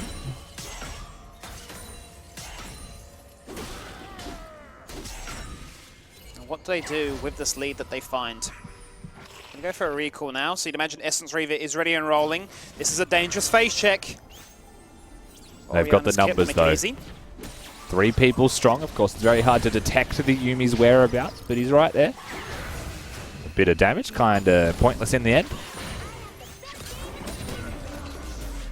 Looking at some potential CC overlapping. GLP with the Gravitum that Aphelios currently have present. Croc hanging around in the area. Always fiending at an opportunity to force those fights. Show what he's made of. The thing that I was going to mention before is like the composition the Direwolves have is pretty straightforward. If you're going to talk about difficulty of execution, they have a Malphite ultimate. You know, you layer all of your ultimates very nicely. I feel like a broken record talking about the champions and their ults, but it's easy to execute. The Chiefs, first of all, they need to steal the Malphite ultimate, so it comes down to how they even set that up with Tian. And if that's the case, then it's kind of obvious, and they have a window of opportunity. Katsuri working with Claire could still be very reliable engage in team fighting depending on the weapons that they have. So there are still some things going there for the Chiefs when it comes to this 5v5 team fighting. As I trust he'll pick up that Herald. He's min-maxing. Gets the Scuttle, gets the Herald. Gets the vision control. And the pressure to break open this map. Dragon just about to spawn now. The first of many Infernals to follow. This is also the first one that they've really contested. You know, they've really gone for, regardless of where the Chiefs are. You know, they sack the second Herald of the game. That blue trinket's also going to reveal them doing this. But they finally stop conceding those objectives, and with authority, they'll get there. There's trying to cut them off, Chiefs. They have a Herald. They're probably going to place that mid lane straight away to break the turret. There's a chance that Croc has just summoned that one. There it is. And Tian already hit a collapse as well. So this is most likely just going to be a turret that falls in trade, but the die will start to get active is the main takeaway. Yeah, Chubby's has been moving a fair amount right now, which has been allowing Tien to respond to the topside flash shot on Olaf. Final chapter locks on down, and Aegis deleted Aphelios. Good night, sweet prince. King Robert falls on down. The king of the castle. Chippy's forced to flash away as well, but gets followed in quick pursuit. Tien is on the hunt, need for speed, drifting on through the Raptor camp. The Herald gets value, taking on one turret and a second now. Lanes are looking busted. Yeah, they just stack Zorn onto Katsuri, and for a second there, you know, my eyes drift that direction. I'm like, okay, the Direwolves, they've killed one of the carries. It's very important. You look back towards the rest of the team fight, and Tian has just assassinated them all. So we'll have to watch that perspective from this one, as we'll see once again, Herald summoned in mid-Mir, and Cupcake will flash forwards. So this is what happens to Vital. If he was at that fight, maybe it's a different story, but the 1v1 is successfully won by Claire there, and then of course Tian gets in with the Olaf ultimate onto Shock. No Shockwave actually going to save his life there by any means, and the flash over the wall to make sure that that Malphite goes down as well. They didn't have the numbers in place, Direwolves, before they took the fight. They didn't get to plant their feet, and they were picked apart. Very nice performance there from the Chiefs to sustain their gold lead. Now increasing it to 5,000. Building it up. And what does it actually look like in terms of items now, Rusty? Well, we've got the two completed items on Tien Silas. He's got the Luden's Echo and the Proto Belt to be as nimble as possible, even if that flash is down. Get the Redemption on Kriya CK, which in the last game was so important at keeping Katsuri alive. Yeah, I mean, this game's becoming a pretty big concern here for the Direwolves. They have some strengths that they still look forwards to. You know, their composition and how they execute it is obviously still capable of winning fights even from deficits. But Tian is terrifying. He is 60 CS ahead of his lane opponent. He has 2 completed items to the nothingness that is Chippy's item build. Just a bunch of components and some hopeful ideas. And Claire's 302. I mean, they can handle Direwolves with no trouble at all. Well, it's going to be both mid laners flexing their might. Oh, one final all would have done it. They both have 0 HP. Sub 100 health. I mean, that was a skill check. They came at each other with everything. The preemptive ultimate there from Shock as well. He knew full well what was going to happen. At the end of the day, Shock won that trade because he's able to retain his flash. Felt like an anime boss battle, you know? The finale of a good season. They're just blasting at it, charging up those abilities for episode after episode. They go to the hyperbolic time chamber now and come back terrifying. That's certainly possible here. Both champions scale pretty nicely. Claire also very early pick on this Syndra as a potential takeaway from Shock. Maybe trying to make him less comfortable. We saw what he was capable of with this Orianna yesterday. So it just seems like Claire's opted into this one for himself more than anything else. And, well, currently 3-0-2. Once again showing Claire's absolute mastery of League of Legends mid lane champions. He isn't just a control mage player. He isn't just a Diana or assassin player. He's good at all of it. He is looking to, I suppose, back up his claims that he made at the start of the season, right? That I am a top 3 mid laner. You should always respect me and what I can bring to this team. He's making a good case for it right now. My concern has to be, though, with Sylas having such a major lead and there being no healing cut right now. He managed to sustain it this pick offers. Very scary to try and go toe-to-toe when he's sustained and even burst duels. This objective definitely going to be hotly contested here. You can see Career CK working with the rest of the Chiefs to try and control that vision. His hook is obviously going to be a target that we look towards if it finds its mark, and he was positioning a little bit unconventionally to look for those hooks. Will do so again here. Just missing. Does not land. Olaf the clear target now for the Yuumi. The empowerment it provides just makes him a living nightmare. Really deep ward there though by the Chiefs. In lane hasn't been cleared. Tian could teleport to that one if they wanted to plant their feet into a side lane, but it seems like they want to group up more than anything else. You look at Tian, he steals the Malphite ultimate. He finally gets that one before the fight starts. I mean, this is the moment where the Chiefs just win the game in a single punch, or Direwolves stand strong and actually put themselves back into an even playing field. Both AD carries have their flashes, but both Malphites do not have theirs. Interesting to see how they set themselves up for this one. As Tien jumps in, it's only onto Olaf, who just pops Ragnarok and laughs in the face of adversity. He goes golden, and Shock gets the shutdown. His Orianna has been so damn impressive in the last 2 days. And once again, it comes up with the goods. Forcing out a flash now from Croc as well, as Chippies meets fire with fire, and they finalize it with a Fire Dragon. I mean, Tien had the mentality of a Malphite with the itemization of a Sylas, and he learned that very quickly there, Skibby.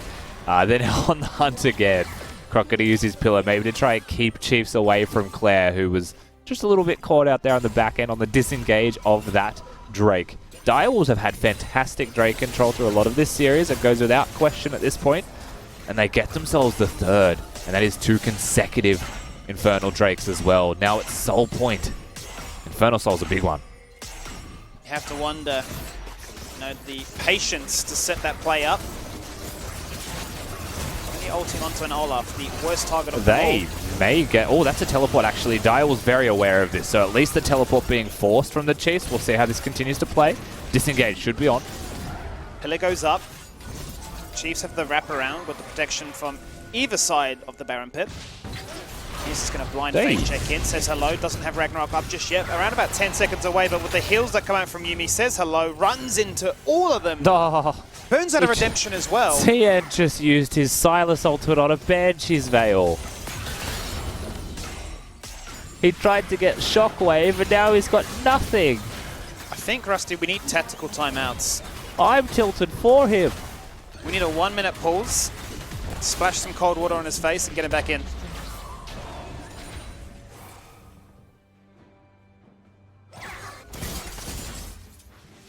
Oh, that's so sad. I mean, at the very least, he's got a minute to think about it because the reset will still be on. 23 minutes into this one. It's not always going to be the fastest, Baron. You just saw the Chiefs try to take that one, and it did take quite some time to even get it to the health that it was at. They are still going to look at this one, however. Pretty aggressively, positionally, but Direwolves also have some wards. You can see Croc walk over one right now. And it's not just a teleport flank ward, unfortunately for Direwolves, that was forced out of Chippies. It's more they can see exactly the Chiefs' movements even if they don't have a ward on the pit itself. They will continue to dominate the breaking of the base. 4-2 in terms of structures. Border lanes starting to look a little bit exposed now as they still retain that gold lead that has been present now for a bit of time. Mir is ulting off cooldown. He is just... My man's just hunting.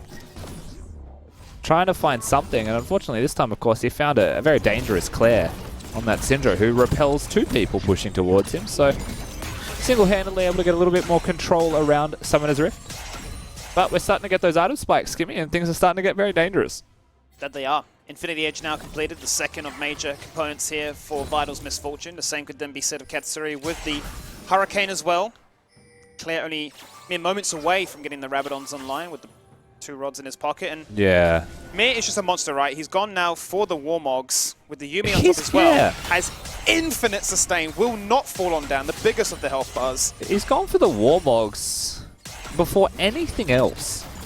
And you know, that is a lot of health. Yuumi provides healing, but he doesn't have any resistances. And it's worth pointing out, you know, when there is some serious damage coming out of the opposing side. They also have an Executioner's Calling. The reason, though, that you often like to rush a Warmogs is because you're going to hit Baron. And if you hit Baron, you don't lose any health if you just disengage for free. So things like this, you know, aren't punishing. You can be more aggressive with your harass. But the risk, of course, because you only have a Warmogs, is that they just kill you and you don't get to regenerate. It is, to me, that's an unconventional build.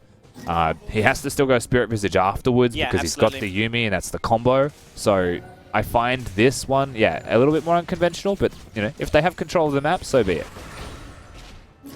They have been pretty on point, especially with the Dragon control. That deciding soul point potentially is up in just under 60 seconds now. So Shocker's doing his best to push out top wave. Would love to take down that tower if possible. A little bit crippled, but may just have to suffice by saying that is enough. Get a desirable recall, get back to this situation back in mid. Yeah, Vital may have some money. I mean, at this point, Skimmy, I think this is where you do the stopwatch check, right? We're at a point where this fight could be an Infernal Soul. The Chiefs are set up well and truly in advance, though. Claire, the last one to really get here, he's going to be walking down from top lane. Chippies is probably just going to put his face in it, see what he can find, just quite simply because he's the one who needs to do that. Mir may consider it as well. If he has a Yuumi, he can just cop the damage and then ult to safety. No stopwatches. It's just the Zhonya's, right? It's only Tien. Yeah. And he's on the flank. And he's got a Malphite ultimate, so Vital might be wishing that he could have got that reset off to afford one. As a redemption used. Just letting them know. Bit weird. Hello. And this is a big one right now. I've got my eyes fixated on Tien. Clear to the sides, as Tien is as well. Chippies goes in for the one man. They flash away from what Tien presents into this situation. Mir falls on down, and that's the worst case situation for a Yuumi. Nowhere to run, boots and all. Not a situation you like to find yourself in. Shock goes for the 2-man shockwave, but has so many members chomping at the bit. Literally, because that's what Trundle does. Has the Mobies. If they wanted to hunt, he could. But I think they would just look at Baron. Running straight towards it. They're going to into their own jungle. Hook will not land. Vital sidesteps. Fancy feed he has. They're buying time because the teleport is coming in towards the mid lane. It is going to be Chippies. Doesn't have the ultimate, but will be a tanky man. Vital just jukes and drives in the jungle. And Shock's out. Claire's on a big flank here. Eyes on the Syndra. Oh my gosh, Claire. That is the turnaround that they needed. On the flank, says hello, burns a flash, and secures a double kill to re-establish once again the Baron control. Yeah, between Croc, Katsuri, and Claire, they might be able to pick themselves up the Baron buff here as well. Tan teleports in, so they've got the numbers. 3 people strong here from Direwolves. If they wanted to get in here and contest this one, Mir is nearby, has the smite, has the flash, and has the Ragnarok, has the ultimate. So he can get into this pit, and it looks like he wants to. Yeah, Baron resets. Baron resets. Final chapter goes one way as Chippies runs and takes 2 with him. Katsuri is gone. Oh no. That slows them down completely. And Mir just laughs as Claire tries to unleash the chaos. But he says, I've got a Warmogs, I'm tanky, Yumi's backing me up. You do not phase me whatsoever. League of Legends just comes at you quick, Skimmy. Sometimes it's just... Tien uses his ultimate, tries to engage onto, I believe, what was a Malphite. And then Mir. Do you want to hook this? CK. These two, Mir and Cupcake, just smack down the carries. This is being done on Vision, by the way. The control went in the back of the pit, so they know full well how much health it has. Oh, the flash shot, the silence. Finals gone, but a massive shockwave onto multiple members. That may be enough. Or maybe I've spoken too soon, because Croc flashes in, he gets a double for himself. And Mir, with the cat by his side, the loyal companion. Can we just reset once? He's just like saying, come on, what is going on? Katsuri's back, and we're still going. Final chapter comes out on cooldown. Now they look to try and make it all happen. Up amongst three. Mir maybe biting off a little bit more than he can chew. Fight continues. Chippies is back here as well. This may be the longest fight in this series so far, and it's given me flashbacks to the 10-minute fiesta of recall, reset, redo the objectives. And I feel like at a certain point, Direwolves, namely Mir and Cupcake, forgot that they were playing best of 5 to get to the finals and just kept engaging. They could have slowed down. They could have just let control go to the Chiefs and, you know, threaten to fight if they go for the Baron, but they look for the kills, and they definitely don't get the kills. Most unusual series of events that went for many minutes. I feel like we first looked at the Baron 24 minutes in, Skimmy. It's 31. It is the third wheel of this game. It's been hanging out and shown affection to both teams.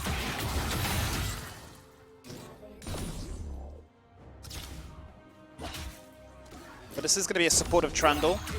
Despite getting himself online and early into this game, has gone for the Zeke's Convergence as well as the Knight's Vow.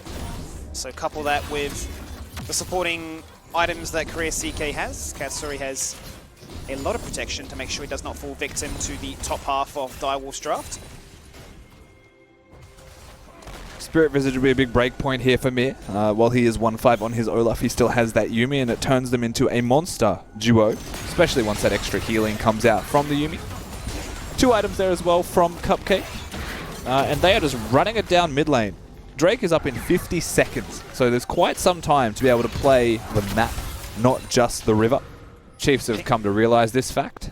Things are furious at the moment in this mid lane. Direwolves are like, we want to push the tower, but we cannot stand around here. This is not a desirable situation. No. Hook will land. Ragnarok propped at the very last moment. Final chapter comes out. He's running and dashing and not going to do it. He goes on down. Tien from the flank.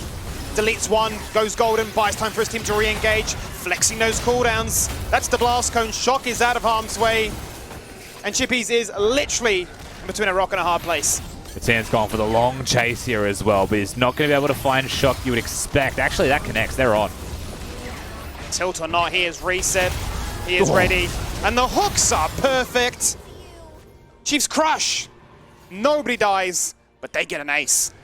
I mean, that, once again, these fights, Direwolves have just pulled some craziness out. They've gone very frantic, straight down mid lane, and Korea CK just hits hook after hook. And the difference maker, that wild card champion that is a Blitzcrank, proves to just be too much. We are looking to go to a game number 5. Mir spawns and Mir falls. A battle at the bullet times. Tien delivers. And Chiefs, they get the game. It's kind of wild to me that that wasn't a one-sided game.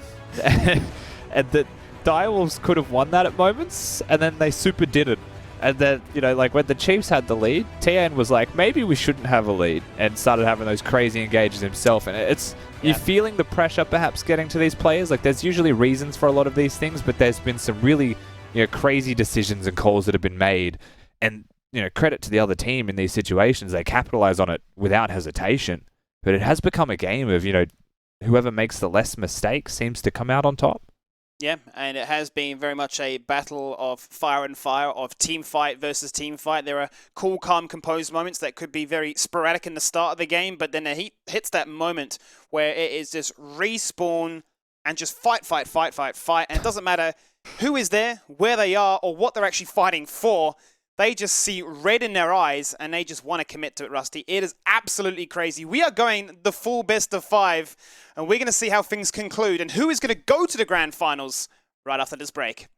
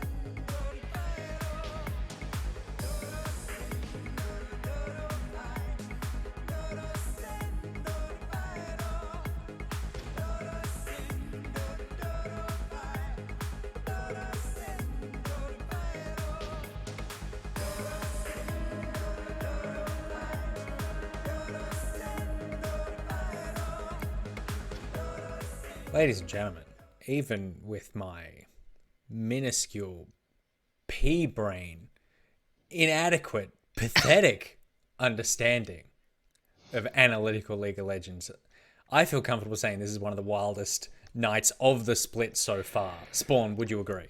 Look, I haven't been this shocked about a best of 5 since yesterday, to be completely honest with you. I keep going over in my head like how this series is supposed to play out and the current state of League of Legends and how snowbally the game is and how you can put a game on the clock with bottom lane control, and then none of it really just matters at all. Like I'm just left here pondering a philosophical question, which is, why is the team with an early game gold lead not stronger than the other team? And I just can't find an answer to it, to be honest, in this series. Well, normally we come to these segments and you're meant to give like an analytical approach to it and I guess give them a solution or not necessarily them a solution, but the viewers. But we don't have a solution for losing with a gold lead. My favorite way that this was put was 3/4 of the way through the last game. Yep. Spawn just literally screaming into the microphone, how does the team with less numbers keep winning the fight?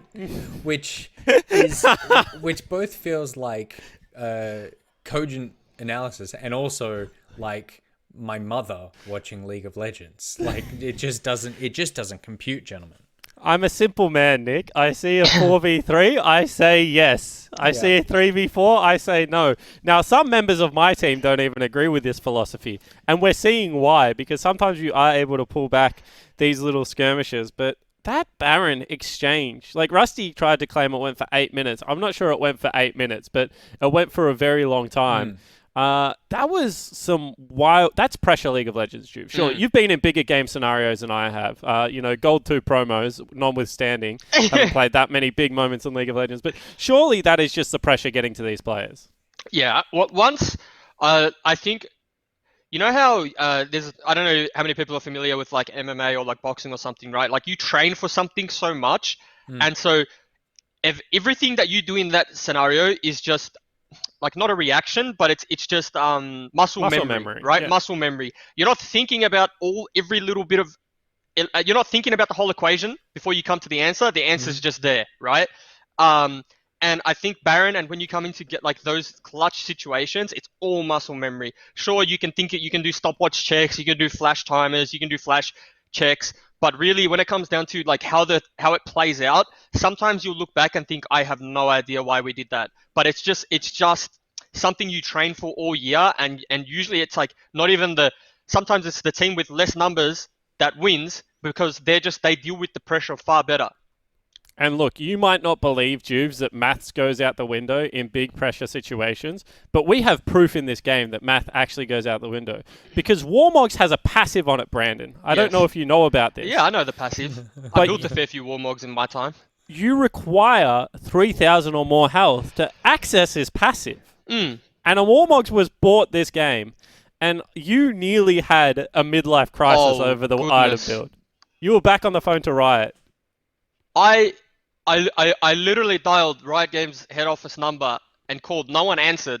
And then I just went straight to Jake and I said, Jake, like you're playing the Yuumi Olaf composition, the patented Yuumi Olaf composition, which it consists of insane healing, frontline, run people down with the Yuumi ult, right? And something that kind of brought it to fruition was the Spirit Visage because it actually amplifies healing, right? And in that game, not many people had heal cut. The heal cut was picked up quite late by Katsuri. But the Olaf just went for the Warmogs. And the only thing I could think of was like, okay, maybe they don't want Trundle to steal stats. But like, the healing doesn't get stolen. And so the Olaf just bypassed Spirit Visage, said, I'm going straight for the Warmogs. Like, help me out here. Help me. Help me help you. I know it's like 2 + 2 = 5. It's simple maths, you know? It's like you play 10 games, you win 9 and I win 5. Yeah, and that equals 10. Yeah, exactly. Jake, is the new meta just early game lead means nothing? Is that how this evening and potentially the finals play out? Yeah, look, I mean, that's obviously what it is, because the team with mid-game composure is winning at the moment. And this last game notwithstanding, because neither of these teams had composure. There was just, there was just disasters happening everywhere on Summoner's Rift, and then the Chiefs won the last disaster. But Yeah. what we've seen in this playoff so far is that if you just have more composure in your mid game and you pick your fights, and I say this all the time, we watch the LCK, we watch Europe, we idolize glamorous League of Legends here. But every now and again, you just have to pull up a 10th place LPL VOD and be like, that's the team we actually are deep down inside. Like, we're the team fighting region. That, like, our combined kills per minute is the highest in the world. We fight a lot. And, like, I would love to pretend that, like, a gold lead and some fancy macro is going to win this game, but I know Oceanic League of Legends. I've been around the traps for the last 7 years now.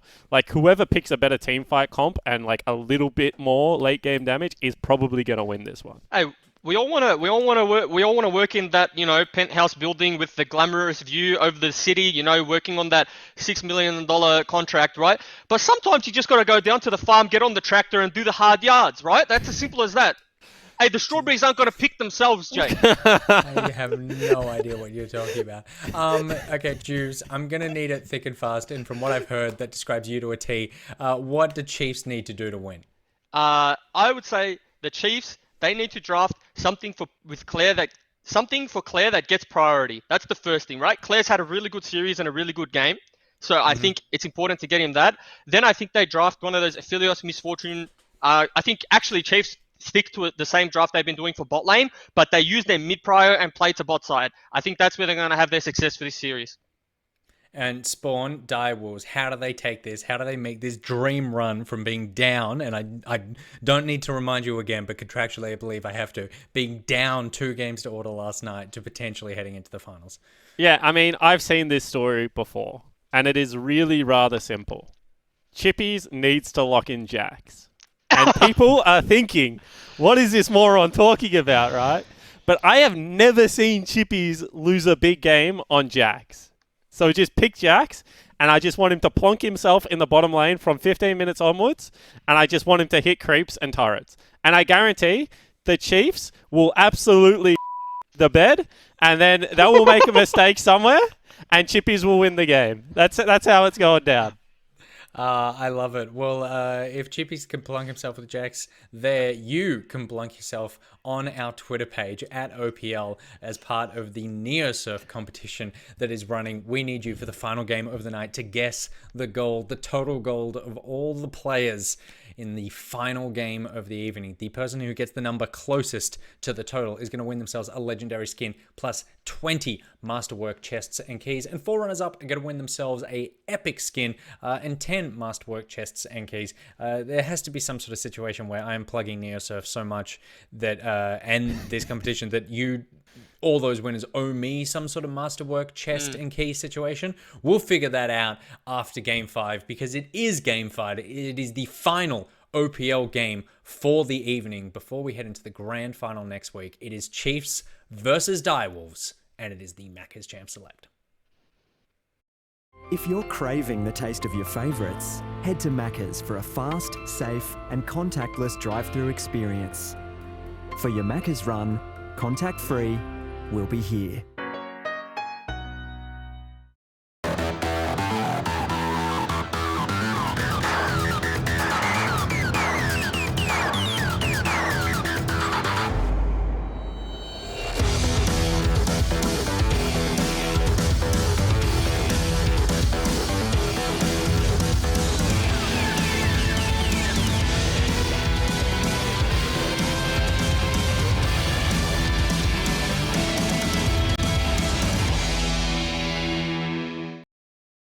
Back to back best of 5s.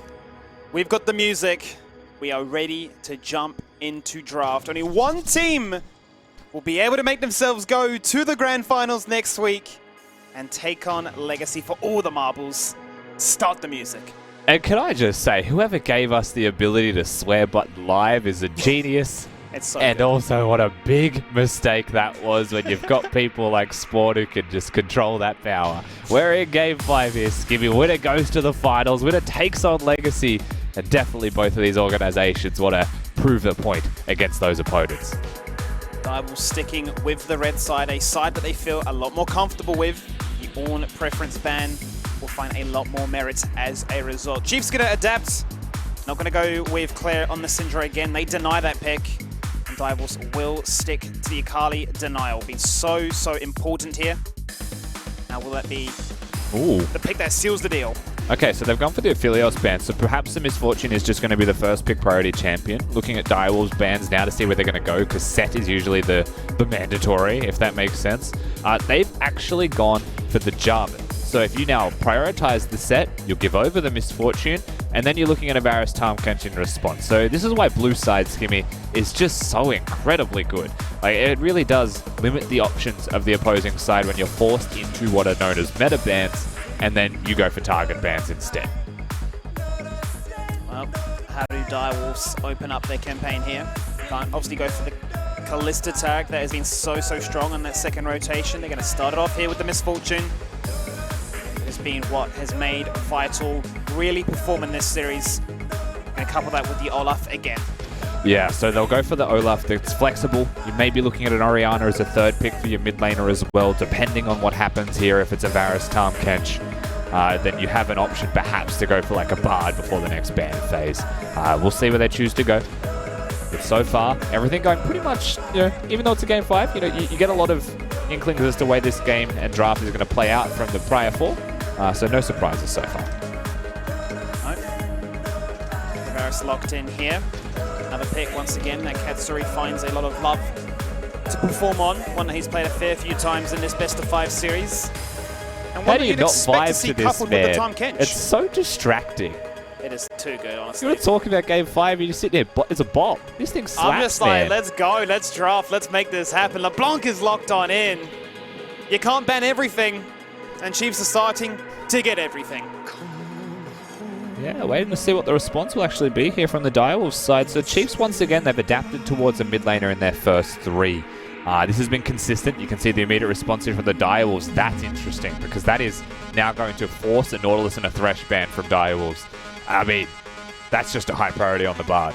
There's no other way to explain it. That's Cupcake wanting to have his best champion coming into game 5 with what is the best for him to try and take down his opponents. And that's already not one of the 2 champions that I mentioned as a ban. So Korea CK, he could have his hook champions and he could have a field day.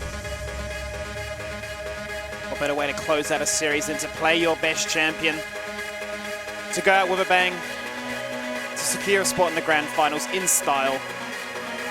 Direwolves will take away the Pantheon. They do not want to deal with that global pressure. They do not want to fall victim to any crazy tower dives like game number 4. The response is a Corki. Make sure that Shock cannot have a scaling option if we are going to continue to see these late-winded, late-game team fights around the objectives where a Corki can get to level 16 quite confidently, can scale up a second ban now onto the Orianna as well, and that fresh ban, as you mentioned, to deny Korea CK. Probably the Cassiopeia from Shock. He has other options, like you could go for a Zillion. He knows the matchup, and in a funny way, it wouldn't be the worst choice here. But we'll see where they choose to go. Shock always has his niche options available. This is definitely going to be a different one for him. It's not the... I think it might be the first time that we've seen him play this champion at all. I think it is. That's usually one of Claire's go-tos, actually. Yeah, definitely this is a staple here for what Chiefs have shown on multiple occasions. In some occasions, actually first picking the Karma. That's how highly they valued it. Yeah, so now Karma's going to be taken away. So the thing is, we look at the bans from the Direwolves. They go for the Thresh with the Pantheon.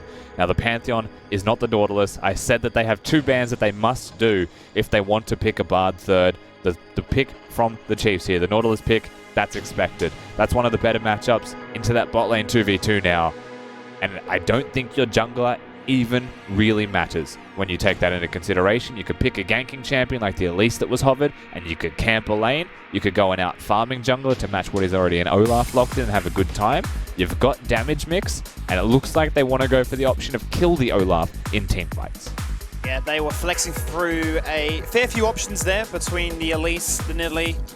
Once again, settling on this Trundle. It's been such a pop-off champion. It's been such a rise to come into these playoffs, to see it just go from very little impact just everywhere.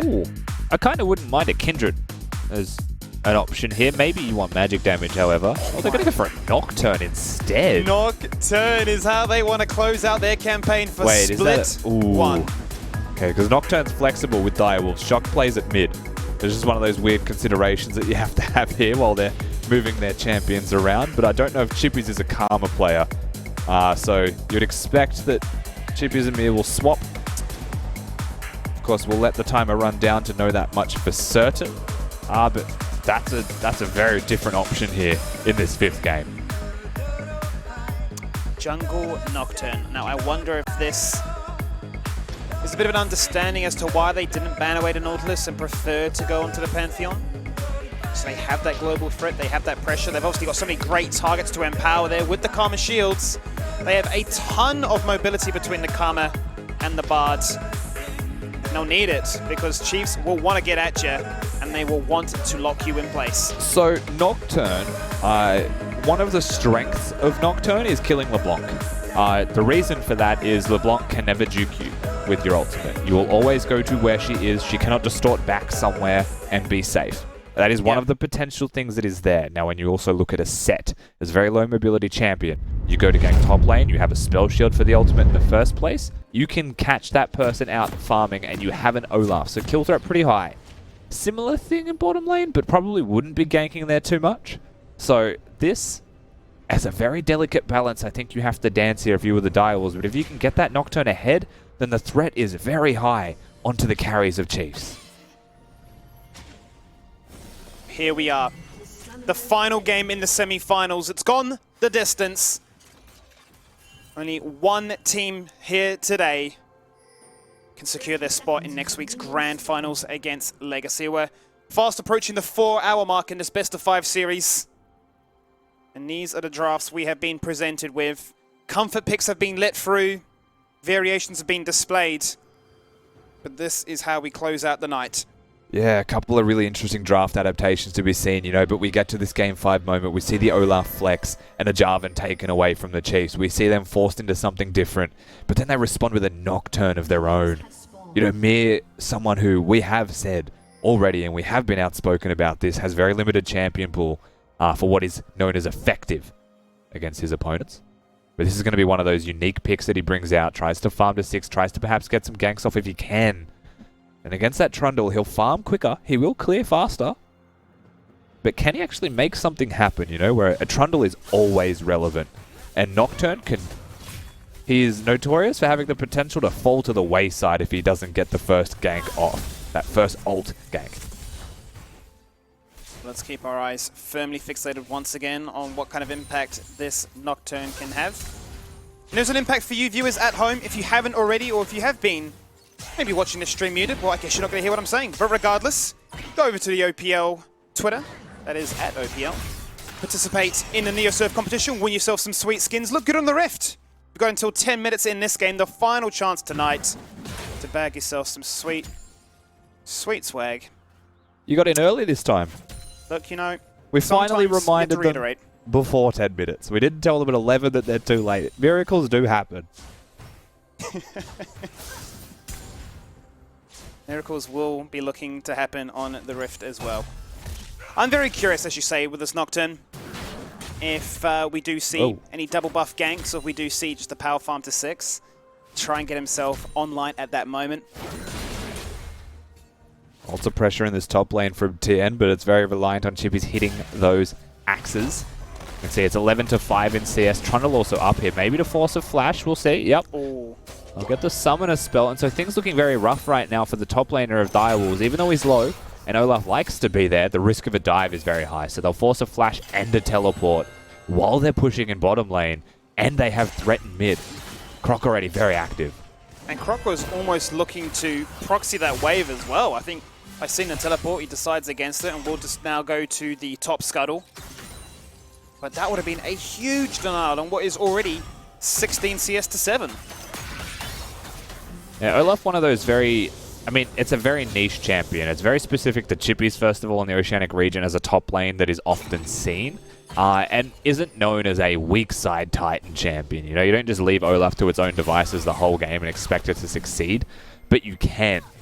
And it's one of those really weird, you know, situations with draft. When I look at the Direwolves comp and say, where do I want to get ahead and actually carry this game through? The answer is probably the Olaf or the Misfortune, not mid lane. But we just spoke about what that Nocturne is capable of, Skimmy, during the draft, and how it's maybe one of the best options to take down a LeBlanc.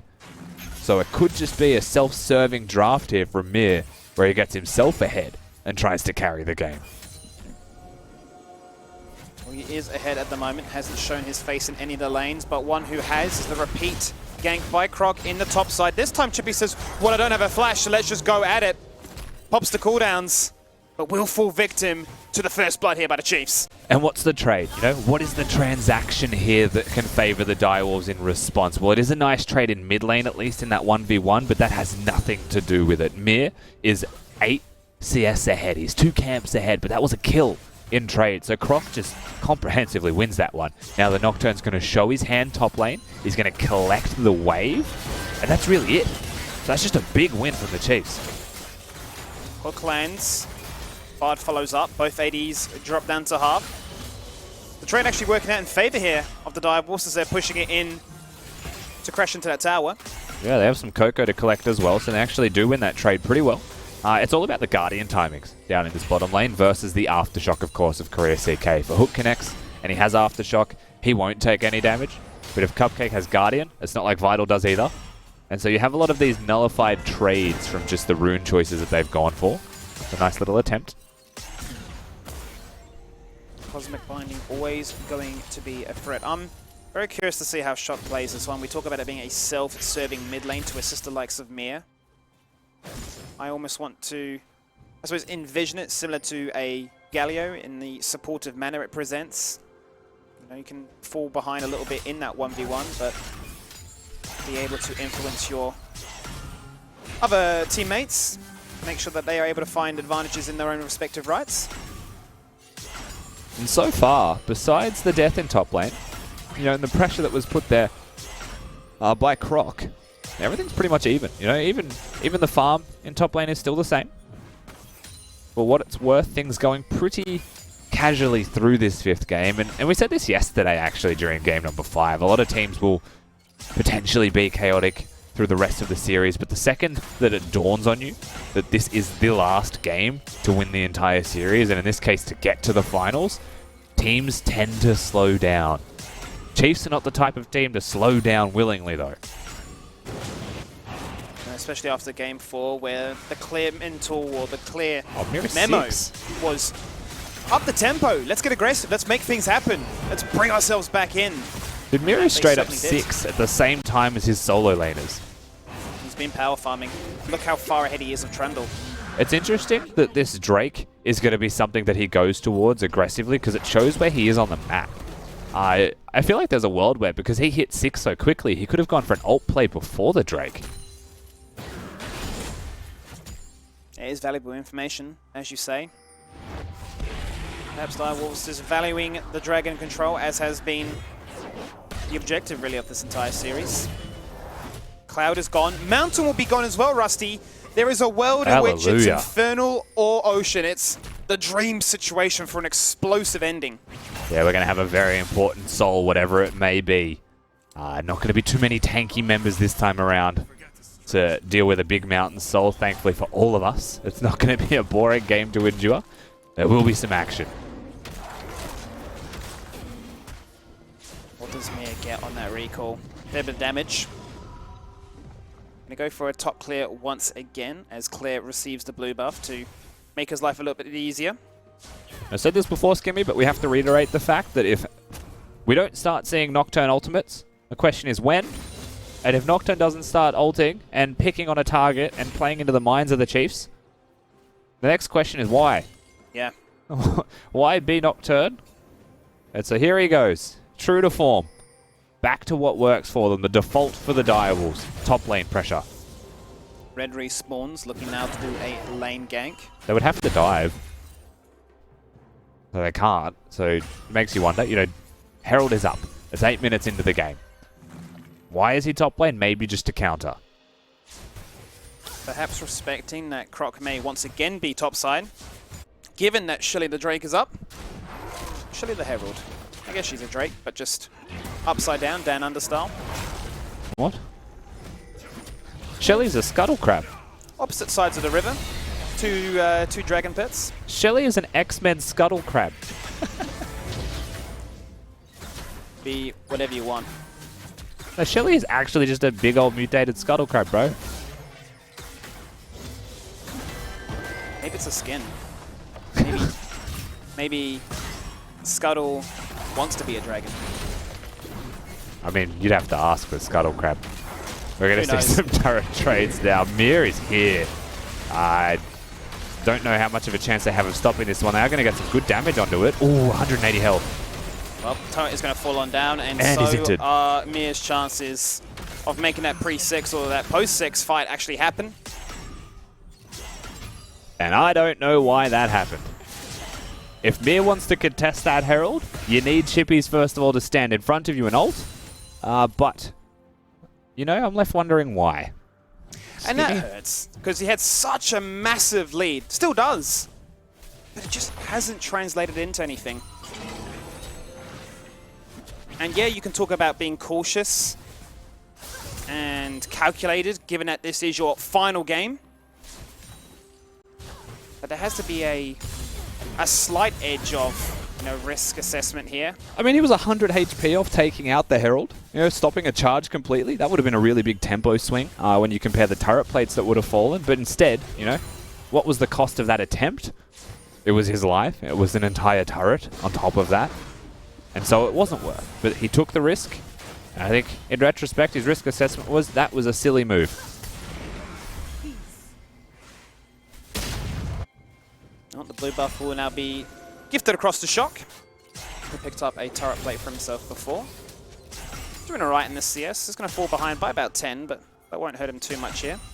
Will be that team fight influence as we've highlighted already. Moby boots on Korea CK as well. He's looking to get active around the Rift. Seems like he is fully attuned to the Bard playstyle and says that if you're going to roam, I'm going to do it, but faster. As it's Merc Treads from a Cupcake in this game.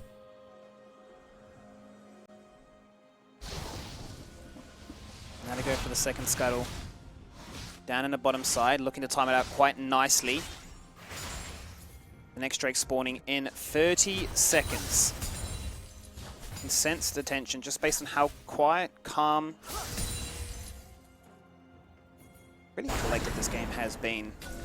The most action obviously shown in the top side of the map. Pulling out this comfort pick of Chippies here on the Olaf. Direwolves currently feeling like Caulfield's biggest fan. Yeah, they love his Warhammer so much. They've got 3 of them. Little attempt in mid lane there. You can see Tan starting to get active around the Rift, finding those opportunities, and it's a long lane in top lane now. So that's one of the the byproducts of that Herald play, is that it frees up time for whoever is in that lane. In this case, it is still going to be standard League of Legends laning, so it is Tan. But Chippies will have TP advantage, and he's done a great job, not only from freezing, but from staying present in that lane to actually go toe-to-toe and actually now find a lead in that. Tian's been very active on the map to try and, as a result of this freeze, help elsewhere. You know, I'm a firm believer, Skimmy. I have my biases with some champions in this game. I'm a firm believer that one of Nocturne's primary purposes is to be scary. Like, he's not only designed to do that, but his kit is very good at doing that as well. You know, he doesn't just say darkness and turn the lights out. He can murder you. And that feeling, like that mentality, does actually play on you. You know, if he takes you out once, or he gets your flash once, then the next time he has ult, and you may not even know the timer, he's terrifying. But right now, we haven't seen the Nocturne. We're 12 minutes, 13 minutes into this game. And my firm belief is that if your first ultimate isn't successful, it's harder to play the champion. And I think Mir's mantra is don't press it, because then you can't mess it up. He is power farming at this stage harder than the Carthus would, which is interesting. Concerning, perhaps. Paranoia is the ultimate name, and we may just see it. Tempered Fate goes out, the map goes dark, that's all that happens. The lights will get flicked back on. Yeah, it was just a brief blackout. He went and hit the switch. Everything's all good. It was a nice flash actually there from Katsuri. Gets himself out of range. I think that Mir used that at the edge of his range, so wasn't able to find the mark that perhaps he was after. Nevertheless, they had a look. Cupcake is always going to be one of those engaged tools for the team. playing that Bard. We've seen this from them not only in this series, but throughout the OPL when Cupcake was playing. You know, very comfortable on his champion, knows the limits, and always looks for those opportunities to use that Tempered Fate. And getting a flash means that he can do so again very soon. Turret plate falls. Chiefs with a small gold lead, sitting at just under 1100, will be the first to hit those item complete. They're going to have double Blade of Rune King now, as well as the Luden's Echo, so a nice little spike for them to play around with as this next Rift Herald spawns in under a minute. Something they'll be looking to contest now that they will have those teleports available, because Tien will have that up in just a moment. Very true. Still looking at item spikes on the opposing side here, though, Skimmy. It might be an opportunity for both teams to contest. I think at the end of the day, Direwolves are playing this game for the Ocean Soul already. Nice damage. Chain of Corruption lands. Members stay strong together. They tank that one on the chin. They're happy with that. It was about 5 seconds away from ultimates of both bottom laners here, though, of the Direwolves, and that would have been potential kills. At the end of the day, they'll still get the ultimate and the heal out of Katsuri, so he has nothing left. And that Herald is alive. Chippy's already moving up here. They have the numbers advantage. Hook on. Hook is on, followed up by the depth charge there. Primary target was towards Shock. Bullet time completely negated by the stopwatch. Chippies comes in with the teleport at the last second there. Instantly the exhaust goes out into Claire, who's waddling away. They want the fight. Stun will not connect. Out comes the Paranoia this time now. Can they see where each other is at? The damage comes across. Croc is gone. He power farmed for such a long time. And it comes out with a triple kill. I mean, that was unexpected from Direwolves, but the small little advantages, you know, the slight pokes that they get onto Katsuri starts to overwhelm the Chiefs. The pressure starts to build up. It's 3 kills into the pockets of Mir. It's fantastic work from Direwolves with this team fighting, and Chippies is the one who really kicks it off, playing that Olaf and just ulting straight into the mix. Presses Ragnarok, goes straight into it. And then we saw what Mir was capable of, and he's just put everybody to the wayside and said, I was power farming for a reason. I just want to get in there and delete members. And then he did a triple kill and a subsequent ace. And I mean, we can compliment Mir for getting 3 kills, sure. We have to look at this fight in the first place, because Korea CK flash ults over a wall where there is no backup from Katsuri, who doesn't have summoners. We then also see Chippies come in and do a bulk of the damage with Shock at this point when he flashes forwards, or just goes aggressively forwards and ults rather, with that Karma Shield keeping him alive. Nocturne comes in more as a janitor, more as the cleanup, but the timing from Mir was impeccable. Right, he gets the ultimate on the correct target, his Q and cleave, all AoE the masses of Chiefs. But he came in, and all he did was clean up the good work of the Direwolves prior. That's what Direwolves needed to get themselves back into this one. That will now allow them to own the gold lead. Swing it back in their favor. Have 2 dragons to their name already. Allowed to now get those item spikes, those first major items completed. And with the Ocean Drake spawning, now look to force a fight. Temper Fate is going to land. The duo of Chiefs are locked in place. How do the Chiefs respond to this one? Katsuri is gone. Tien jumps to the back line. He locks them all in place. The grit is enough for just a minute, but he falls down eventually. The damage is done. Claire assassinates the AD carry, but that's all he will assassinate. They trade each other's health bar. Oh no, Skimmy, that just goes from bad to worse here though for the Chiefs. It's a 3-for-1 trade, and it's Ocean Soul point secured by the Direwolves. Everything just capitulates in a single moment for Chiefs on the topside river, and that is snowballed through the rest of this game. Shock, he's going to flash forwards, might net himself a kill here. Nice little pillar from Trundle though. Let's see how this fight all took place right there. Direwolves forcing It's Chiefs' Cupcake. hand. Yeah, when you talk about draft here from Direwolves, they go for a 3rd pick of that Bard because it is comfort for Cupcake, and you can see the work that he's able to put into this. You know, there was nothing happening on the Rift before he starts hitting these ultimates. And then, of course, Chippies comes through on his Olaf. You've got some serious work being done by Shock and Vital together. It is a 1-for-1 trade. Claire does get the kill, but so does Vital. The bullying of the non-existent summoners, which will now start to come back online. And Katsuri's life may have a different story to tell in the next few team fights. Baron up in under 90 seconds. Ocean Soul available for the Direwolves in 4 minutes. Yes, they could go for it, or if the situation presents itself, they could sacrifice a few if they need some major components to complete to go forward with. And I want to highlight a small fact here while the Rift Herald is summoned to charge in mid lane. Hopefully there's no fights to enable me to do so. It's that Shock, playing this Karma mid lane, there's two ways to play it. You could go towards what is your standard Karma. You go the Athenes, maybe an Ardent Sensor. You support your team. Pretty handy to do so when you've got an Olaf and a Nocturne, right? But he's the only magic damage really in this roster. And so he chooses to go for what is known as the Nuke Karma build. He's gone for the Luden's Echo, probably straight into a Death Cap. And that's a terrifying amount of damage. He may even skip the Death Cap and go for a more efficient build. I'm forgetting the item's name because no one ever builds it. But it's the cheaper version that builds out of the needlessly large rod. I just get terrified of the meaty shields that may come across as a result. Once again, Tempered Fate lands. We talked about Katsuri having that flash up available. Well, that's gone again. It only stayed online for about 10 minutes. Or 10 seconds, rather. I mean, 2 minutes and 50 seconds till the Drake. They forced the flash of Katsuri. Why not? They find value, and you're now seeing what that means on a gold scale. Major lead now being found here by Chippies after being bullied during the early laning phase. Same could be said here for Vital. The clear target that Clear is looking to try and assassinate in these team fights. Vital's so at home, so at ease whenever he's given that chance to play the Misfortune. Direwolves now up by 3,000 gold. I mean, the AD carry of this series has really come down to Misfortune, right? Remember that this started with a Katsuri pentakill. Like, we could see a pentakill at a losing team. That's just really tragic. Is the best way I could explain that one. Nevertheless, Misfortune does seem to be a very big deal. Just going to stop that recall there, waiting for this Drake. You've got 2 minutes until perhaps the deciding moment of this entire best of 5 is alive and well. Talked about the Warfield Corehammer being a major fanboy, but Vital was sitting still on triple Doran's Blades.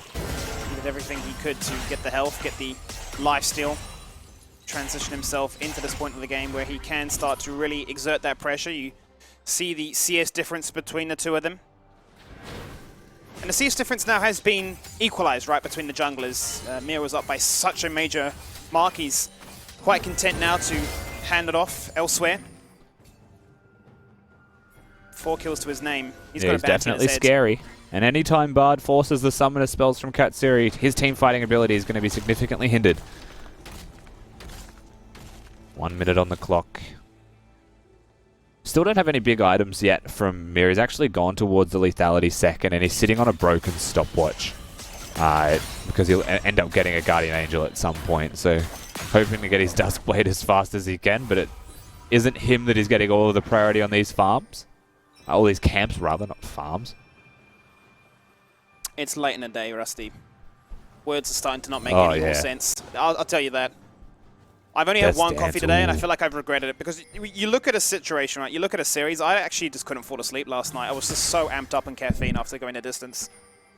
So I've gone the opposite way this time. And look where that's led us to. All right, let's set the stage for this play, because in 30 seconds, it's an Ocean Soul available for the winning team at the moment in the Direwolves. You've got teleports available for both top laners. They have planted their feet with the team, though. Nocturne is ulted. That's Paranoia. He's in. They look for one clear target. Set suplexes away. So much damage. 3 members go gold, and a shutdown comes online, which is very important. But Katsuri falls on down in the end. Shields galore. Movement speed for the gang. They chase on through. Vital lives. Vital delivers. And Vital's looking for that final shot. He flashes forward. Bard is the assistant. And he is the crutch component that just donates killing spree after killing spree to this man on your screen right now. That is the fight you need. They go for a turret. They can literally clean up this map and take everything. He may just go and solo the Drake, get themselves the soul. Yeah, I mean, honestly, Direwolves, that was the team fight that might just decide the game for them, right? They might just need to put the bow on this one. They'll go for the Ocean Cell. Baron, they may go for after this. We'll see the fight again. So Miss Spell Shield set ultimate number 1. That's pretty important. Set now puts himself grouped with the team, who then cop a Bard ulti. Was the Bard ulti necessary? Maybe not, because Vital was 1v9ing them with the bullet time. Nevertheless, it hits most of the targets. Then you see the follow through here, the chase, the confidence that they'll be able to get these kills. At any moment, they could be disengaging and going towards the soul that they earned and that they won the right to claim. but they'll go back to it afterwards because they know the limits that they can push against the Chiefs. Ocean Soul is online, and they get a meaty buy as a result of that. Infinity Edge now completed another BF Sword and Vitals inventory. That is going to be the Rabadon's cap for the Karma, as you highlighted. And Chippy's gone for an expensive item build as well. Black Cleaver is there. Death's Dance is also completed too. And the Chiefs look like they're making the play, if that makes sense. They're getting a lot of control over this area. Now look at the teleport Flank. from Chippy's. It's a deep flank. Very deep flank right now. Chiefs are unsuspecting. Out comes the paranoia. Now they are blind. Katsuri is about to get his flash up in just under 10 seconds, but it's just not going to be enough. He dies before that's a chance. And maybe Chiefs' chances of going through to the grand finals have diminished with it. The rest are locked in place by the Tempered Fate. Cupcake is smurfing on the Bard. And they are leading this team to victory here on the Rift. Game number 5. Croc and a Dream. Croc and 4 members. The only Smite left on the map. He will run, but he cannot hide. Divers will get an ace. Yeah, Croc and a Dream. Well, the Dream is dead here. Skimmy, they're going to go towards the Baron. That's all 5 dead for 1 member. Even though the jungler's gone, it's not like there's anyone to contest this Smite. Ocean Soul is way too powerful for that in-combat regeneration. That's a free Baron. And now Direwolves find themselves poised to take out the series. They close their eyes for a second. They can see the screams, the shouting, the elation, the emotions that everything is overflowing from. They are in touching distance now of looking to end this game. 7,000 gold lead. Yes, there are still inhibitors to take on down, but with all the buffs present, the items that can come online as a result, it's looking very, very good for them right now. And the LeBlanc's running away from misfortune. If you want to talk about the state of this game, Skimmy, the Assassin is running away from the AD carry. There's just no real way out for this one. Mir has got his Duskblade, is waiting for the Guardian Angel, and I think he's going to hit maximum strength and find his stride at that GA point. But the rest of the team already powerful enough. Like, you saw a shield come out of that Karma in the team fight prior to the one at Baron. It was half of Mir's health. I mean, we call it a nuke build, but at the same time, if he chooses to empower a shield, it's a massive shield. I see no way out of this, quite frankly, for the Chiefs. Tien will look for that consolation by pushing out bot wave, looking to try and draw some attention. That's all he's going to find because Direwolves have their eyes set on the prize. Top lane turret will break. The inhibitor next to fall. Chippy's has been prepping mid-wave too. Tien's not even here to defend this. He's starting to come back in now. He's got the home guards. Maybe they try and contest the inhibitor, but I don't really see a chance for them to do so just yet. Katsuri does have flash. Bear that in mind. It could be a deciding factor for him to be in an advantageous situation. Does have that 2-item spike on the Varus. Can actually emit a fair bit of damage if he can just live long enough to tell the tale. 2 inhibitors fall on down. Direwolves. Risk adverse, calculated, measured, disciplined to make this a 3-2. Dials in Game 5 are a whole different beast, Gimme. They've got so much control of the Rift now. Vital, obviously having won at a very good series that he has had available to. Put him in best of 5s, he seems to really prosper. And can we just note, this guy is 17. I know. This is his first time, to my knowledge, ever competing in a best of 5. And he's risen to the occasion. The experienced members of Direwolves, they haven't crumbled. They have defaulted back to their comfort champions, but it's working for them. And that's what I mean. That's what I've echoed these last 2 days. Just the maturity to be 17 years old, come into a foreign region, and just perform at this level, knowing that you're having to shoulder this much of responsibility. Absolutely mesmerizing.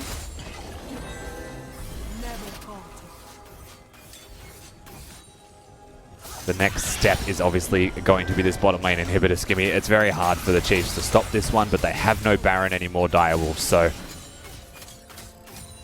things could be held at this point for a couple of minutes, but you're looking at an Elder Dragon in 50 seconds, and the full red side quadrant of the jungle belongs to the Direwolves, and checking your way through that is risky. So's this. The dance begins with the supers crashing on in. Croc is gone. They've done no damage. Flash. The bullet time would have done it. Chiefs try to force an engage outside of that bottom tower, but they just have no follow-up, no ability to make anything happen. Direwolves can begin the siege. 30 seconds on an Elder Dragon. Good hits. Tempered Fate connects on the man you want it to. Out comes the Paranoia. Nocturne doing the damage. Train of Corruption literally hitting the terrain. Hitting thin air. He takes down Nocturne. But 2 members fall on down as a result. The Direwolves are at those Nexus turrets. 1 has already fallen. A second between them and that GG screen. Direwolves are looking to close this one out, and they are going to do it. Back-to-back best of 5s. They will defeat the Chiefs, and they will book themselves in the grand finals. An exhausting week for the Direwolves, but they managed to do it in 2 consecutive 5-game series. Pushed to the limits both times. They had to reverse sweep order with a desperate level 1 in that 3rd game as well. And now they take it to the Chiefs, and they do look like the better team through the week. So they've deserved this win, and they earned the right to take on Legacy in the finals. And I mean, that is still a mountain to climb, but they've earned the right for the chance.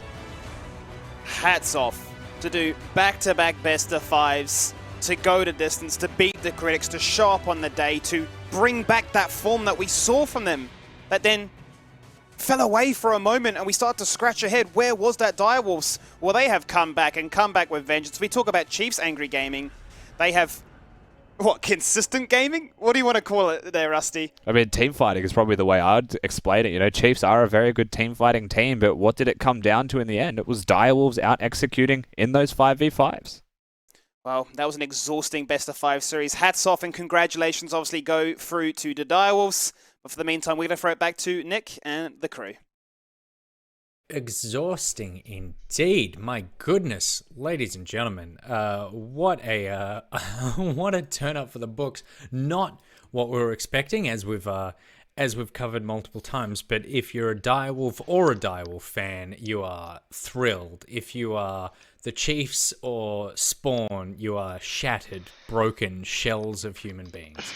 I have no horse in this race. I'm just happy to watch teams bloody each other. Another 5-game series. The real winner here probably being Legacy, licking their lips at the prospect of being able to take on one of these teams. But you really got to give credit to the Direwolves, because when push came to shove, they won the team fights.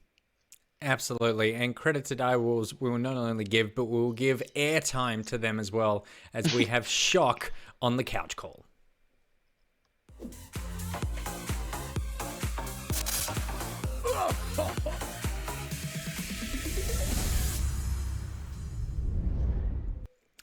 Shock. Hey. Congratulations on the win. I can't hear you, which is not I don't good. know how many people thought that you could do it, but it turns out you did, and with aplomb. How does it feel I'm live, to have but I this can't hear run? them.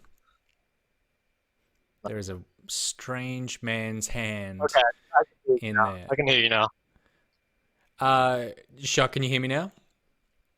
Yep, all good. I can't hear Shock, so this is look. The good thing is that it's not like yesterday where everything freaked out and we just completely destroyed the broadcast. So let's throw it over to Juves and see if he is getting any Shock action.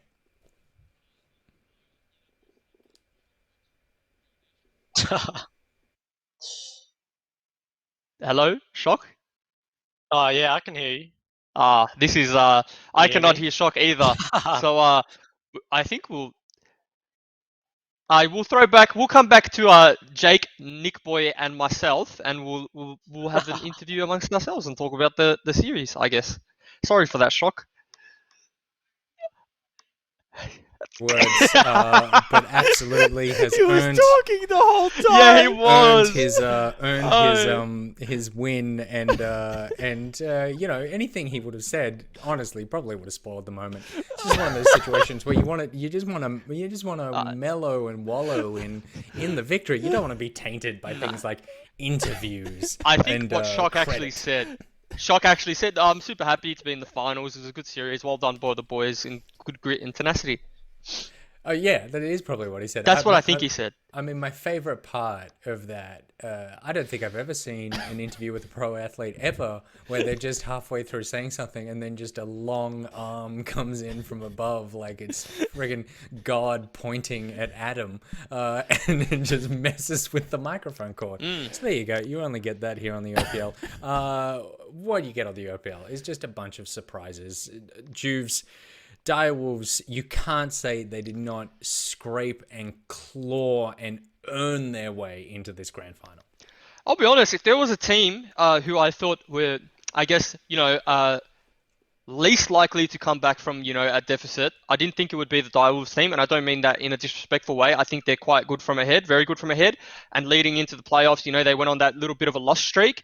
So I think Direwolves are looking extremely dangerous coming into the finals now, because they've shown no matter where you put them, if you 2-0 them, if you're 2-1 up, no matter where you're 2-2, they've got that mental edge, and they're not going to give up, and they're going to take it to like, I like to call it good. They take dirty League of Legends. They just grind it away, and so they look like a scary outfit now. Yeah, absolutely, and they're a little bit more mercurial than people would have expected coming into the playoffs. They're not just playing one style; they're playing multiple styles. They've got Cupcake playing, Yumi and Bard, but then he also plays good hard engage like Throkan, and then obviously Chippies has found a new string to add to his bow as well. So I think that this team definitely looks more dangerous than they did 2 days ago, and kind of just echoing the sentiment of Juves, they really have been a snowball team since our Levant Gaming. They were a team that liked to get ahead early and then would run over the top of you, never really grinded out wins, but they've got a couple of grinds now under their belt, and momentum is everything. So we'll see how they go next week. And we're maintaining the tradition, I suppose it is, of just these teams who start at the bottom of a gauntlet and just work their way through. They just continue that momentum build, that practice, that energy. Just seems to split after split really play into the hands of the people who need to climb this ladder spawn. Well, the thing is it didn't really matter in kind of 2018, I don't think, when there were still veterans in the OPL that had played best of threes. But now that all the rookies are in the league and we play best of ones, more best of fives is good. And maybe that won't matter with a team like Legacy because they have more veterans than rookies. Like Isle's the only rookie there. But playing best of 5 League of Legends is so much different to playing best of 1 League of Legends. It's more tiring. It is way more intense. There is like diversity that you have to be able to show to make it through pick bans. Because in a best of 1, I can't really target ban someone. In a best of 5, you got a questionable champion pool. You guarantee game 1 we're coming at you, right? So I think that, yeah, there is something about playing more best of 5s, and it does set you up really, really nicely. I've been in the situation before where we've played more best of 5s. It really does help. You become comfortable being uncomfortable, I think, is the simplest way to like say it and leave it at. Yeah, it's just comfortable being uncomfortable being on stage, because you talk about veterans. I never know if it's like necessarily veterans. It's that if you play a BO5 and then the next year you play one, you lose that feeling, right? Like you lose that edge. And so I think it's just like really, it's really just minutes played that makes it the best thing for in a situation like that. Absolutely. You're watching a team climb from the bottom up. It's a bit of a I was born in the darkness, you merely adopted it situation, as they just get stronger and stronger as it goes. It's been a hell of a night. I don't know how to wrap it up. We have seen some crazy League of Legends, and we're very thankful that all of you guys joined us for this OPL night. The evening, though, does not end because we are going to be heading into the MPL. Before we do, let's take a look at the schedule, I suppose it is, for next week. There's not too much to say other than it is the grand final. It is the end of the OPL Split 1. It is Legacy versus Direwolves.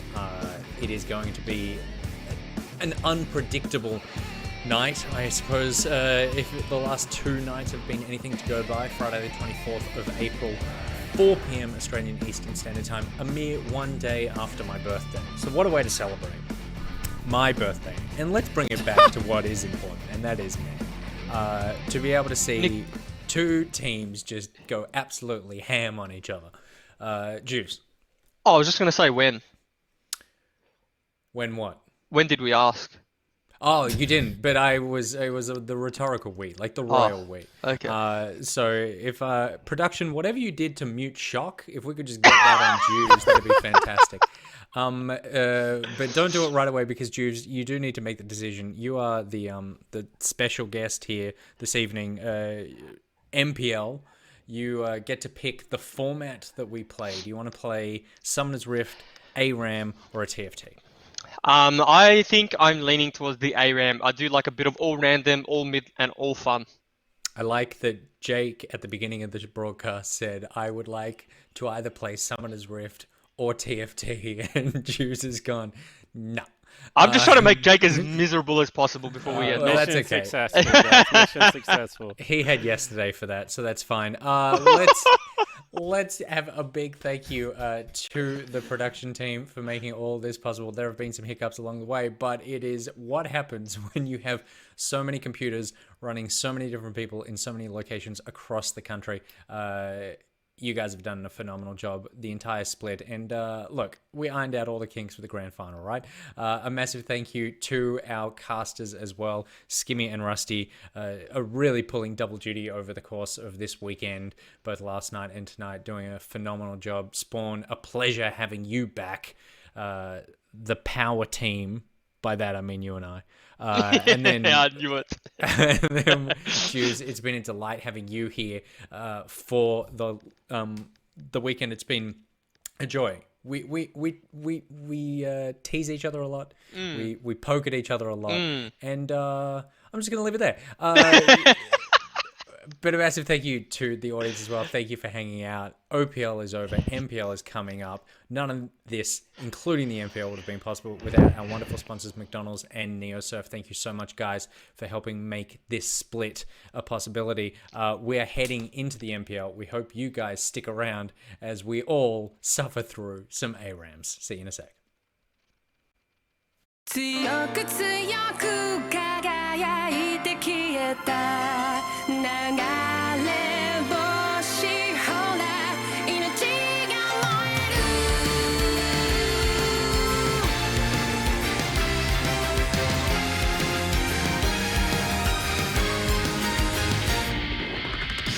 何かに怯え走り続けたその虚しさの何を見て何を探してき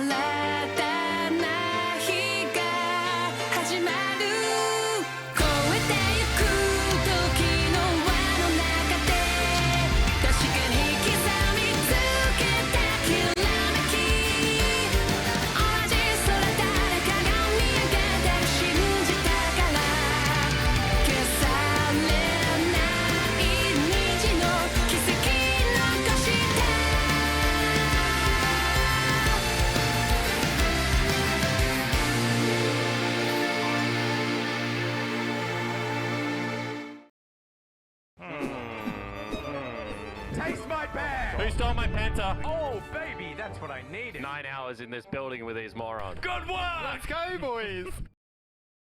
You should do that. Spawn, since... Oh, no, we're Hi. about to go live. You are live. You are live. I am live. There You're go. already live. You It's are one of those things where that's fine. I assumed that Shock was the person who was telling me I was live. Welcome to the MPL. It's a pleasure to have you all here as we head into. I would normally say what would be weirder and more entertaining than the OPL, but given what we saw today, I feel like this is going to be the much more predictable game of League or two. Chosen Aram just to shit off Spawn, and I think it's working. Should we jump into a game, gentlemen? Yeah, let's go for it. So Oh. they've jumped into game. Everyone's in queue. Maybe I can try and I was switch trying to it tell chat to the sniper, in-game so that was one. literally See 0 what happens. seconds. That was so fast. Oh, it's over. It is over. Let's just turn this down. Oh boy. Wait, is Raka OP in ARAMs? It surely is, right? Surely. We need some Oh, AD, can I though, take people Soraka, can though? read Yeah, it. let me roll. Memorize. Yeah, good. Uh, Because I've got a mad Soraka skin, I believe, that oh, was given to me surely by Hecarim's someone who I trash. did not invite to the chat, to the game, even though they Oh. really want to be. Did I have stonks? Yes or no? Yep. Yes or no? Oh, I think he's He's concentrated. muted, right? Yeah, or is it must me? be. Yeah. I can hear you. Okay. Nick? Yo, Oh, you're back. There you are. I never went anywhere. Are you? You sure? Are you sure? I mean, Monster I'm Tamer definitely not sure. gifted me the Nightbringer Soraka and keeps saying we owe them a game, which is probably true, but it's not going to happen tonight. But you do get a shout out. No, just keep donating. Just keep donating to Nick Boy, and maybe you'll get your game one day. That's true. I've taken up cooking, so I will accept donations in the form of expensive kitchenware. Anything copper. I accidentally took heal, so this kind of blows.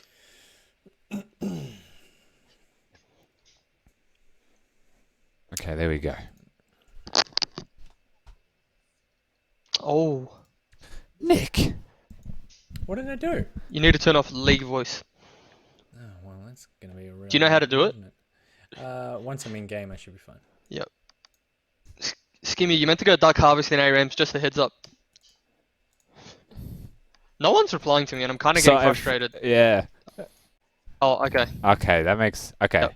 I was getting really frustrated, honestly, I'm not gonna lie. It just felt like you and me, dude. Yeah, yeah.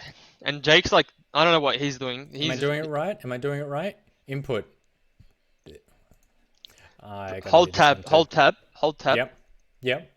No, close shop, hold tab. No. I can't see. Yep. And it should be the bottom right, it should pop up. Oh no, it doesn't pop up like that, You never are mind. useless. I'm so useless, dude. You are useless. You wouldn't even believe how useless I am. There we go. One of the most useless people in the world is me. Yeah. Nice. Now, where are we? You're going on hit, Varus. Yeah, dude. Okay.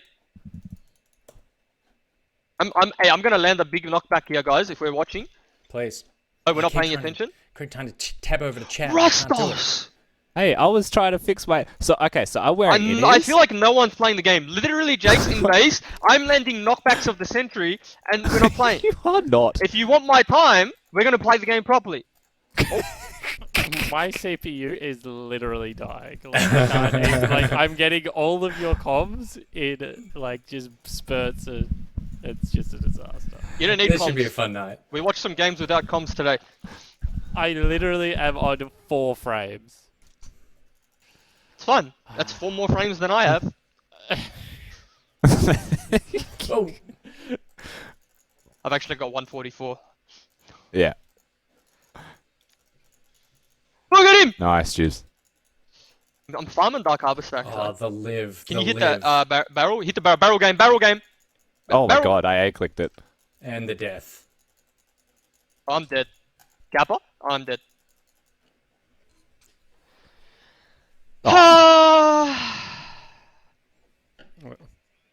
Oh, you're welcome back. Who flashed forward there? Someone flashed forward. Oh, we just Someone is actually two-man? win trading the Aram, by the way. Are we actually just two-manning an Aram? Watch, I'm gonna smurf you. Ready? That was What do you smart. want me to do? What solution have you got for me? Hey, I- peel me, peel like- me! Alright. I mean, I don't know. I think you just cooked, bro. It Maybe has I- been so long since we've done this. Yeah, I didn't miss it for a minute, to be honest. I need some peel. Don't worry, bro. I got the root. I like what you're Nice, putting. I'm nice, picking up nice. what you're putting down, dude. I'm picking up what you're Yes, putting down. bro. That's the synergy. The legacy gaming household. Alright, I'm gonna land the knockback again, guys. Get ready to follow. I like how you've just adopted Juice legacy. definitely doesn't Oh, live bro. in the legacy If I gaming say house. anything Oh, else, I'm getting sent back home. It's part of this contract. Carbon didn't bring you here. That's part of my contract. You live with me, you learn by me. Is- How else is Legacy gonna get fanned? we can't hear Skibby.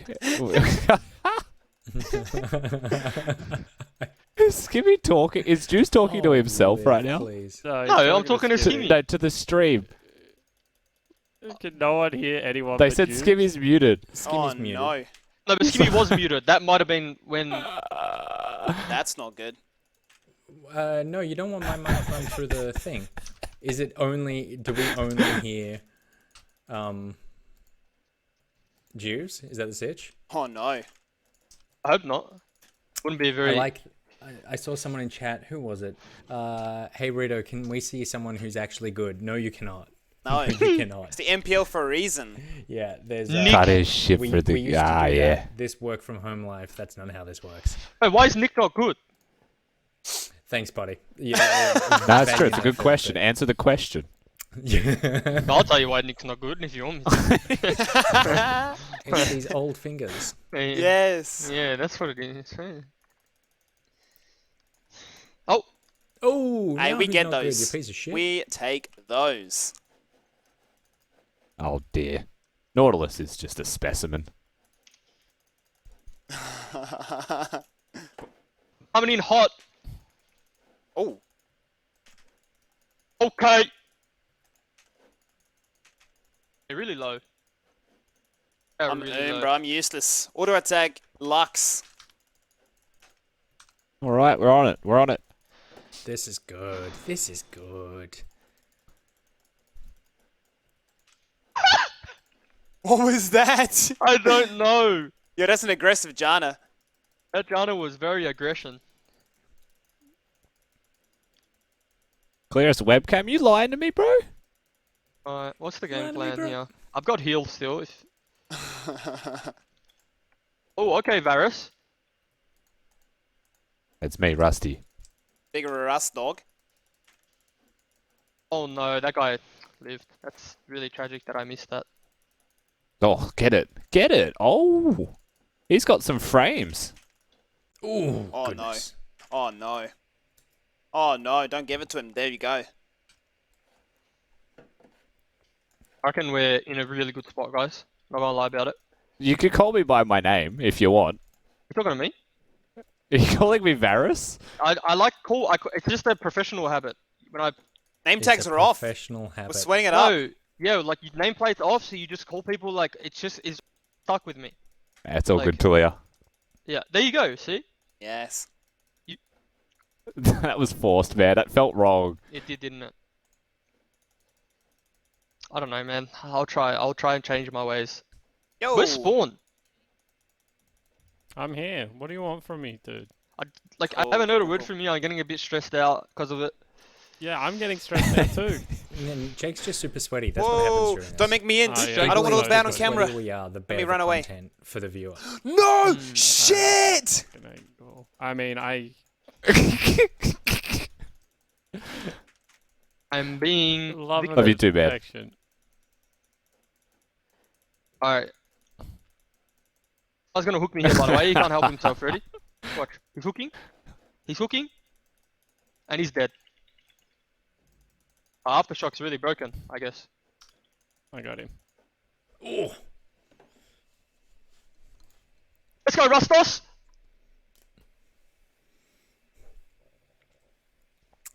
Hey, Garen, he why really is this duped me from stream doing Nick Boy nothing, and you know? friends playing Aram now?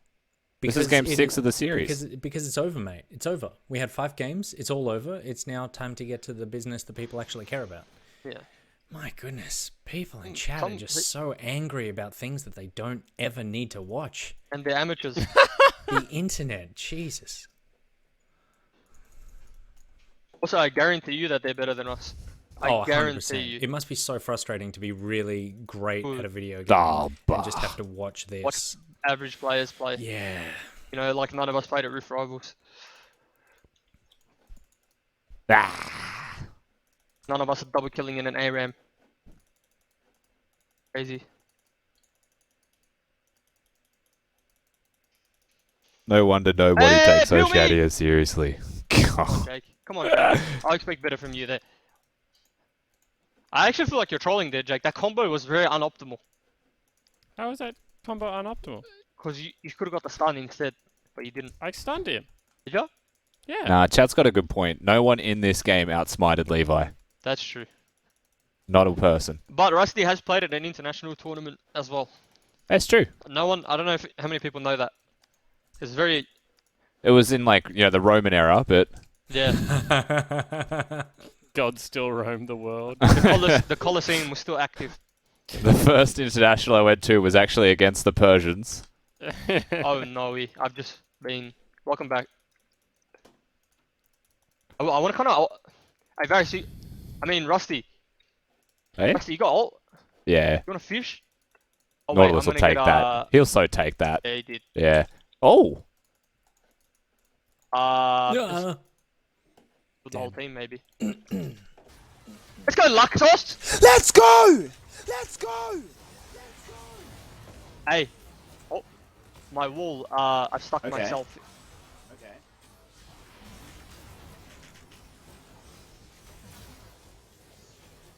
Was that a better combo? You're not Stop buying buying items.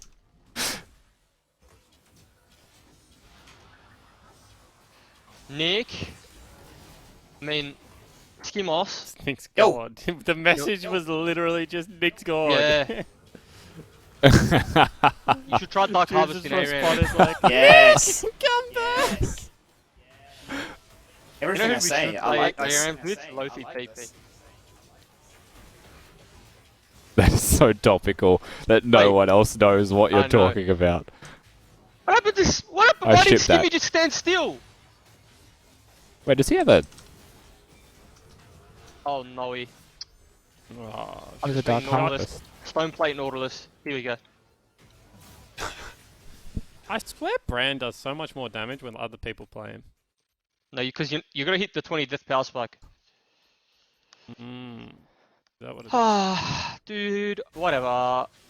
Oh, You reckon he would? Oh, he's Janna. trying to Aram me. Oh, Janna. He did. That guy's a kingpin. Yeah, that's And I'm pretty a noob. legit. I mean, that was a kingpin flip, though.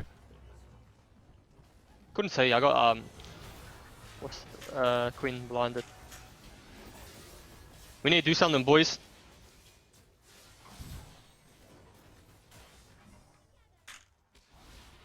Using We that can bush, go on anyone? the wave. Nah.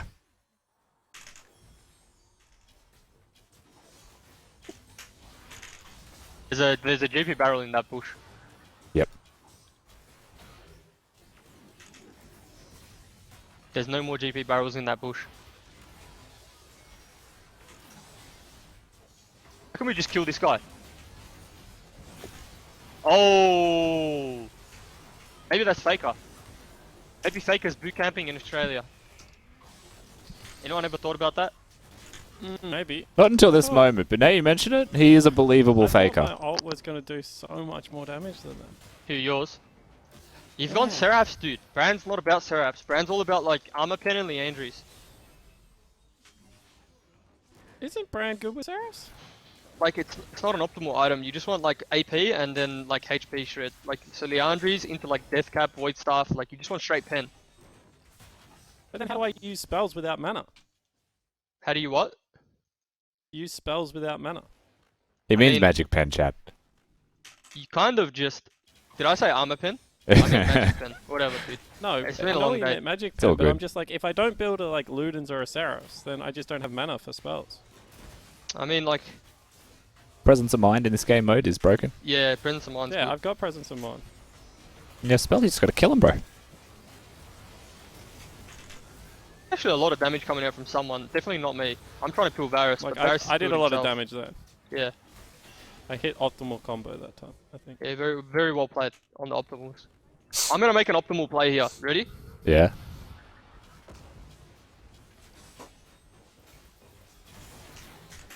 I call that You're an a optimal god. play, honestly. But in my head, it I makes mean, sense. We got what we wanted, right? The turret. We're No, a no, match and the See? Jenna. Yeah, we I got the made, Jenna I made too. the play, and the play made itself. Is Nick just AFK? Yeah, what's happening with Nick? Is Nick at least watching? Like, I think they're watching my Nick's perspective. dead. I think they're watching my perspective. okay. No, they're watching Nick's perspective, surely. Oh no, they're watching It's Skimmy. Lux's. That is Skimmy. I can't talk though, I echo. Oh yeah? I can't hear you, Echo. Alright, I'm going. Nick's actually reading a book. Plot twist. Yeah, we this is all. need Varus here to pump donks on this guy. I can't see. Oh, he flashed on me. Yep. Get outplayed, nerd. Oh, never mind. Oh yeah, I played him, Jake.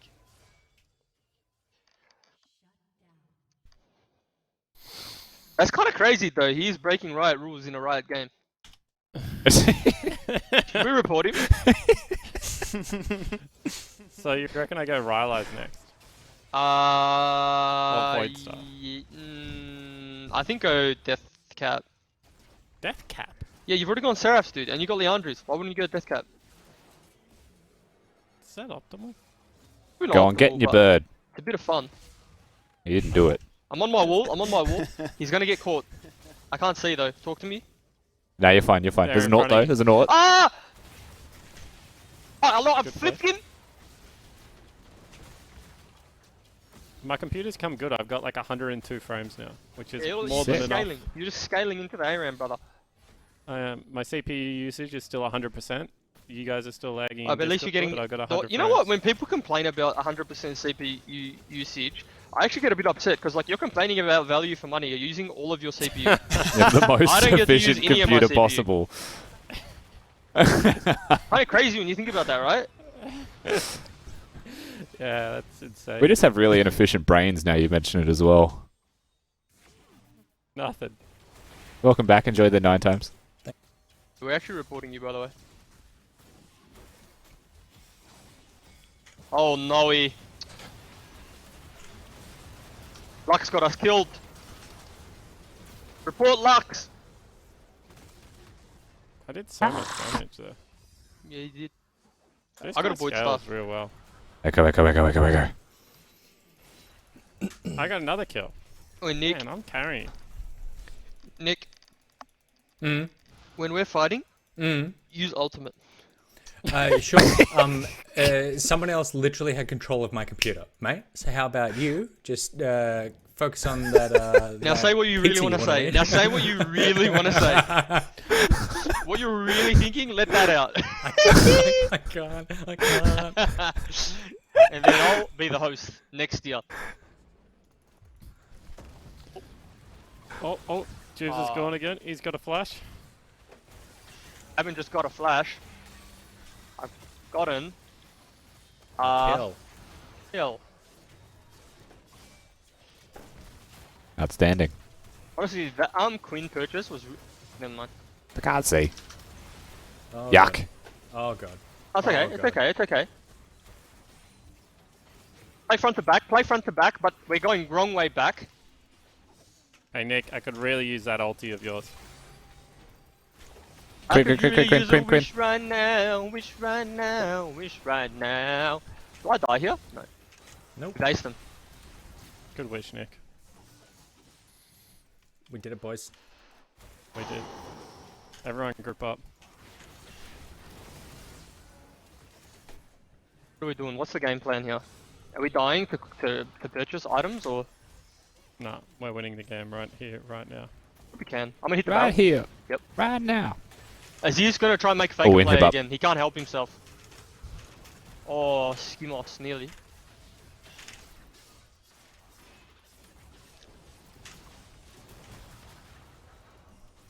Alrighty. I'm back.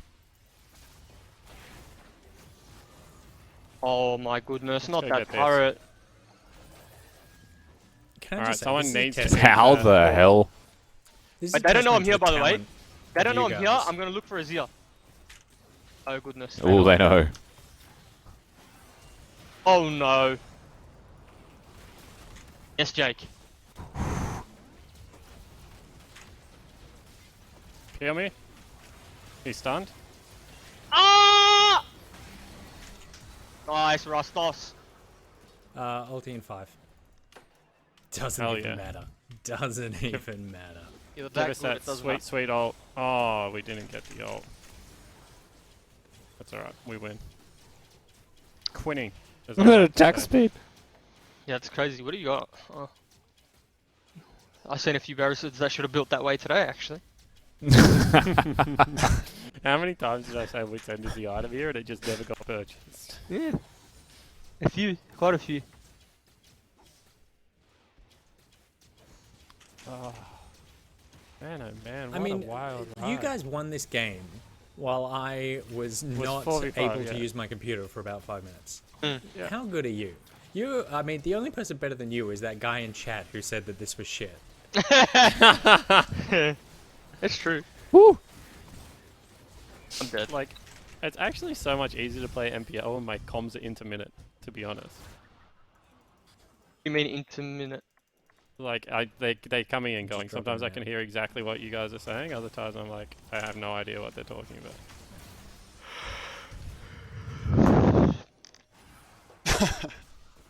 30 seconds on my ult from it.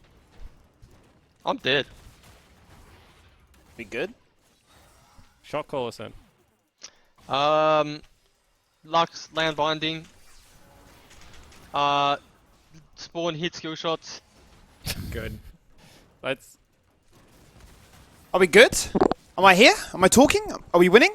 Can, There's no echo. can we try and keep it realistic in what you want us to do? We're gaming. Oh. Skim Boss Nos got a good kill there, and Rusty's been knocked up on a Skimmy's GP out here barrel and it hitting does no skill damage. shots like his life depended on it. Yeah, bro, I gotta smurf it up. Perspectives on me.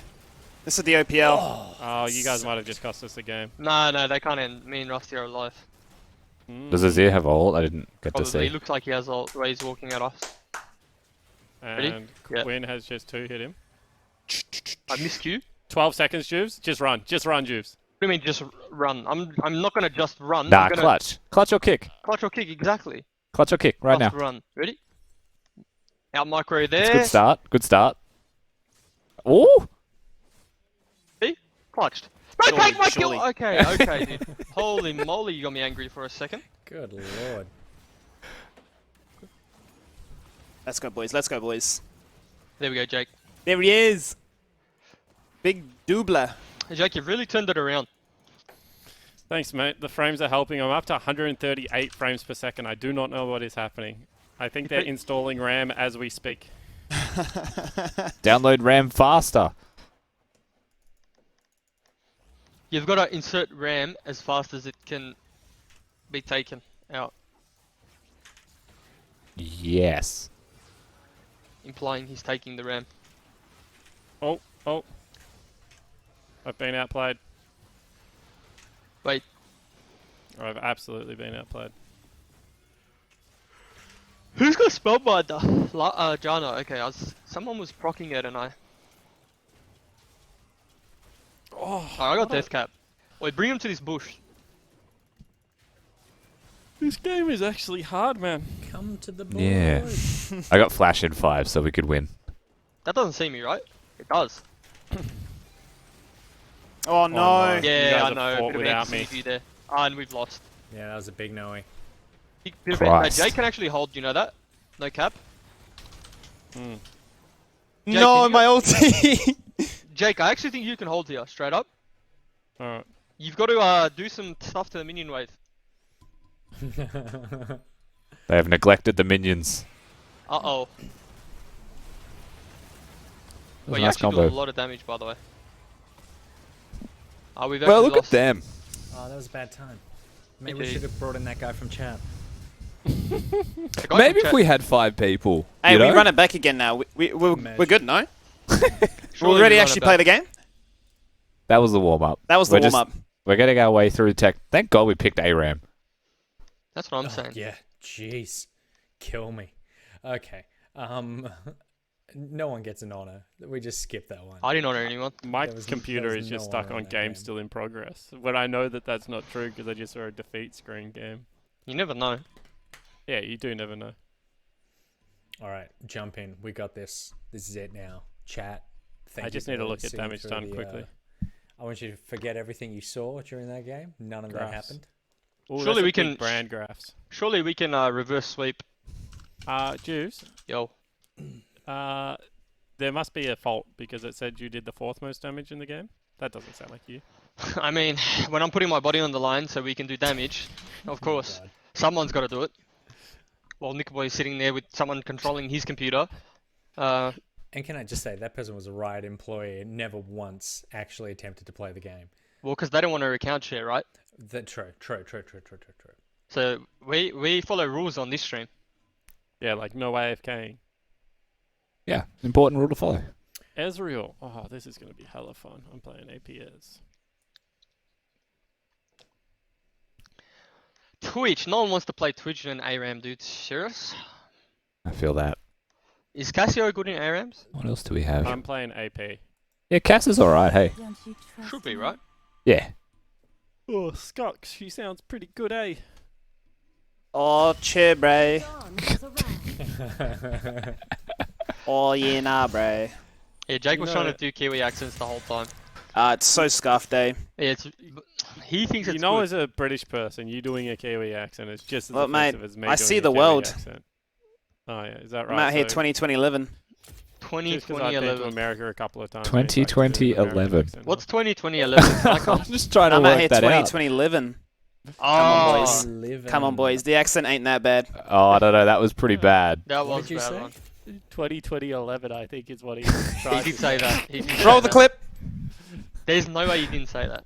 His handle is actually Steven. It just One sounds in the- like Skimmy. One in the chat if he said 2011 or if he said 2020 living. And what Juves is trying to say is, if in chat he said 2011 or 2020 living, because maybe there's people out there that also. I like cannot how the Aussies understand go into like Juves. Queen's English, eh? We 8, go to 9, Queen's English? 10. Not 10. Wait, Yeah, well, because one's a number and one is something you hold peaches in. Oh, chat's wrong. I'm being bullied. 9/11. Look, Yeah. Direwolves won. Kiwis are superior. Oh, we can see who the Kiwis are in chat, though. Is it bullying if it's just a fact? It's not a fact, boys. Superior dominance. We're gaming. Remind me how to play Evelyn again. I Just put Q, stacks A. with my W. Yeah, your W is the charm, right? The love heart that fills up Yep. above their head. And when it's fully charged, it charms them.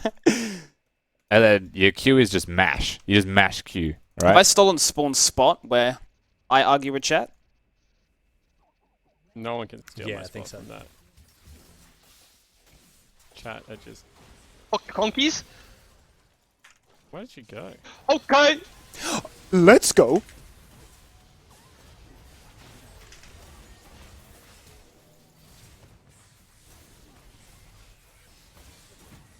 Ooh. We're doing it. I'm thinking about This it. is a battle. Bro, I'm keen. If you say the word, I'm in. Oh, I'm saying the word. Aye, man. Fine, Prio. Mid Prio. Let's get some bot lane bro. What lane is this? That's all random, all mid. So Butcher's Bridge.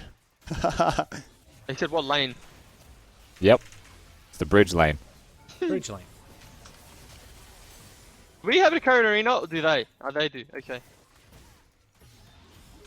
Surely this guy gets wiped here, no? Get him. Surely all of these guys die here, no? Nice. You've been talking to the cops, mate. I'm dead. Very true, That was Lamau. fairly close for And I'm dead. What do I want? I want Merc Treads for sure. yeah. That was a brawl. That was good. That was a 5 for 5.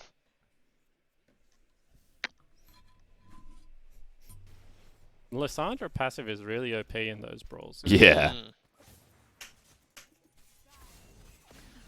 Not that I want anyone to say the name. Actually, no, I'll save it for off stream. It's an Okay. in-game name in one of our games. Oh, this guy's trolling. He doesn't want to win. Yep. This guy's also trolling and doesn't want to win. Keep going. Where's Leona? Going, bro. I'm going. I'm looking. I'm hunting. Go Skimos. Don't you worry, bro. Level 6, we're popping off. I'm gonna call you Skimos now. That's your name. Call me anything you want. Honestly. I I love add it. os Skim Dog, to Skim some Moss, names. Skim Boss. Skimos Dosnos. 2011. Or Walker- 20 like, living. Who Rustos knows? works and Skimos. Yeah, But you mate. can't do Spawnos. That doesn't work. Or Spawn Off Nickboyos. just sounds so... Yeah, it sounds terrible, eh? Mm.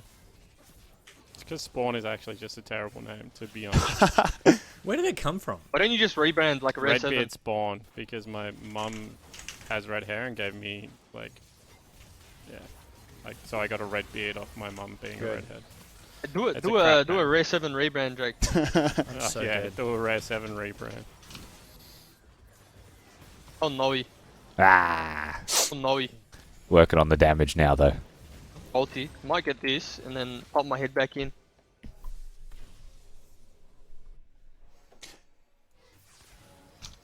I need 6.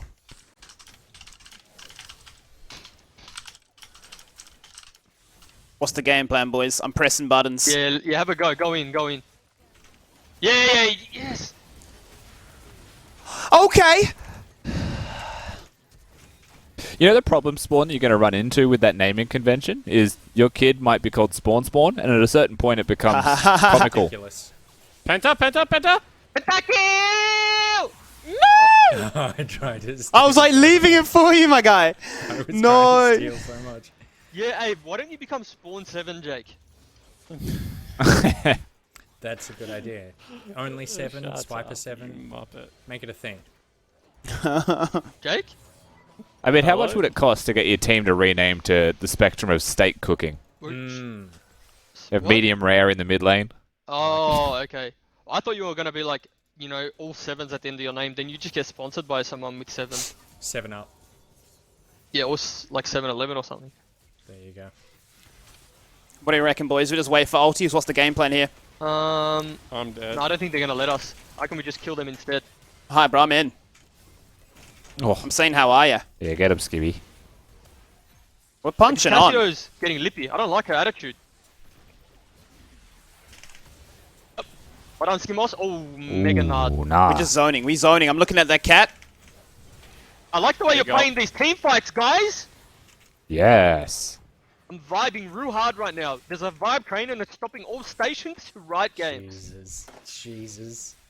What? Playing games with you is a whole other level. I love it. Yeah. It adds so much. Dude, you I love sound it. so upset about it. Like, I didn't ask you to play with me. Oh, it's just bedtime for Nick. No. I'm genuine. I'm a happy boy. I'm gonna talk to the producer after this. I don't like it. I don't like that. I don't know what's happening. Yeah, Skibby. God, in so Look, deep. I just hard in there. I'm about it. We making Conks- things My happen. conk's procced and I'm... Kill it before ult. Under.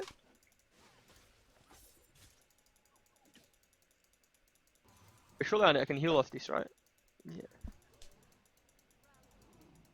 Whose Katarina's perspective are we really on right looking now? for it. Skimmy. I They're on think. my perspective. Skibby, can you get rid of your chat? Oh, yeah, I got a high chat, eh? It's gone. As production, I think it's important to tell you that. She's disappeared. Hey, Skimmy, whenever you want to go, I got a big ulti. Hi, bro. I don't have my ulti, but I'm ready to rock. Let's go, man. Rock and roll. Oh, he's actually clean. I'm dead. See ya, cat. Ah, damn it. What the heck? Who just killed us all? Ah, dude, we need a VOD review. Damn. I really Kassadin do need to take in another look AM at that. is surely Yeah, broken. go Nick, go Nick, go Nick. Oh, no! Oh, 2 seconds. Millions of peaches, peaches for me. Don't you make that go Millions of backwards and people. cheese. Yeah, what do you? Peaches for free. I'm coming in, Peaches boys. come in a can. They were put there by a man.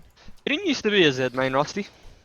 For a little while, actually, yeah. I've got an ulti. I'm coming in. But What we like, got, boys? you know when we were mains of champions follow-up? shoes before the champion was actually discovered? That's what it was. Like when Lee Sin got an insect, people were like, Yeah. I'm a Lee Sin main now. But like all the Lee Sin mains before that didn't know what they were doing. That's true. Yeah. Coach Kai says, didn't Skimmy learn this game this year? Because legit, he's pretty talented. You have a I backup did. career This is my for first year when- playing it. And For Coach when- Kai when is they- literally an OPL grand finalist. There You go. know, me There and you Kai go. get along really well. I love the guy, eh? Good sort. That's good. You're ensuring your If he likes me, bro, that's validation that I need. your play-by-play meat grinder second split career. Yeah, dude. Maybe you can be positional, Coach. I'll just be a hype man. True. Alright, when I get there, we're going in. Alright, I don't have ulti at the moment, but Alright, how long? 50, man. So we're just gonna punch on regardless. We don't wait for those. If she goes on this, I want to squash her. Yeah. As my team would say, the outcome of this team fight, our ultimate shouldn't matter. But it would be much easier if you guys just waited for your ultimate sometime. Order League of Legends team. Order 2020 or? Yeah, Order 2020. Hey, Watch the list. Yeah, we're good. Let's get it. I got ult. The cat's gone. Nice ulti! No chance. Oh, Oh, that hurts, that hurts, that man. hurts, that hurts. Big Swips is just absolutely. You reckon that guy's faker or crushed not? us. That is definitely Swiper.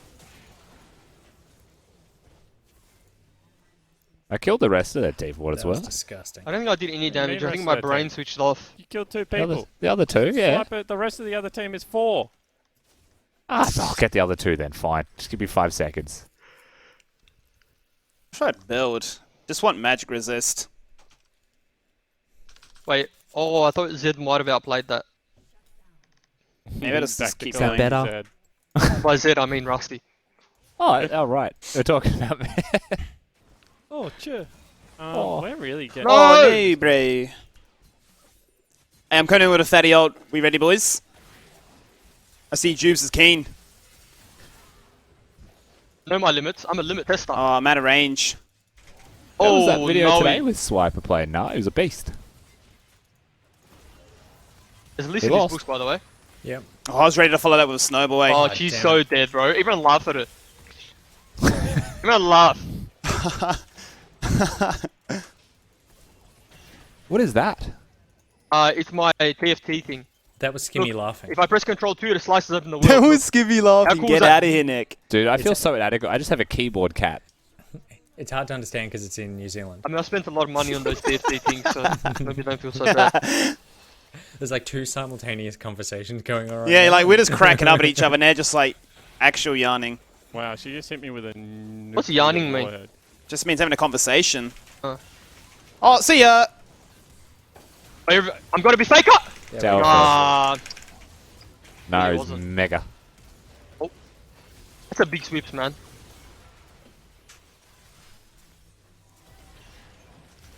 I'm tidy. Oh, Rustos? I'm ready, Rustos. Okay, Yep. okay. Ah.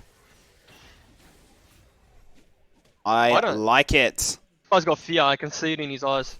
Oh, he's dead though. Oh, there we go. Kill secure. I like that, bro. This might be the first time people have actually heard you call me Rustos as well. There you go. Yeah, I generally call you that a lot, Yeah, actually. I'm actually so used to that I wasn't even reacting. The chat was like, what? Yeah, what's a Rustos? Coming in. I really need to learn to get Qs on this. Gonna champion. unleash the It's payload. Pretty integral to the kit. The big damage. The wombo combo. Don't say payload here, that's I a got banned 20 phrase. seconds on ulti. Uh-oh. Oh, is that tank list? Why should say tank? Yeah, it is. Oh, we just been Casadino. Oh, nice. Oh, Nick! Nicky boy. Protecting Nicky Hiding, boy. hiding. Oh. No one's protecting Nick, man. You're all selfish. I'm tanking, I'm tanking, I'm tanking. Hit them tanking.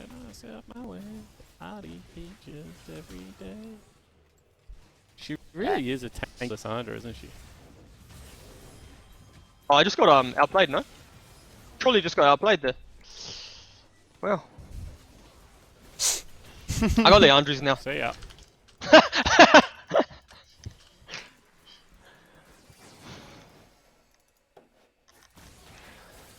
Nice. You win those, you win those, you win those, you win those. I really don't do as much damage to her on like paper as I do in my head. I mean, you're playing AP Ezreal versus like versus Full tank a Lysandra. yeah, like a tank list. That Gatorade, that is so tragic. I saw that. Maybe I don't think he's comfortable on Katarina, if I'm being completely honest. I'm just CCing him to death, eh? Yeah, Leona's broken. Actually, super strong. No nukes today. I might go in here if this lands. I'll back you up. I'm tanking. I'm in, I'm on you. Will they get Karma first? Yep. And now nah. I'm tanking, I'm tanking, I'm tanking. Okay. Yeah, clean it up, clean it up. Nice. Yeah. We win those! Someone's got to engage. Do win those. I think I have Open enough MR 5. now, I should just build health, yep. Let me see, what do you got? I mean, you could just go SV now, like Spirit Visage. Yeah, you reckon? Yeah, because it's like health and MR. Oof. Rusty low-key carrying. Rusty Starting to get low-key, old, let's Little go. bit 20 sweaty. kills. he's High low-key key carrying. 20 frags. 27, okay, I see you. What's 27? You know, I really enjoy our ARAMs after broadcast, eh? Me and Rusty are 1 point with those. Yeah, We're starting to dynamic, look up Arab Smurfs. dynamic duo. Yeah, man. We're merely existing in your universe. Oh, I accidentally seraphed. Bummer. Okay! I've been ulted. Maybe I'm dead. Ah, Conqueror stack! Ah!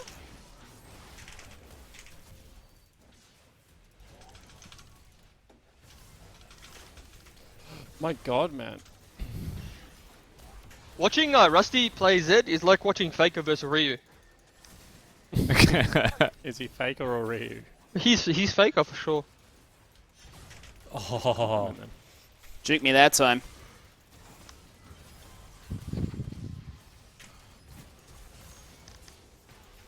Kill this Lysandra. Yeah, forever. I can't believe she's so tanky just from an Abyssal Mask. That's what Yeah, I it's can't wild. I might start running that in solo queue and see how that goes. Let's get the glob. believe. Lysandra build. Mm.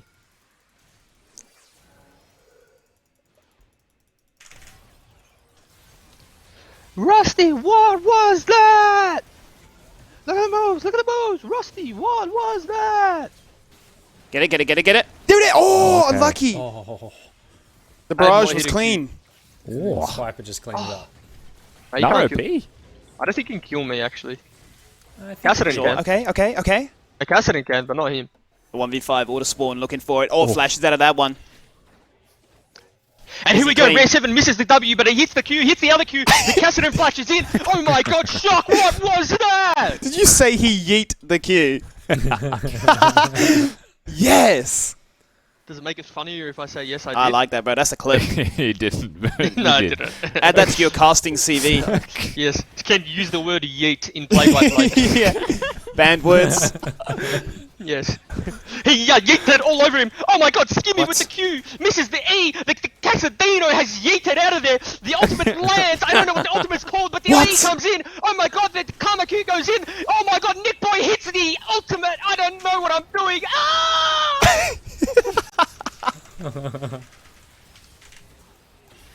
I love it. Oh my god, Good shit, red is ridiculous. This is content. This is what people come for.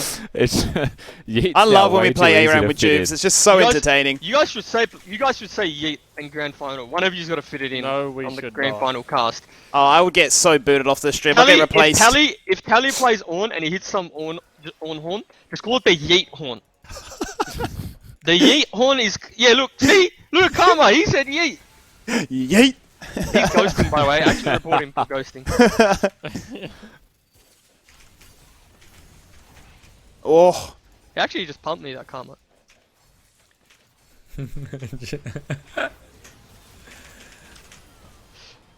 you guys want me to play this one or not? It's too late. Oh, okay. Oh, Jake's an E forward Israel. Come on, Rusty. Oh. Ah, nah, man. That Nah's a big boy. Jake, where's your W's going, bro?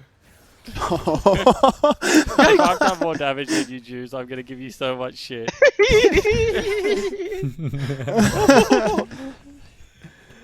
Hey, Papa Spawn, yo mad? Yeah, I am pissed off. I'm playing the game on a toaster. This actually is this is an advertisement for League of Legends because you can run this game on anything. My microwave could play this game. I can't wait to play it on my phone. That's what I'm keen for. You could play it on a phone. And I would name a phone brand that would want to sponsor this. Okay. Okay, Jubes. What was that, bro? Yeah, good job, Jubes. Yeah, I wanted to die so I could play by play. Yeah, tactical int. Yep, ready? I like that.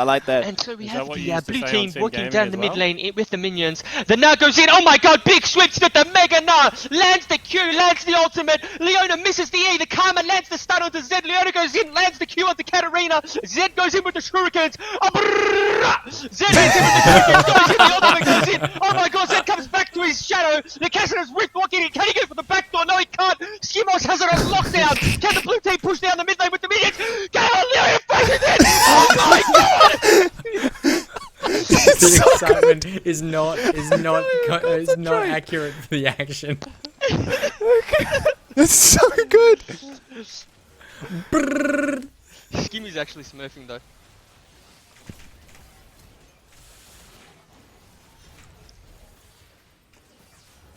I actually nearly passed out there, by the way. We felt breathing is really hard when you play by play. I actually went red on my head, on my temple. You know, the vein near your temple. I can feel it. I don't know if that's good or bad. It makes me feel alive, kind of. Oh, look at that! Yep. Oh, that was so clean. Take a picture. Smile for the camera.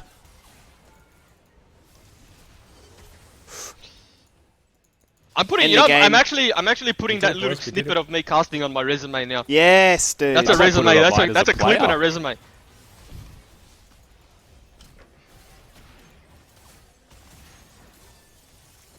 Nice. Very nice. We win those. He's being on their Nexus and then losing, like similar to a reverse sweep. Can they kill me? Can I just order this to death? Oh my goodness. I don't know. You actually take no damage, dude. I take what the hell? 0 damage, bro. I'm nearly at 400 MR. Quick, crash the game and we'll chrono break. Whoa. Look, I've just been ordering for the last 10 seconds. Oh, I'm so... They're looking at you and throwing stuff at me. It's...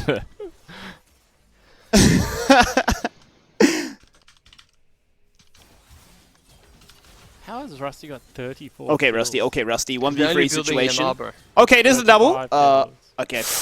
That was that. Let's make a play here, Jake. Me and you. Boomers. Boomers unite. Alright. What are we doing? We're gonna boominate. Oh. Here she's coming. Jude's about to Oh, low you key missed? replace Skibby. I didn't miss. I didn't after miss. He that. juked it. I didn't miss. He juked it. There's a very big difference. One's inting, one's not. Oh, thank you for the Twitch Prime Offkers. Thanks for the sub, brother. Oh, he subbed. You gotta thank him. No, it's good. No, it's alright. Just unexpected, man. It's Entice, right? I like this, man. Bring him back for grand finals, surely. I mean, we should just have Juice permanently on audio so that you can thank people for subs as What well. if I just call me in? That's nice. Just get me on, put me on speed dial. Hey, this Nas for sure running down now. Huh? Oh, I'm dead.